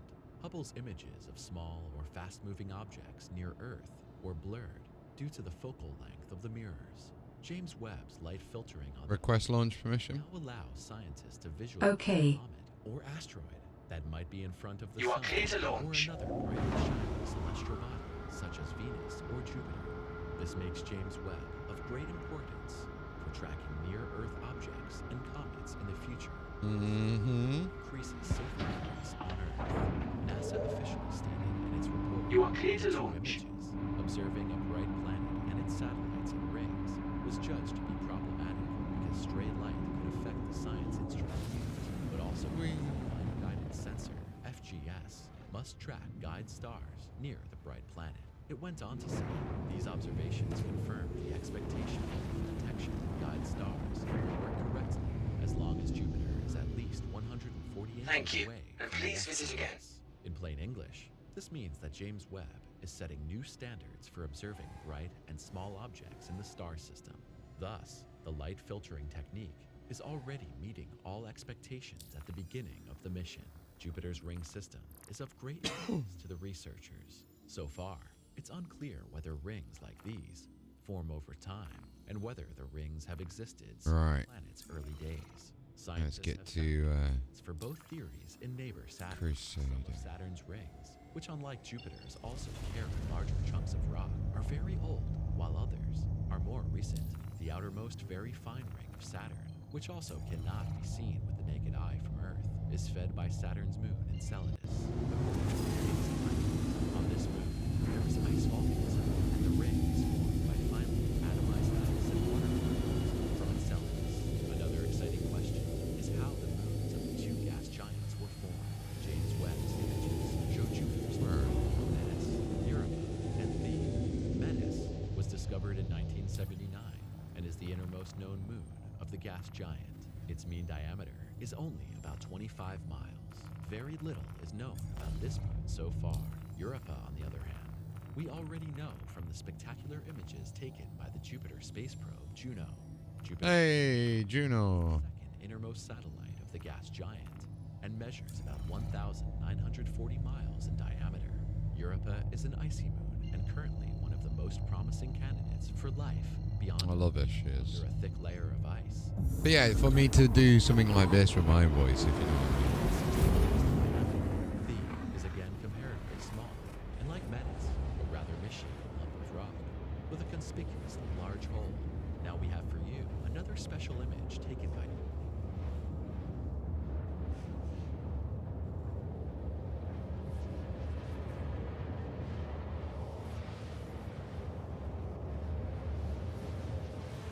Sorry about that.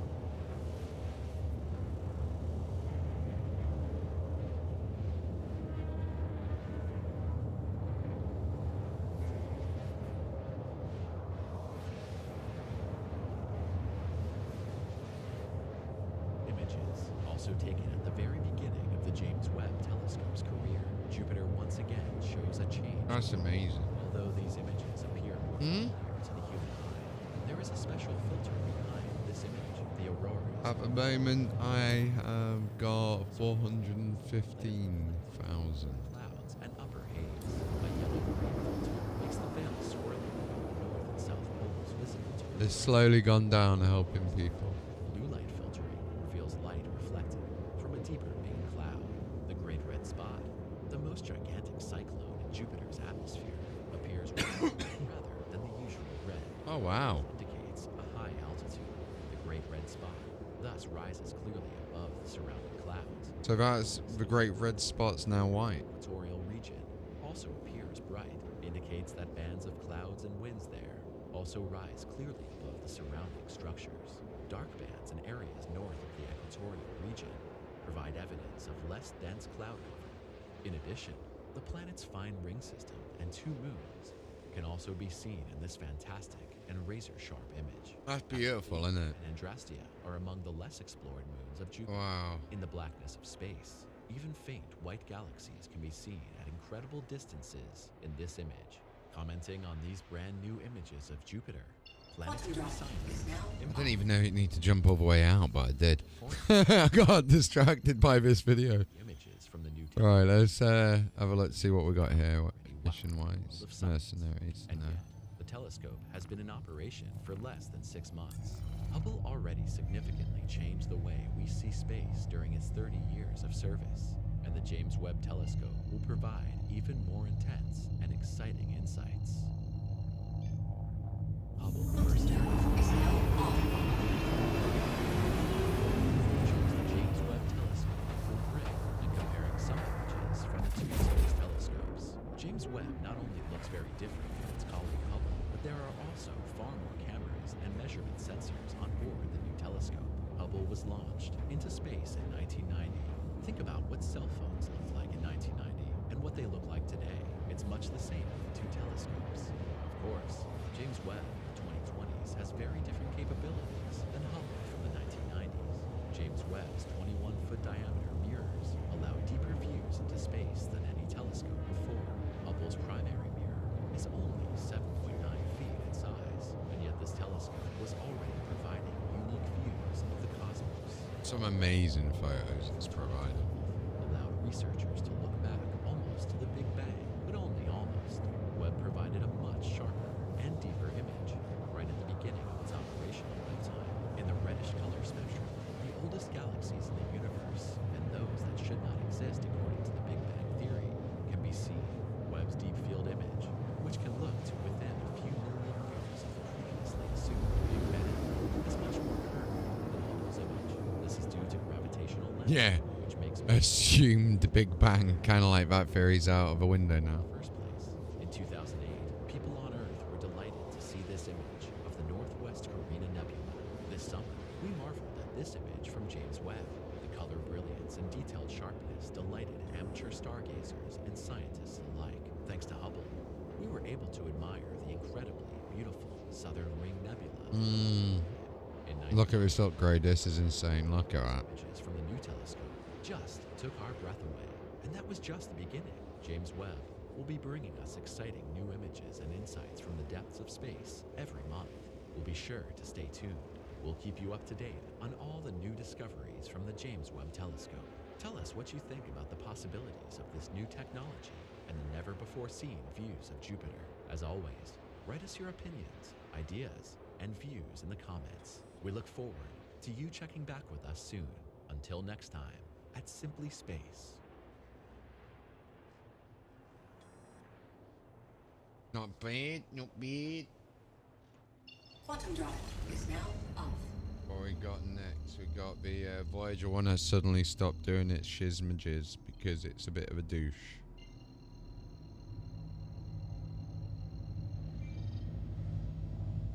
And while we're here, we're just gonna check to see if we got any service beacons or anything. No. We got some bounties though. Might as well do this, Emma. Oh, we're getting some more coming through now. Oh, we might as well hang out. Hang tight.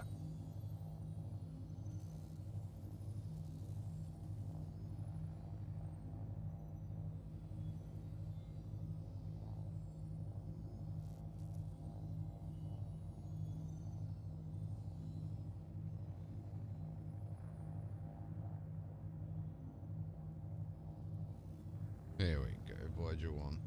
Voyager 1 and Voyager 2 have operated in space for 45 years instead of the planned 5, and they're still there, transmitting strange signals to Earth.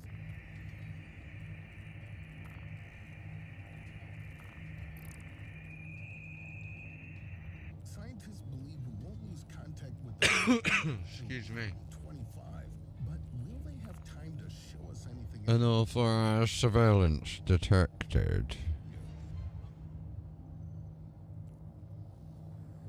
The Voyager missions were initially launched to reach Jupiter, Saturn, and the major moons of both planets to photograph them.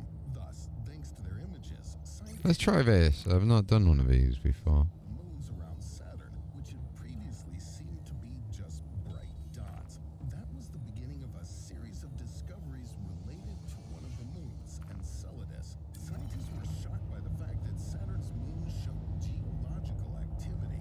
Moons are usually covered with craters, sort of scars left after collisions.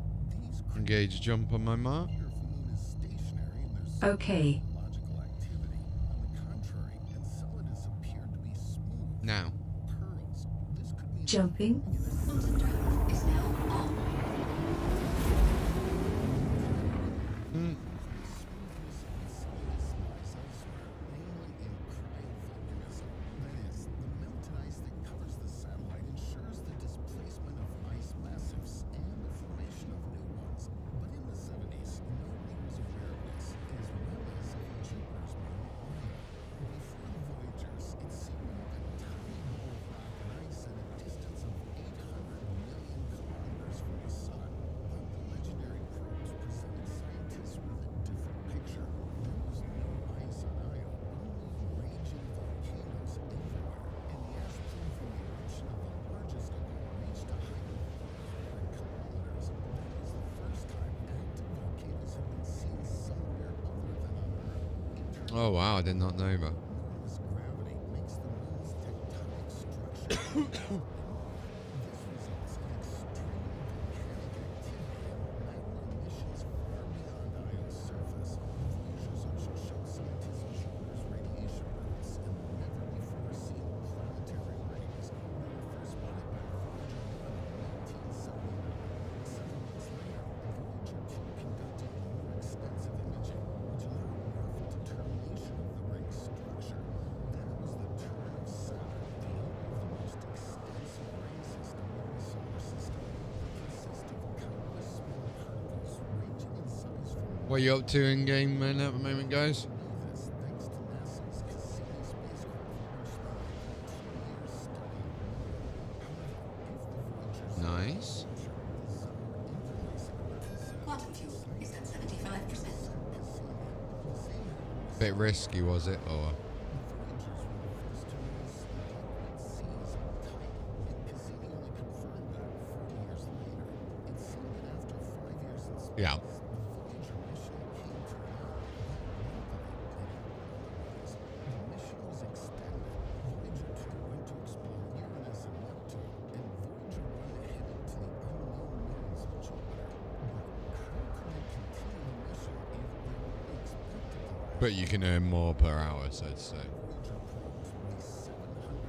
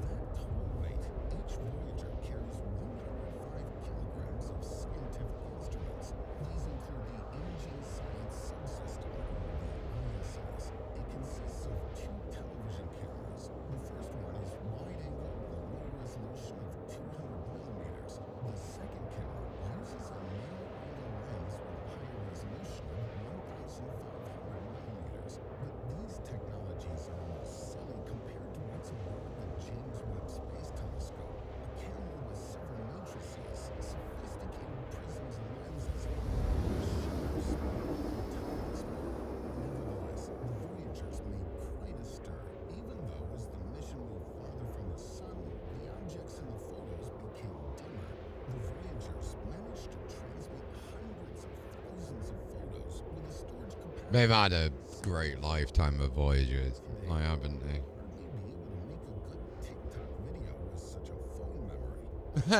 67 meg. It's totally unlikely. Each Voyager has 3 radioisotope thermoelectric generators, and the fuel used is plutonium-238 oxide. As the isotope decays, the probe's power decreases. As in 2011, it fell by 57% as compared to its launch power. The remaining power will be insufficient to keep all the subsystems running for so long. That's why scientists decided to shut down some of them to save energy. This begs the question, how did the Voyagers manage to get this far from Earth? It's all about a carefully chosen launch time. Scientists took advantage of a rare alignment of the outer... Yeah, that's understandable. This arrangement of Jupiter, Saturn, Uranus, and Neptune occurs approximately every 175 years. This allows a spacecraft to follow a particular trajectory and make a 4-planet tour for a minimum of propellant and trip time. This is the bottom drive is now off. When passing each planet, Nice, we're here. Just got to go to the mining claim now. increase its speed and reach its next destination. Using this technique, the flight time to Neptune was reduced from 30 years to 12. Wow, 30 years, 12 years. Wow. Trajectory was developed to fly That's amazing. Saturn, Uranus, and Neptune. Voyager 1 was launched second, but on a faster and shorter trajectory. It was designed to send the spacecraft closely past Saturn's largest moon, Titan. At the same time, is now on.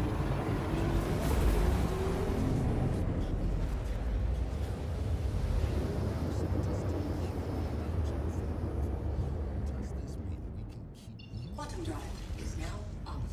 Engage jump on my mark. Standing by. Constantly decreasing as the spacecraft Drive is now on.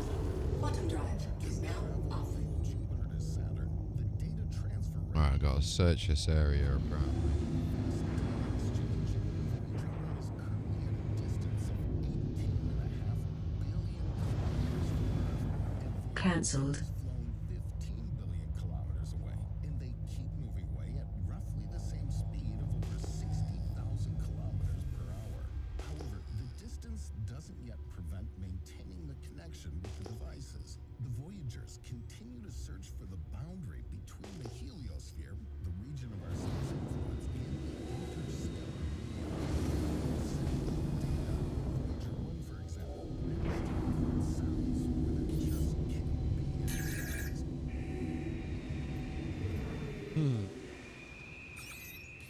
It turned out that this noise occurs when waves collide with waves coming from other stars in interstellar space. This means the Voyager mission devices Oh my god, there's quite a few here. information about Nearest enemy. medium parameters Targeting. How are you hitting?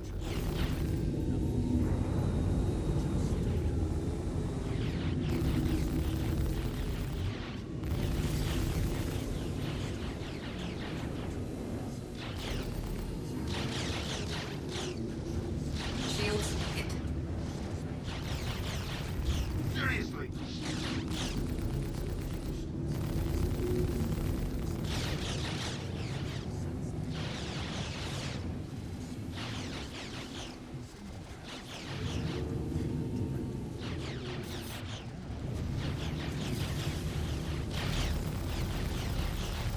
What the hell?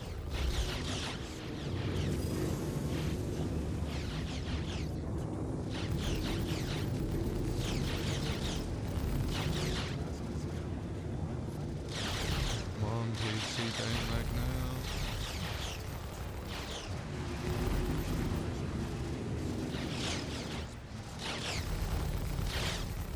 I'm messing around.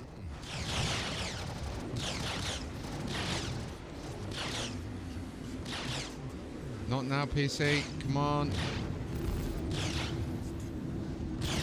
Oh, you're gonna Down. regret killing them. Nearest enemy. Affirmative. Shields hit. You're gonna pay.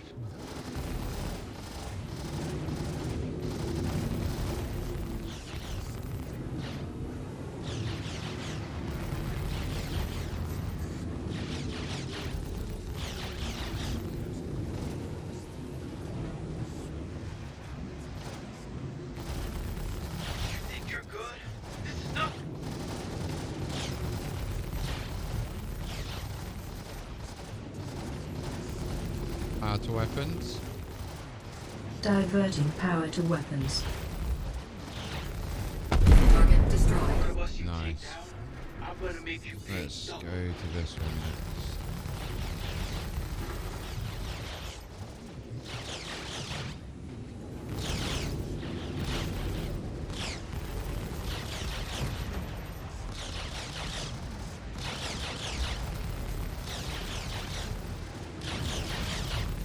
Target destroyed. Another one down. Nearest enemy. We're 1 week away from leaving the We've got destroy sentries apparently. Shields hit.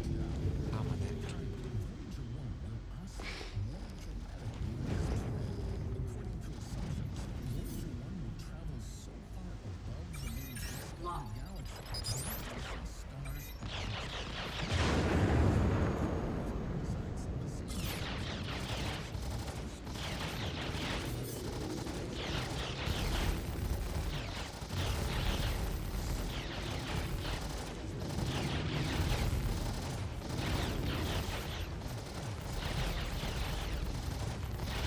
I'm gonna make you bleed the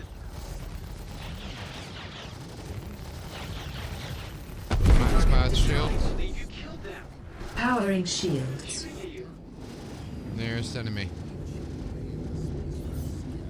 Targeting.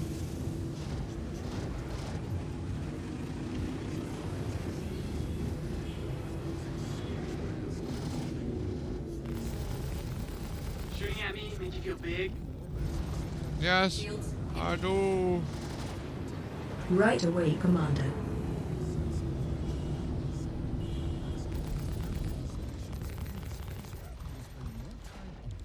Balance power. Resetting. Come on, PC. Don't crash now. Don't crash now. There we go. Anyone else seeing spots? Or is that just head trauma? Head trauma, boy. Head trauma. That's what you're seeing right now.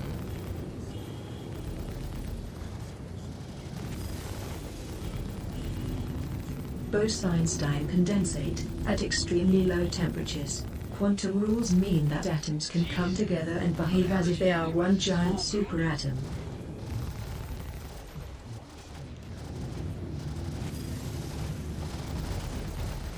Target destroyed. Every bus you take down, I'm gonna make you pay double.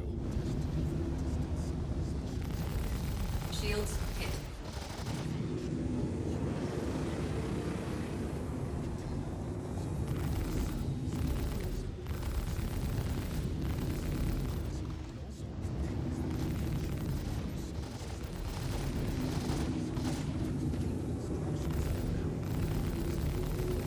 I'm gonna hit you twice as hard. Just shoot what?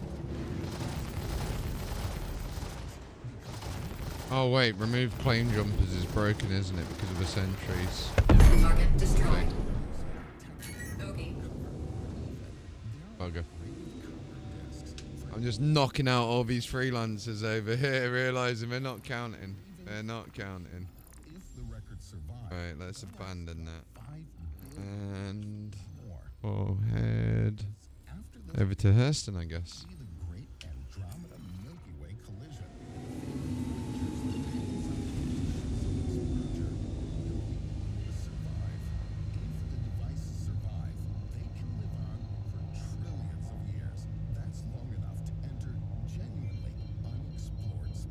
Yeah, like another universe. Pretty much.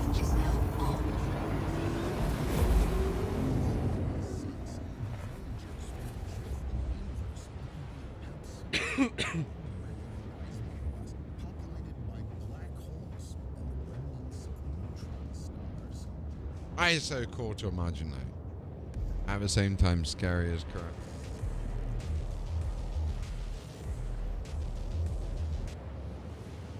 This explosion triggered a real earthquake. This is a second Hiroshima you've never heard of. And this blob of light can completely destroy not only Earth, but the whole solar system in addition. From faraway parts of our planet to faraway corners of space, get ready to see the most powerful and terrifying explosions ever caught on camera.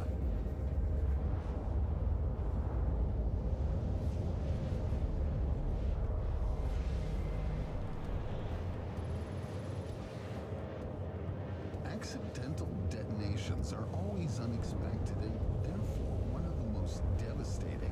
Residents of this Mexican city of Tultepec have spent ages producing a thing without which we can't imagine any big celebration. No, unfortunately, that's not tequila. On December the 20th, 2016, at the San Pablito market, a young seller left for lunch while the goods for sale kept lying under the sun. In any other case, they would have just started to rot without causing a catastrophe. But the thing is, for the last 200 years, the people of Tultepec have been living off fireworks production. On that Oh, yeah, that might be a problem. tons of pyrotechnics went up all at once. Yeah. 30 people died. Wow, Jesus. 80 got injured. The explosion was Firework, like, that it completely leveled. holy crap. It took 2 years to rebuild it. Local officials claim that after that fatal negligence, the sellers treat their goods and how they're stored with much greater care. No, sorry, what? Let me pause this, sorry.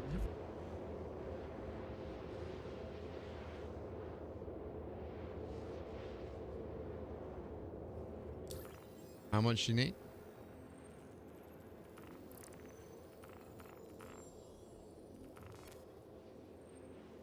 If I do 100,000, if my game lets me.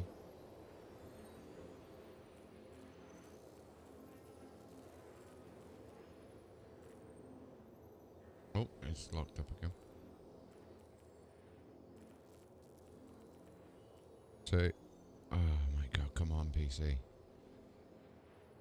All I'm trying to do is scroll in the Mo Trader list at the moment. Oh dear.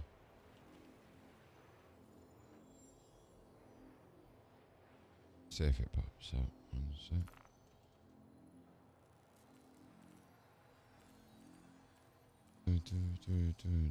Oh my god, PC, come on. I'll try again.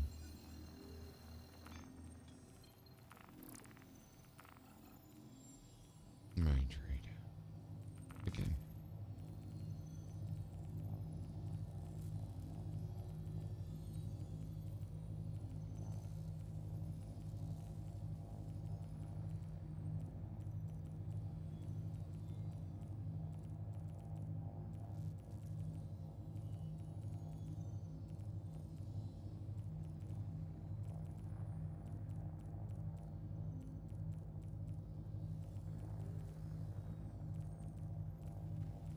Trying to find you on the list.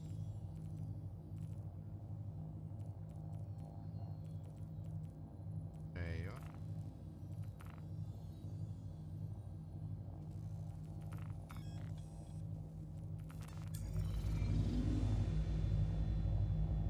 Right, where's this guy? See if we got any missions around it. Bounties, ARTs.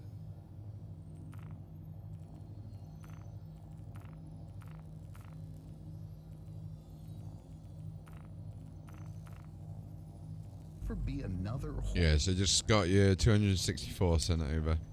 Residents of Lac Mégantic, Canada, didn't break a single safety rule and still were attacked by a fire monster. And that's not a figure of speech. On July the 6th, 2013, at around 1 a.m., the town suddenly heard a loud blast that sent a giant fireball sweeping through the streets. It was 3 times larger than the tallest central buildings, and its heat could be felt as far as 2 kilometers away. People were jumping from the windows, desperately trying to escape. But then the monster reached the town's sewers. Pillars of fire began erupting out of the storm. Oh my word. Apocalyptic picture. Firefighters managed to get close to the disaster site only 20. I love how this has gone from space to the biggest explosions caught ever on camera. Where's the space stuff again, please? I want space. Space. There we go.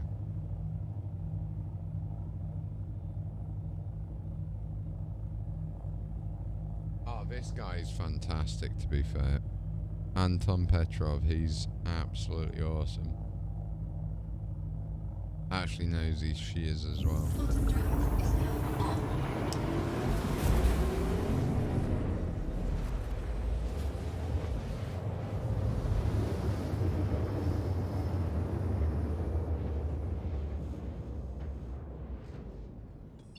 For more topics on the iconic James Webb Space Telescope, more incredible images, more intriguing discoveries, and a few unusual mysteries that we cannot explain, and also at least one major glitch. But as far as I know, it's been resolved completely, with the telescope now operational once again. And so let's discuss what the telescope discovered in the last video. And if you'd like to learn more about previous discoveries, check out one of the videos in the description. And let's start with this really beautiful image you see right here. The image of the nebula containing a lot of ice. In my notes, I actually named Oh, wow. the Nebula of Ice. And this is a part of what's called Quantum drive is now on.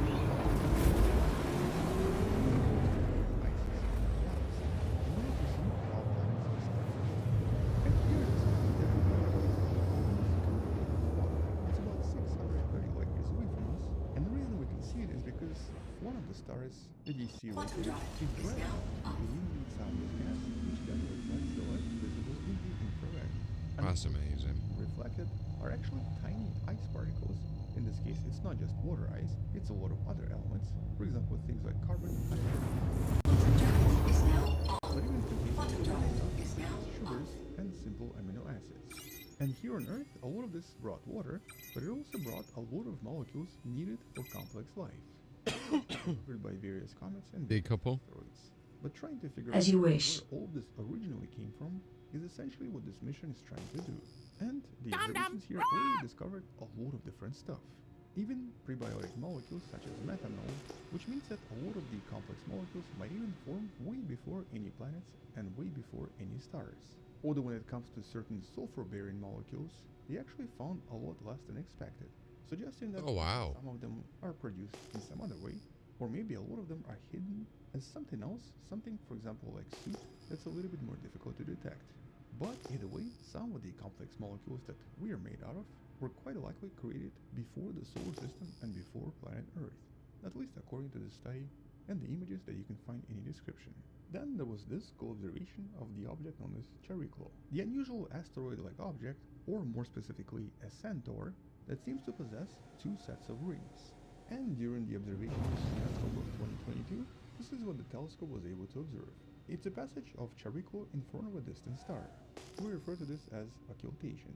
And in this case, as expected, there was a kind of a double blink as the rings passed in front of the star, blocking the light in the process. And even though the passage was really quick, with the actual observation only producing tiny dips, the spectrum of light detected allowed the scientists to determine what all of this is made from. And it basically seems to be water ice, possibly mixed with something like. And because this object is actually so far away from us, it's past the orbit of Saturn, even though it's 200 it's still extremely difficult to see it, which means that this is as good as it gets. And completely by accident, while doing another observation, or actually trying to observe another asteroid, the scientists using James Webb discovered a never-before-seen asteroid 2,000 meters across. Oh, wow. The smallest asteroid discovered in this region. But this was a lot closer in the main asteroid belt, and is actually a type of an asteroid that the scientists are always trying to detect. It's small enough that they're usually not discovered by a lot of modern telescopes, but are large enough to cause a lot of damage if colliding with planet Earth. And so the scientists are trying to find better ways to try to find even more of them, because there are probably thousands if not millions of them still hiding in the asteroid belt. But yes, that might be me. I'm implied that James Webb can actually serve for this purpose as well. Finding the by accident, shit! Shields hit.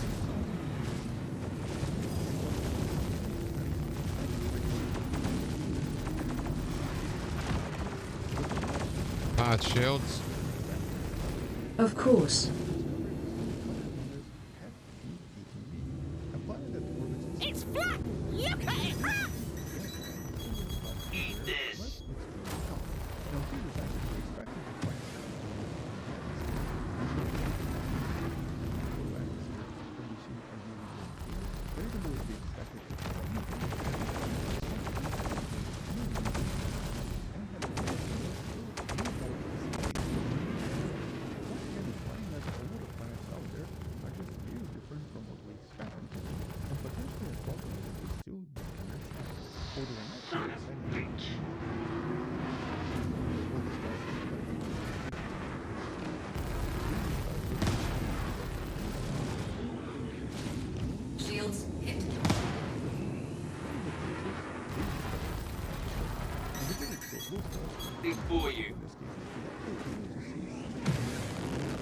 Oh, we nearly crashed into him, man.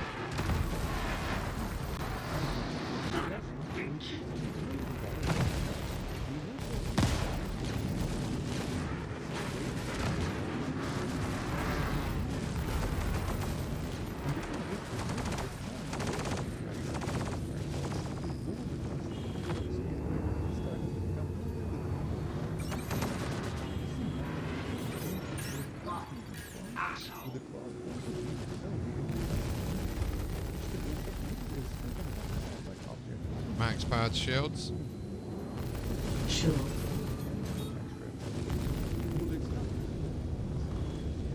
But because this object is relatively close to us, I'm sure we're going to be soon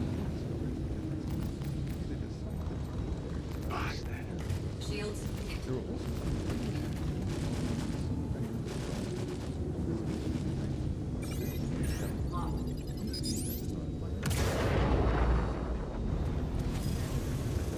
Oh, that's pretty cool. Oh, planet not a star, there's something in between. Shit!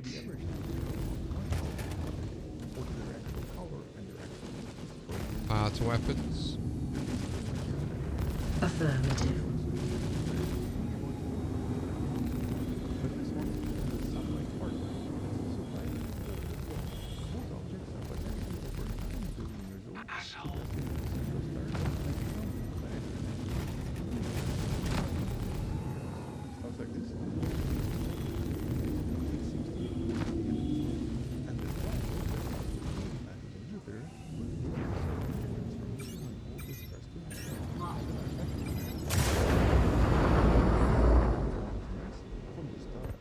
essentially expelling its outer shell to eventually acquire necessary mass to begin fusion and to turn into a star itself. Oh, that's cool. That's cool if it is doing that.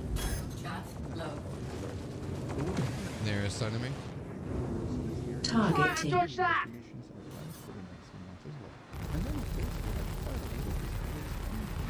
Target destroyed. Including some of the beautiful pictures like the one you see right here. For example, galaxies discovered that even the galaxies were way quite diverse in terms of shapes and in terms of sizes, suggesting that people actually Son of a bitch. and the complexity of galaxies was something that is established. Target destroyed. He's down as well. Nice. For age and distance of one of the most distant galaxies discovered so far. This is at a redshift of about 12, when the universe was about... This is funny because I'm also watching this video at the same time as fighting, so it's like learning about space whilst taking people down in space. It's quite fun. Once again, suggesting that previous from other studies... Let's see how you like this. One of the discoveries was the redshift.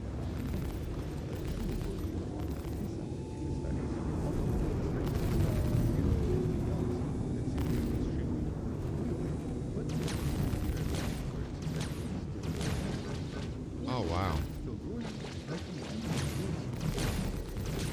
Oh, he got me. There you go. Should have checked my shield, shouldn't I? This galactic group is currently known Or as did he crash into me? I don't know. D5, because it was found at the redshift of 5.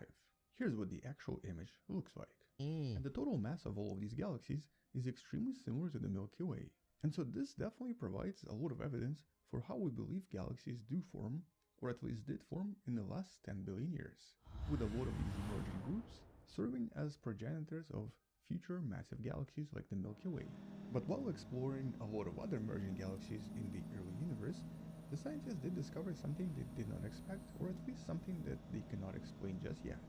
They discovered some unusual infrared light that was actually previously visible to the Hubble telescope, but is definitively visible to the James Webb. And whatever is producing this light does not actually make sense. At first, the scientists thought that maybe this is coming from the central black hole or from the colliding black holes, because these are two colliding galaxies. And because this is emitting about 70% of all of the light coming from this galaxy, it would of course make sense for this to be really massive and really powerful. But in this case, the location is really strange. It's not in the center of the galaxy. It's not where you would expect to find the central black hole. You can see in this image that it's kind of away from anything important. Yet it...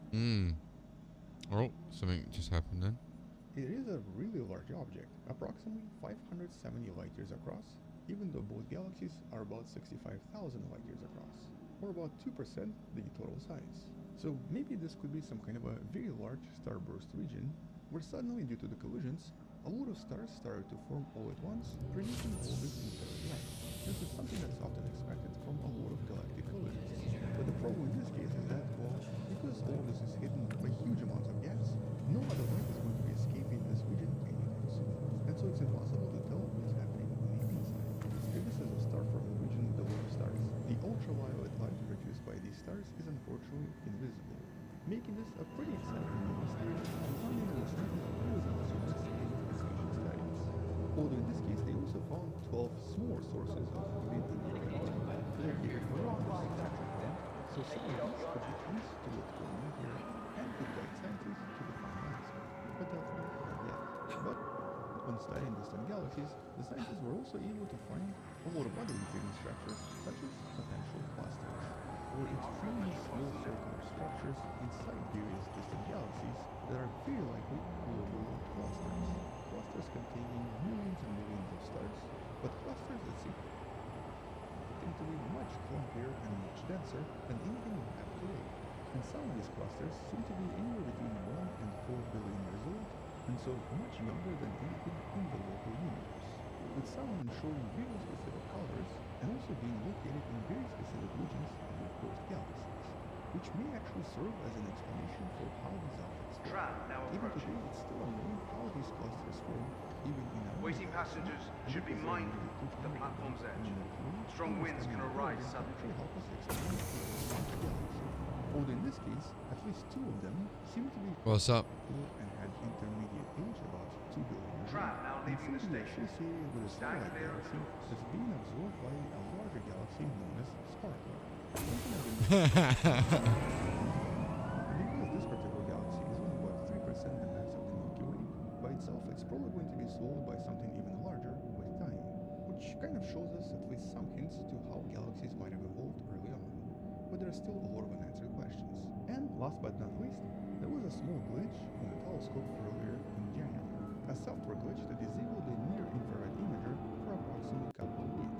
But the telescope was not in danger, and the engineers were able to resolve all of the issues with the telescope resuming operations as of early February.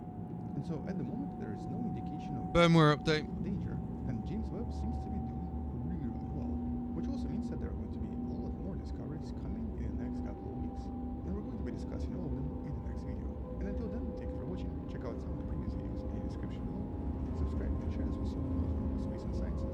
Come back tomorrow to learn some things, and maybe support this channel on Patreon by joining the channel here, or by buying a personal t-shirt featuring James Webb Telescope in the description below. Stay mindful, I'll see you tomorrow, and as always, bye-bye. Yeah, I kind of like it. His shit is pretty good.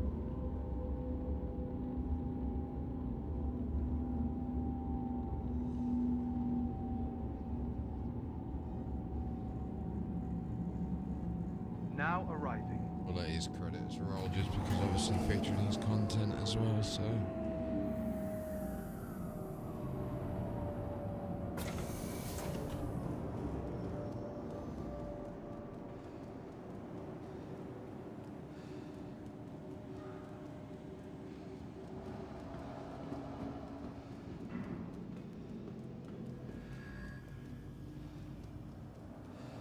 Right. Just going to have a break because I do need to check on the cats, as I've been currently streaming for 5 hours 30 minutes, so we'll be right back. We'll put some music All on of us for working stream. together to keep our corps safe and secure. Be vigilant and report possible threats every time.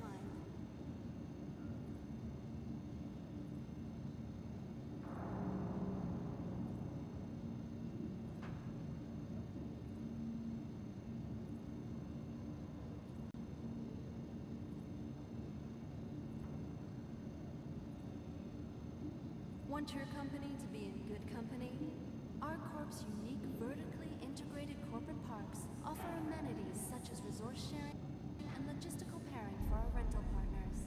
Inquire today to learn how you can invest in making our corp your new home.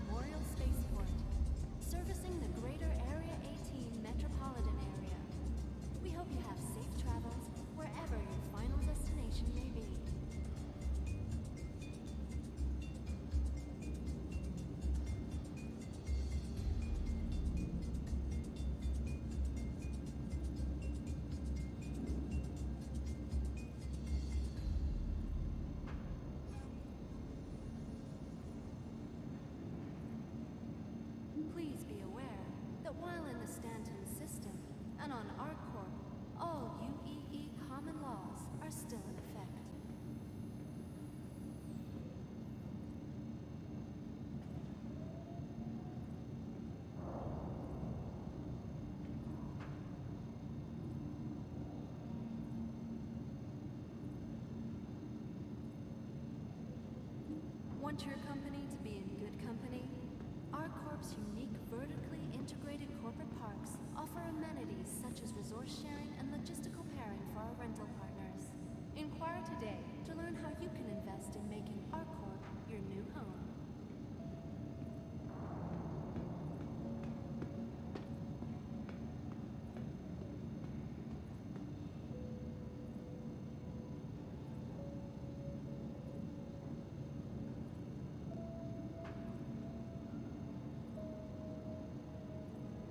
For the latest travel information, be sure to check the departure and arrival boards conveniently located throughout the spaceport.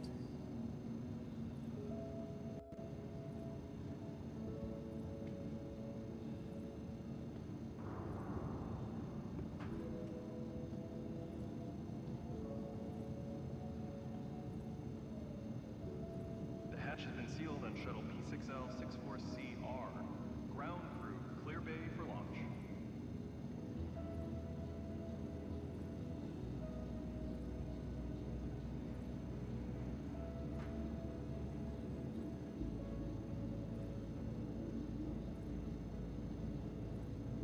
Thank you for visiting ArcCorp, Stanton's capital of commerce. Whatever your transaction, we wish you a beneficial and prosperous stay.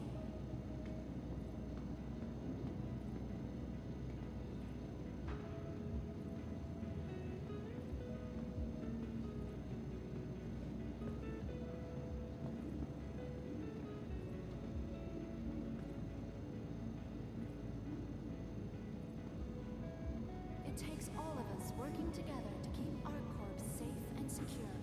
Be vigilant and report possible threats every time.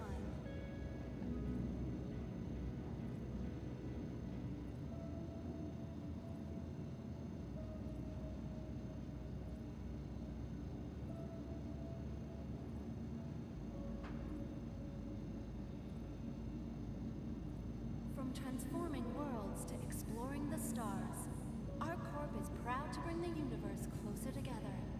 ArcCorp, investing in tomorrow's future.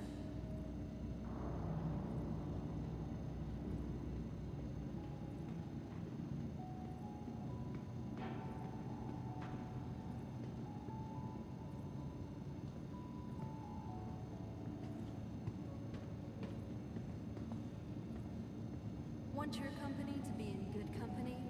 ArcCorp's unique vertically integrated corporate parks offer amenities such as resource sharing and logistical pairing for our rental partners. Inquire today to learn how you can invest in making ArcCorp your new home.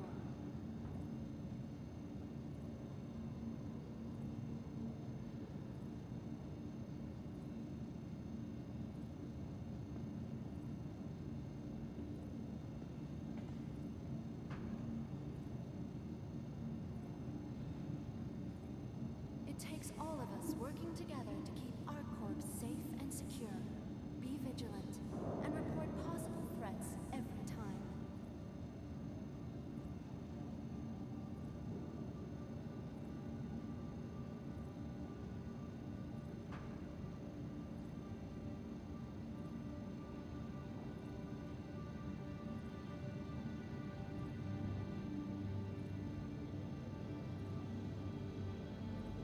Thank you for visiting ArcCorp, Stanton's capital of commerce.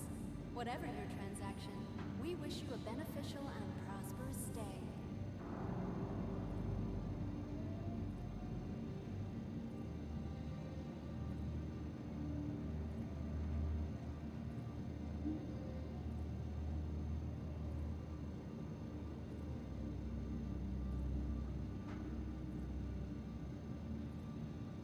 It takes all of us working together to keep ArcCorp safe and secure.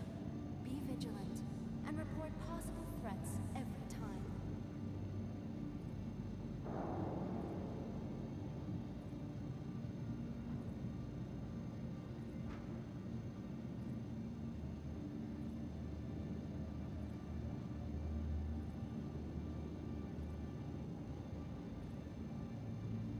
Please be aware that while in the Stanton system, Right, and I'm on back. ArcCorp, all UEE common laws are still in effect.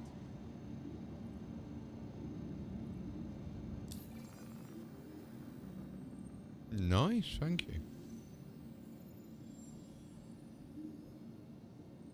Not bad.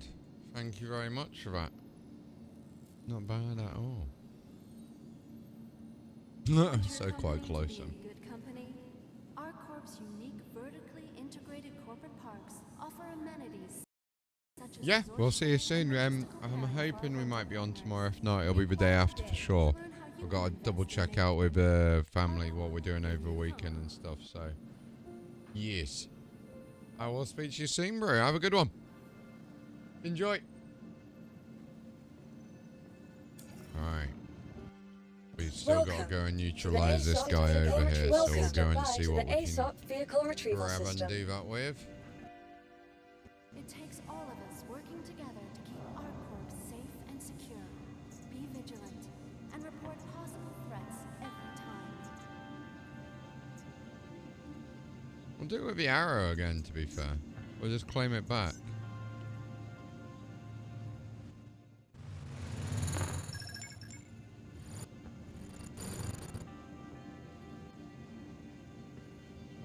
Your insurance claim has been sent.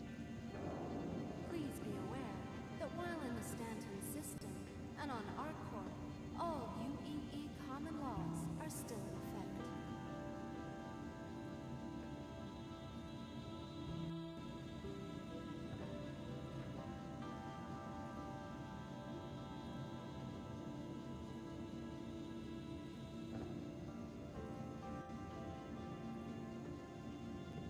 It takes all of us working together to keep ArcCorp safe and secure.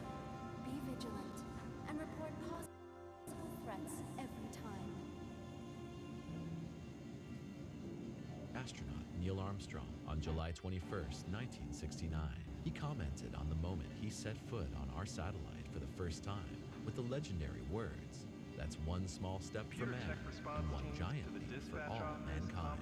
But were these 12 people really the only ones to leave footprints on the moon? Thanks to NASA's unexplained files, we know that there is at least one clue to other footprints on the moon that were clearly not left by humans. So who else could have been on the moon? We explore this exciting question in this video. But before we show you the pictures of the mysterious footprints on the moon, we would like to invite you to subscribe to our channel, activate the notification bell, and give us Go on, guys. You know you want to. if you enjoyed it. Now we're going to show you what find on the moon left NASA scientists simply speechless.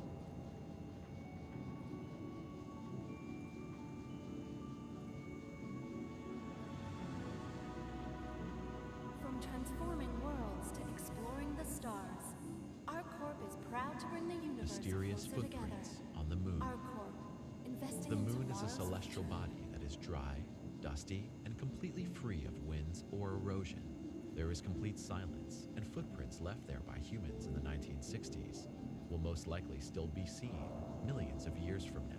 Since 1969, 12 people have officially left footprints on the lunar surface, the last of whom were Apollo 17 astronauts, Your Harrison personal Schmitt belongings are and your Eugene personal Cernan. But thanks to the Lunar Reconnaissance your Orbiter luggage probe, at all NASA times. researchers have been able to find a series of footprints on the moon that are clearly not from Apollo astronauts.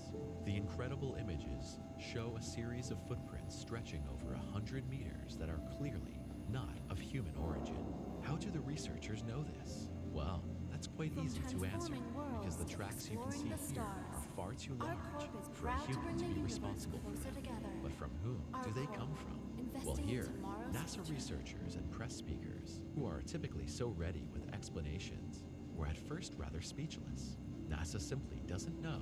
And so these mysterious footprints Please made it visit into us the again. archives of NASA's Goodbye. unexplained files. This collection of unexplained observations and occurrences surrounding NASA missions and space observation naturally arouses the interest Thank of all you for friends of visiting the ArcCorp, unusual, amateur Stanton's capital astronomers, of commerce. and UFO Whatever researchers. your The transaction, unsolved we wish files you a of the U.S. beneficial Space and Agency prosperous have been stay. documenting for decades all the things researchers do not like to speak publicly about, things that should not actually exist. What did Harrison Schmitt and Eugene Cernan see on the moon?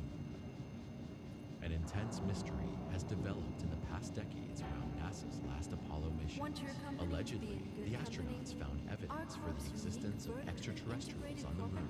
For safety reasons, NASA did not fly to the moon again despite planned missions. All nonsense, says NASA. The moon missions were stopped because the exploration of the moon had simply been exhausted and the Apollo missions had become too expensive. The visit of the astronauts Harrison Schmitt and Eugene Cernan was documented over numerous film recordings. Among other things, the images show Harrison Schmitt happily bouncing around on the lunar surface. Later, the astronaut called this merry run on the moon his very own version of the moon. Other pictures show the two well-behaved men shredding across the lunar surface in their lunar rover for nearly 30 miles. Due to the lower gravity and the thick spacesuits, locomotion as well as control of the vehicle were a great challenge for the astronauts, for which they had practiced for years on Earth. So apart from the loneliness of the lunar landscape, the two did not encounter anything gruesome, strange, or even extraterrestrial. Of course, the two have also left their traces. The footprints and the traces of the rover can be seen to this day. In 2009, the rover tracks could still be seen very well on images taken by the Lunar Reconnaissance Orbiter, but the images of the orbiter show something else. About 19 miles away from the tracks of Schmitt and Cernan and all other NASA astronauts, a mysterious trail runs through the lunar dust. First attempts at explanation. After the images became known, scientists made efforts to explain them. One of the first to comment on the discovery was lunar geologist Ben. Hopefully it's here. He explained that, in his opinion, the Welcome impression of footprints to the could ASOP only be an Vehicle optical Retrieval illusion. System. The footprints may look like footprints, but they are actually an indication. Your insurance of some claim kind of vehicle geological has been activity. moved to our Only storage which kind of facility. geological Vehicle phenomenon selected. should form Stand such a by. trace.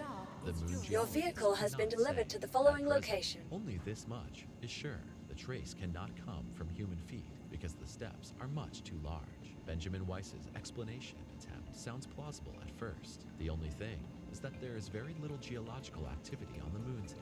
All craters, which we know, originate from asteroids or comet impacts. The moon today knows neither plate tectonics, nor earthquakes, nor erosion, especially the serpentine shape of the track also speaks against the theory. Here a small meteorite could have hopped after its impact. Later geologists found a logical explanation for the phenomenon. The holes, reminiscent of footprints, were most likely created by an underground tunnel many billions of years ago, when the moon was still comparatively young. They're thought to have been active volcanism on the moon, since traces on the moon remain almost unchanged for millions and billions of years. This could indeed be an explanation. Researchers immediately set out to find similar phenomena on other moons and dry dust plains like Mars, but they finally found what they were looking for, not in the cosmos, but here on Earth. One scientist was struck by the similarity of the footprints on the moon to a well-known natural phenomenon. In Northern California, the lava beds are a million-year-old volcanic formation whose holes were formed by an underground tunnel filled with hot lava. Similar Please visit us again. can still be seen Goodbye. today in Hawaii. Under the shield volcano, Mount Kilauea, lava also Right, let's go and do this last mission, and then we'll call it there for the night, I think. This explanatory approach raises another interesting question. Could there be underground duct systems and tunnels on the moon? Interestingly, the idea was taken up as early as 1901 by H.G. Wells, a pioneer of science fiction novels. In The First Man on the Moon, the writer describes underground passage systems on Earth's satellite that are ruled by sinister creatures. An underground system of ancient lava tunnels on the moon could be of the greatest interest to contemporary humans for very specific reasons. In the coming years, both NASA and Elon Musk's SpaceX space company are planning manned stations on the moon. In the future, these will serve as stopovers for manned flights to Mars and Venus.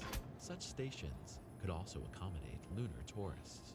A subterranean passage system on the moon would be excellently suited for the installation Request launch permission. beneath the surface. All systems Humans Affirmative. geological structures and protection from cosmic radiation. If it should happen in the next years that humans stay permanently on the moon, beside the mysterious lava tunnels, they will find their traces from 50 years of lunar space travel. Request launch permission. Have left behind on the moon so That's affirmative, Commander. Among the most curious things You okay? brought to the moon by humans is a framed family photo. 1972, an Apollo 16 astronaut left it behind in the moon. On the back is written, "This is the family of astronaut Charlie Duke of planet Earth, who took off on April 20th, 1972. Since nearly every Apollo mission has left a U.S. flag on the moon, collectors may find some of these iconic spacecraft memorabilia. It's likely that future space travel Landing gear. put their Great. space. Thank you, and please visit again. We'll have neon signs on the moon, besides flags and pictures. There's also a sign cemetery with the ashes of U.S. geologist and pioneer exploration, Gene Shoemaker, flew to the moon in 1990. Yeah, Gene Shoemaker. Prospector spacecraft. The Moon Museum Amazing. is a project by artists who burned their works onto a chip. Allegedly, the artwork secretly flew to the moon aboard Apollo 12 and are still the only art museum in space. The fallen astronaut is also a type of art. The aluminum sculpture by Belgian artist Paul van Hooijdonk was brought to the moon by David Scott, commander of the Apollo 15 mission. The plaque, placed face down, lists names of 14 people who perished on lunar missions or in the course of other space missions. In addition to all Engage jump. years, upcoming travelers Sure. are likely to enjoy technical bells and whistles on the moon. From space shuttle descent stages to moon buggies, all sorts of technical devices and vehicles have been left behind by astronauts. Engage jump. Equipment to the moon was expensive. Hyperspace jump engaging. Last but not least, 96 bags of garbage must be mentioned, which are currently on the moon, according to official information from NASA. To bring back the 96 bags with garbage from the moon on the Earth is still on the list of NASA's unfinished business. Who knows? Maybe the cosmic recycling chain will soon be closed by the new lunar pioneers, SpaceX, and also Blue Origin from Amazon boss Jeff Bezos. SpaceX can certainly make a fortune from bringing back lunar vehicles and other lunar memorabilia. Jeff Bezos is likewise known to be crazy about the moon. In 2019, the Amazon CEO unveiled his lunar lander. When exactly this will launch to the moon, however, is currently still open. On board these space shuttles, in addition to space tourists, there will certainly also be lunar geologists who will then be able to get to the bottom of the mysterious traces of the lunar surface on site. So we can be curious about what will happen on the moon in the next few years, and what exciting discoveries the lunar pioneers of the 21st century will make. We at Simply Space will keep you up to date with the latest news and hope you enjoyed this video, and we'll check back soon. Finally, Yeah, it's quite a good video. what do you think about the mysterious footprints on the moon? I enjoyed that.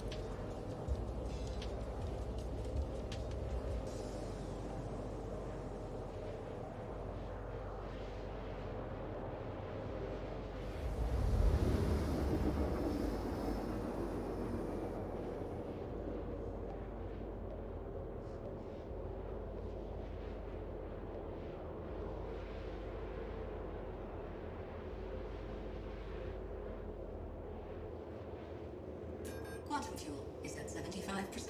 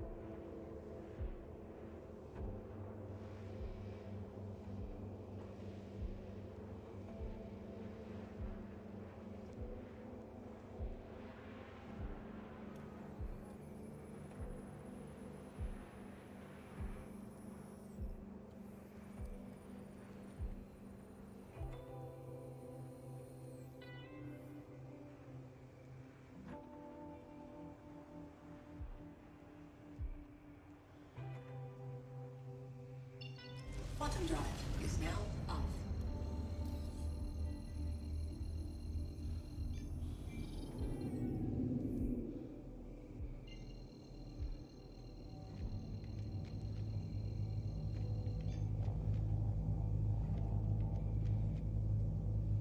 Engage jump. Jump. Quantum drive is now off.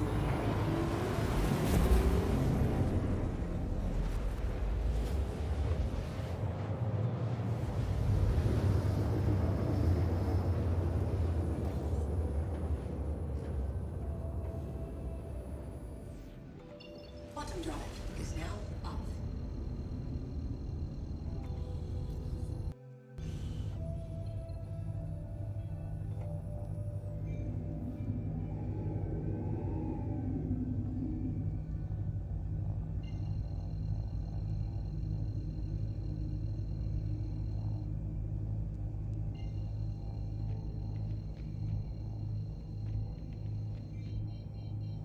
Oh, kind of blacking out a bit there.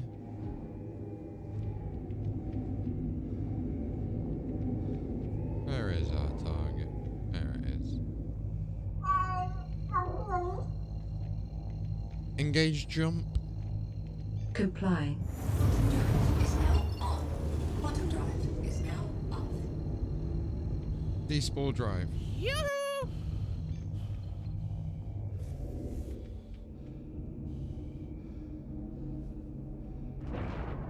Decouple. Flight assist off.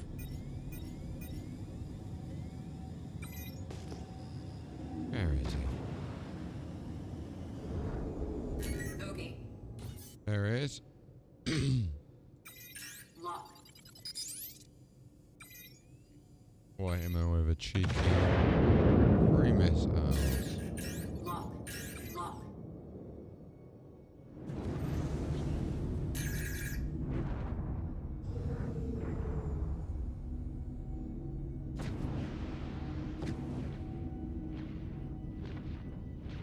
Shields hit. Oh.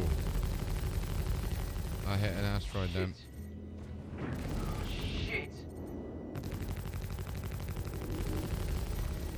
That was funny. My bad. Here's something with your...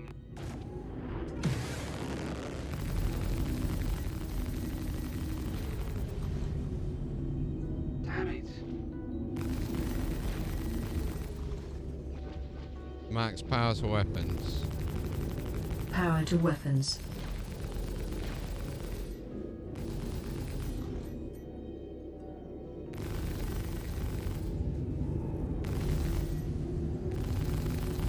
Shit. Oh, shit.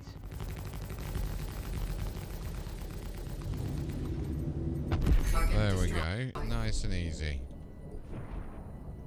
Nice and easy.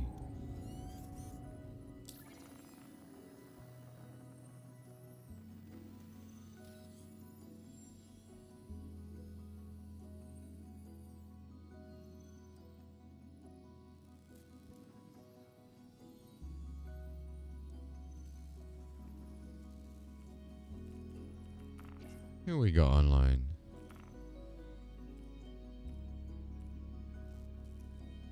There it is online. Nice.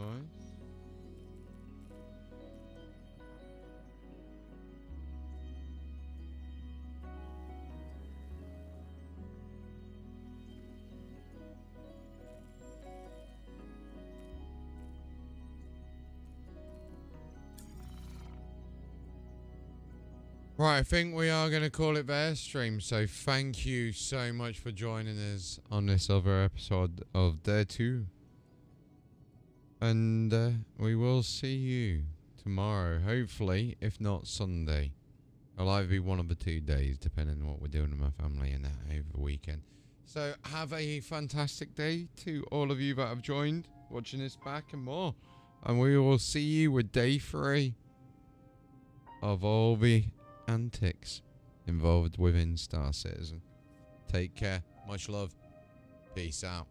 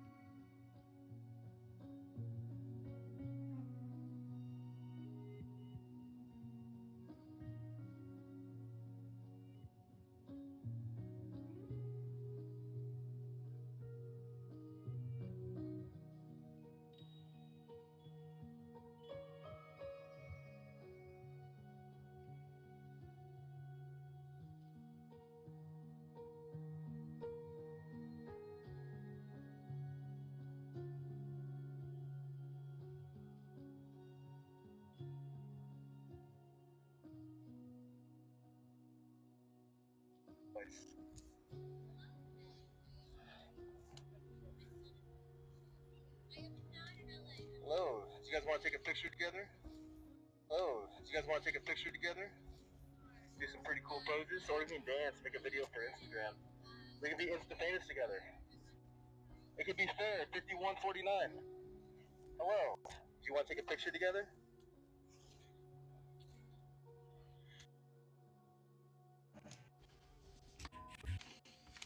There we go.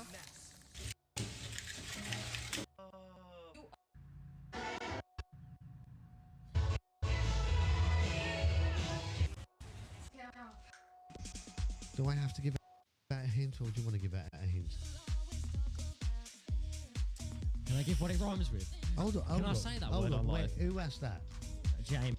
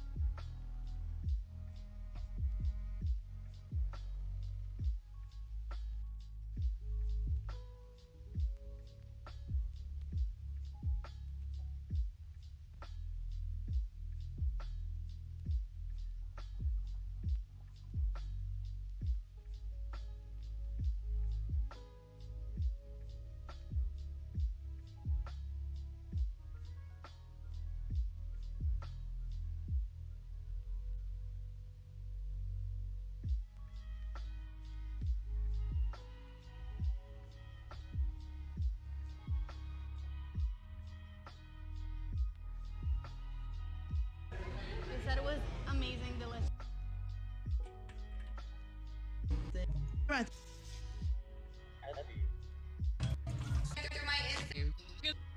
Incredibly shy, but he had big lips, and I liked David so much. And after I am going to school. Like it depends. Edu, Wendy, I love you. It's not about me, it's about Kazzy this evening, so my name keeps out of it. Thank you, Happy officer. birthday, Kazzy. Fucking pedo. Hey, stop it. He's also a pervert, apparently. What? He's a pervert, apparently. Why? He likes to know how I like it. Oh, that wasn't him that said you're a bottom. I literally just said who said that. Was it Ryan? Can I do this? Rah, rah, rah.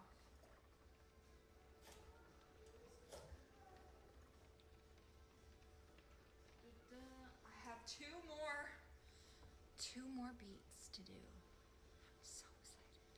Soon I'll be done with the beats.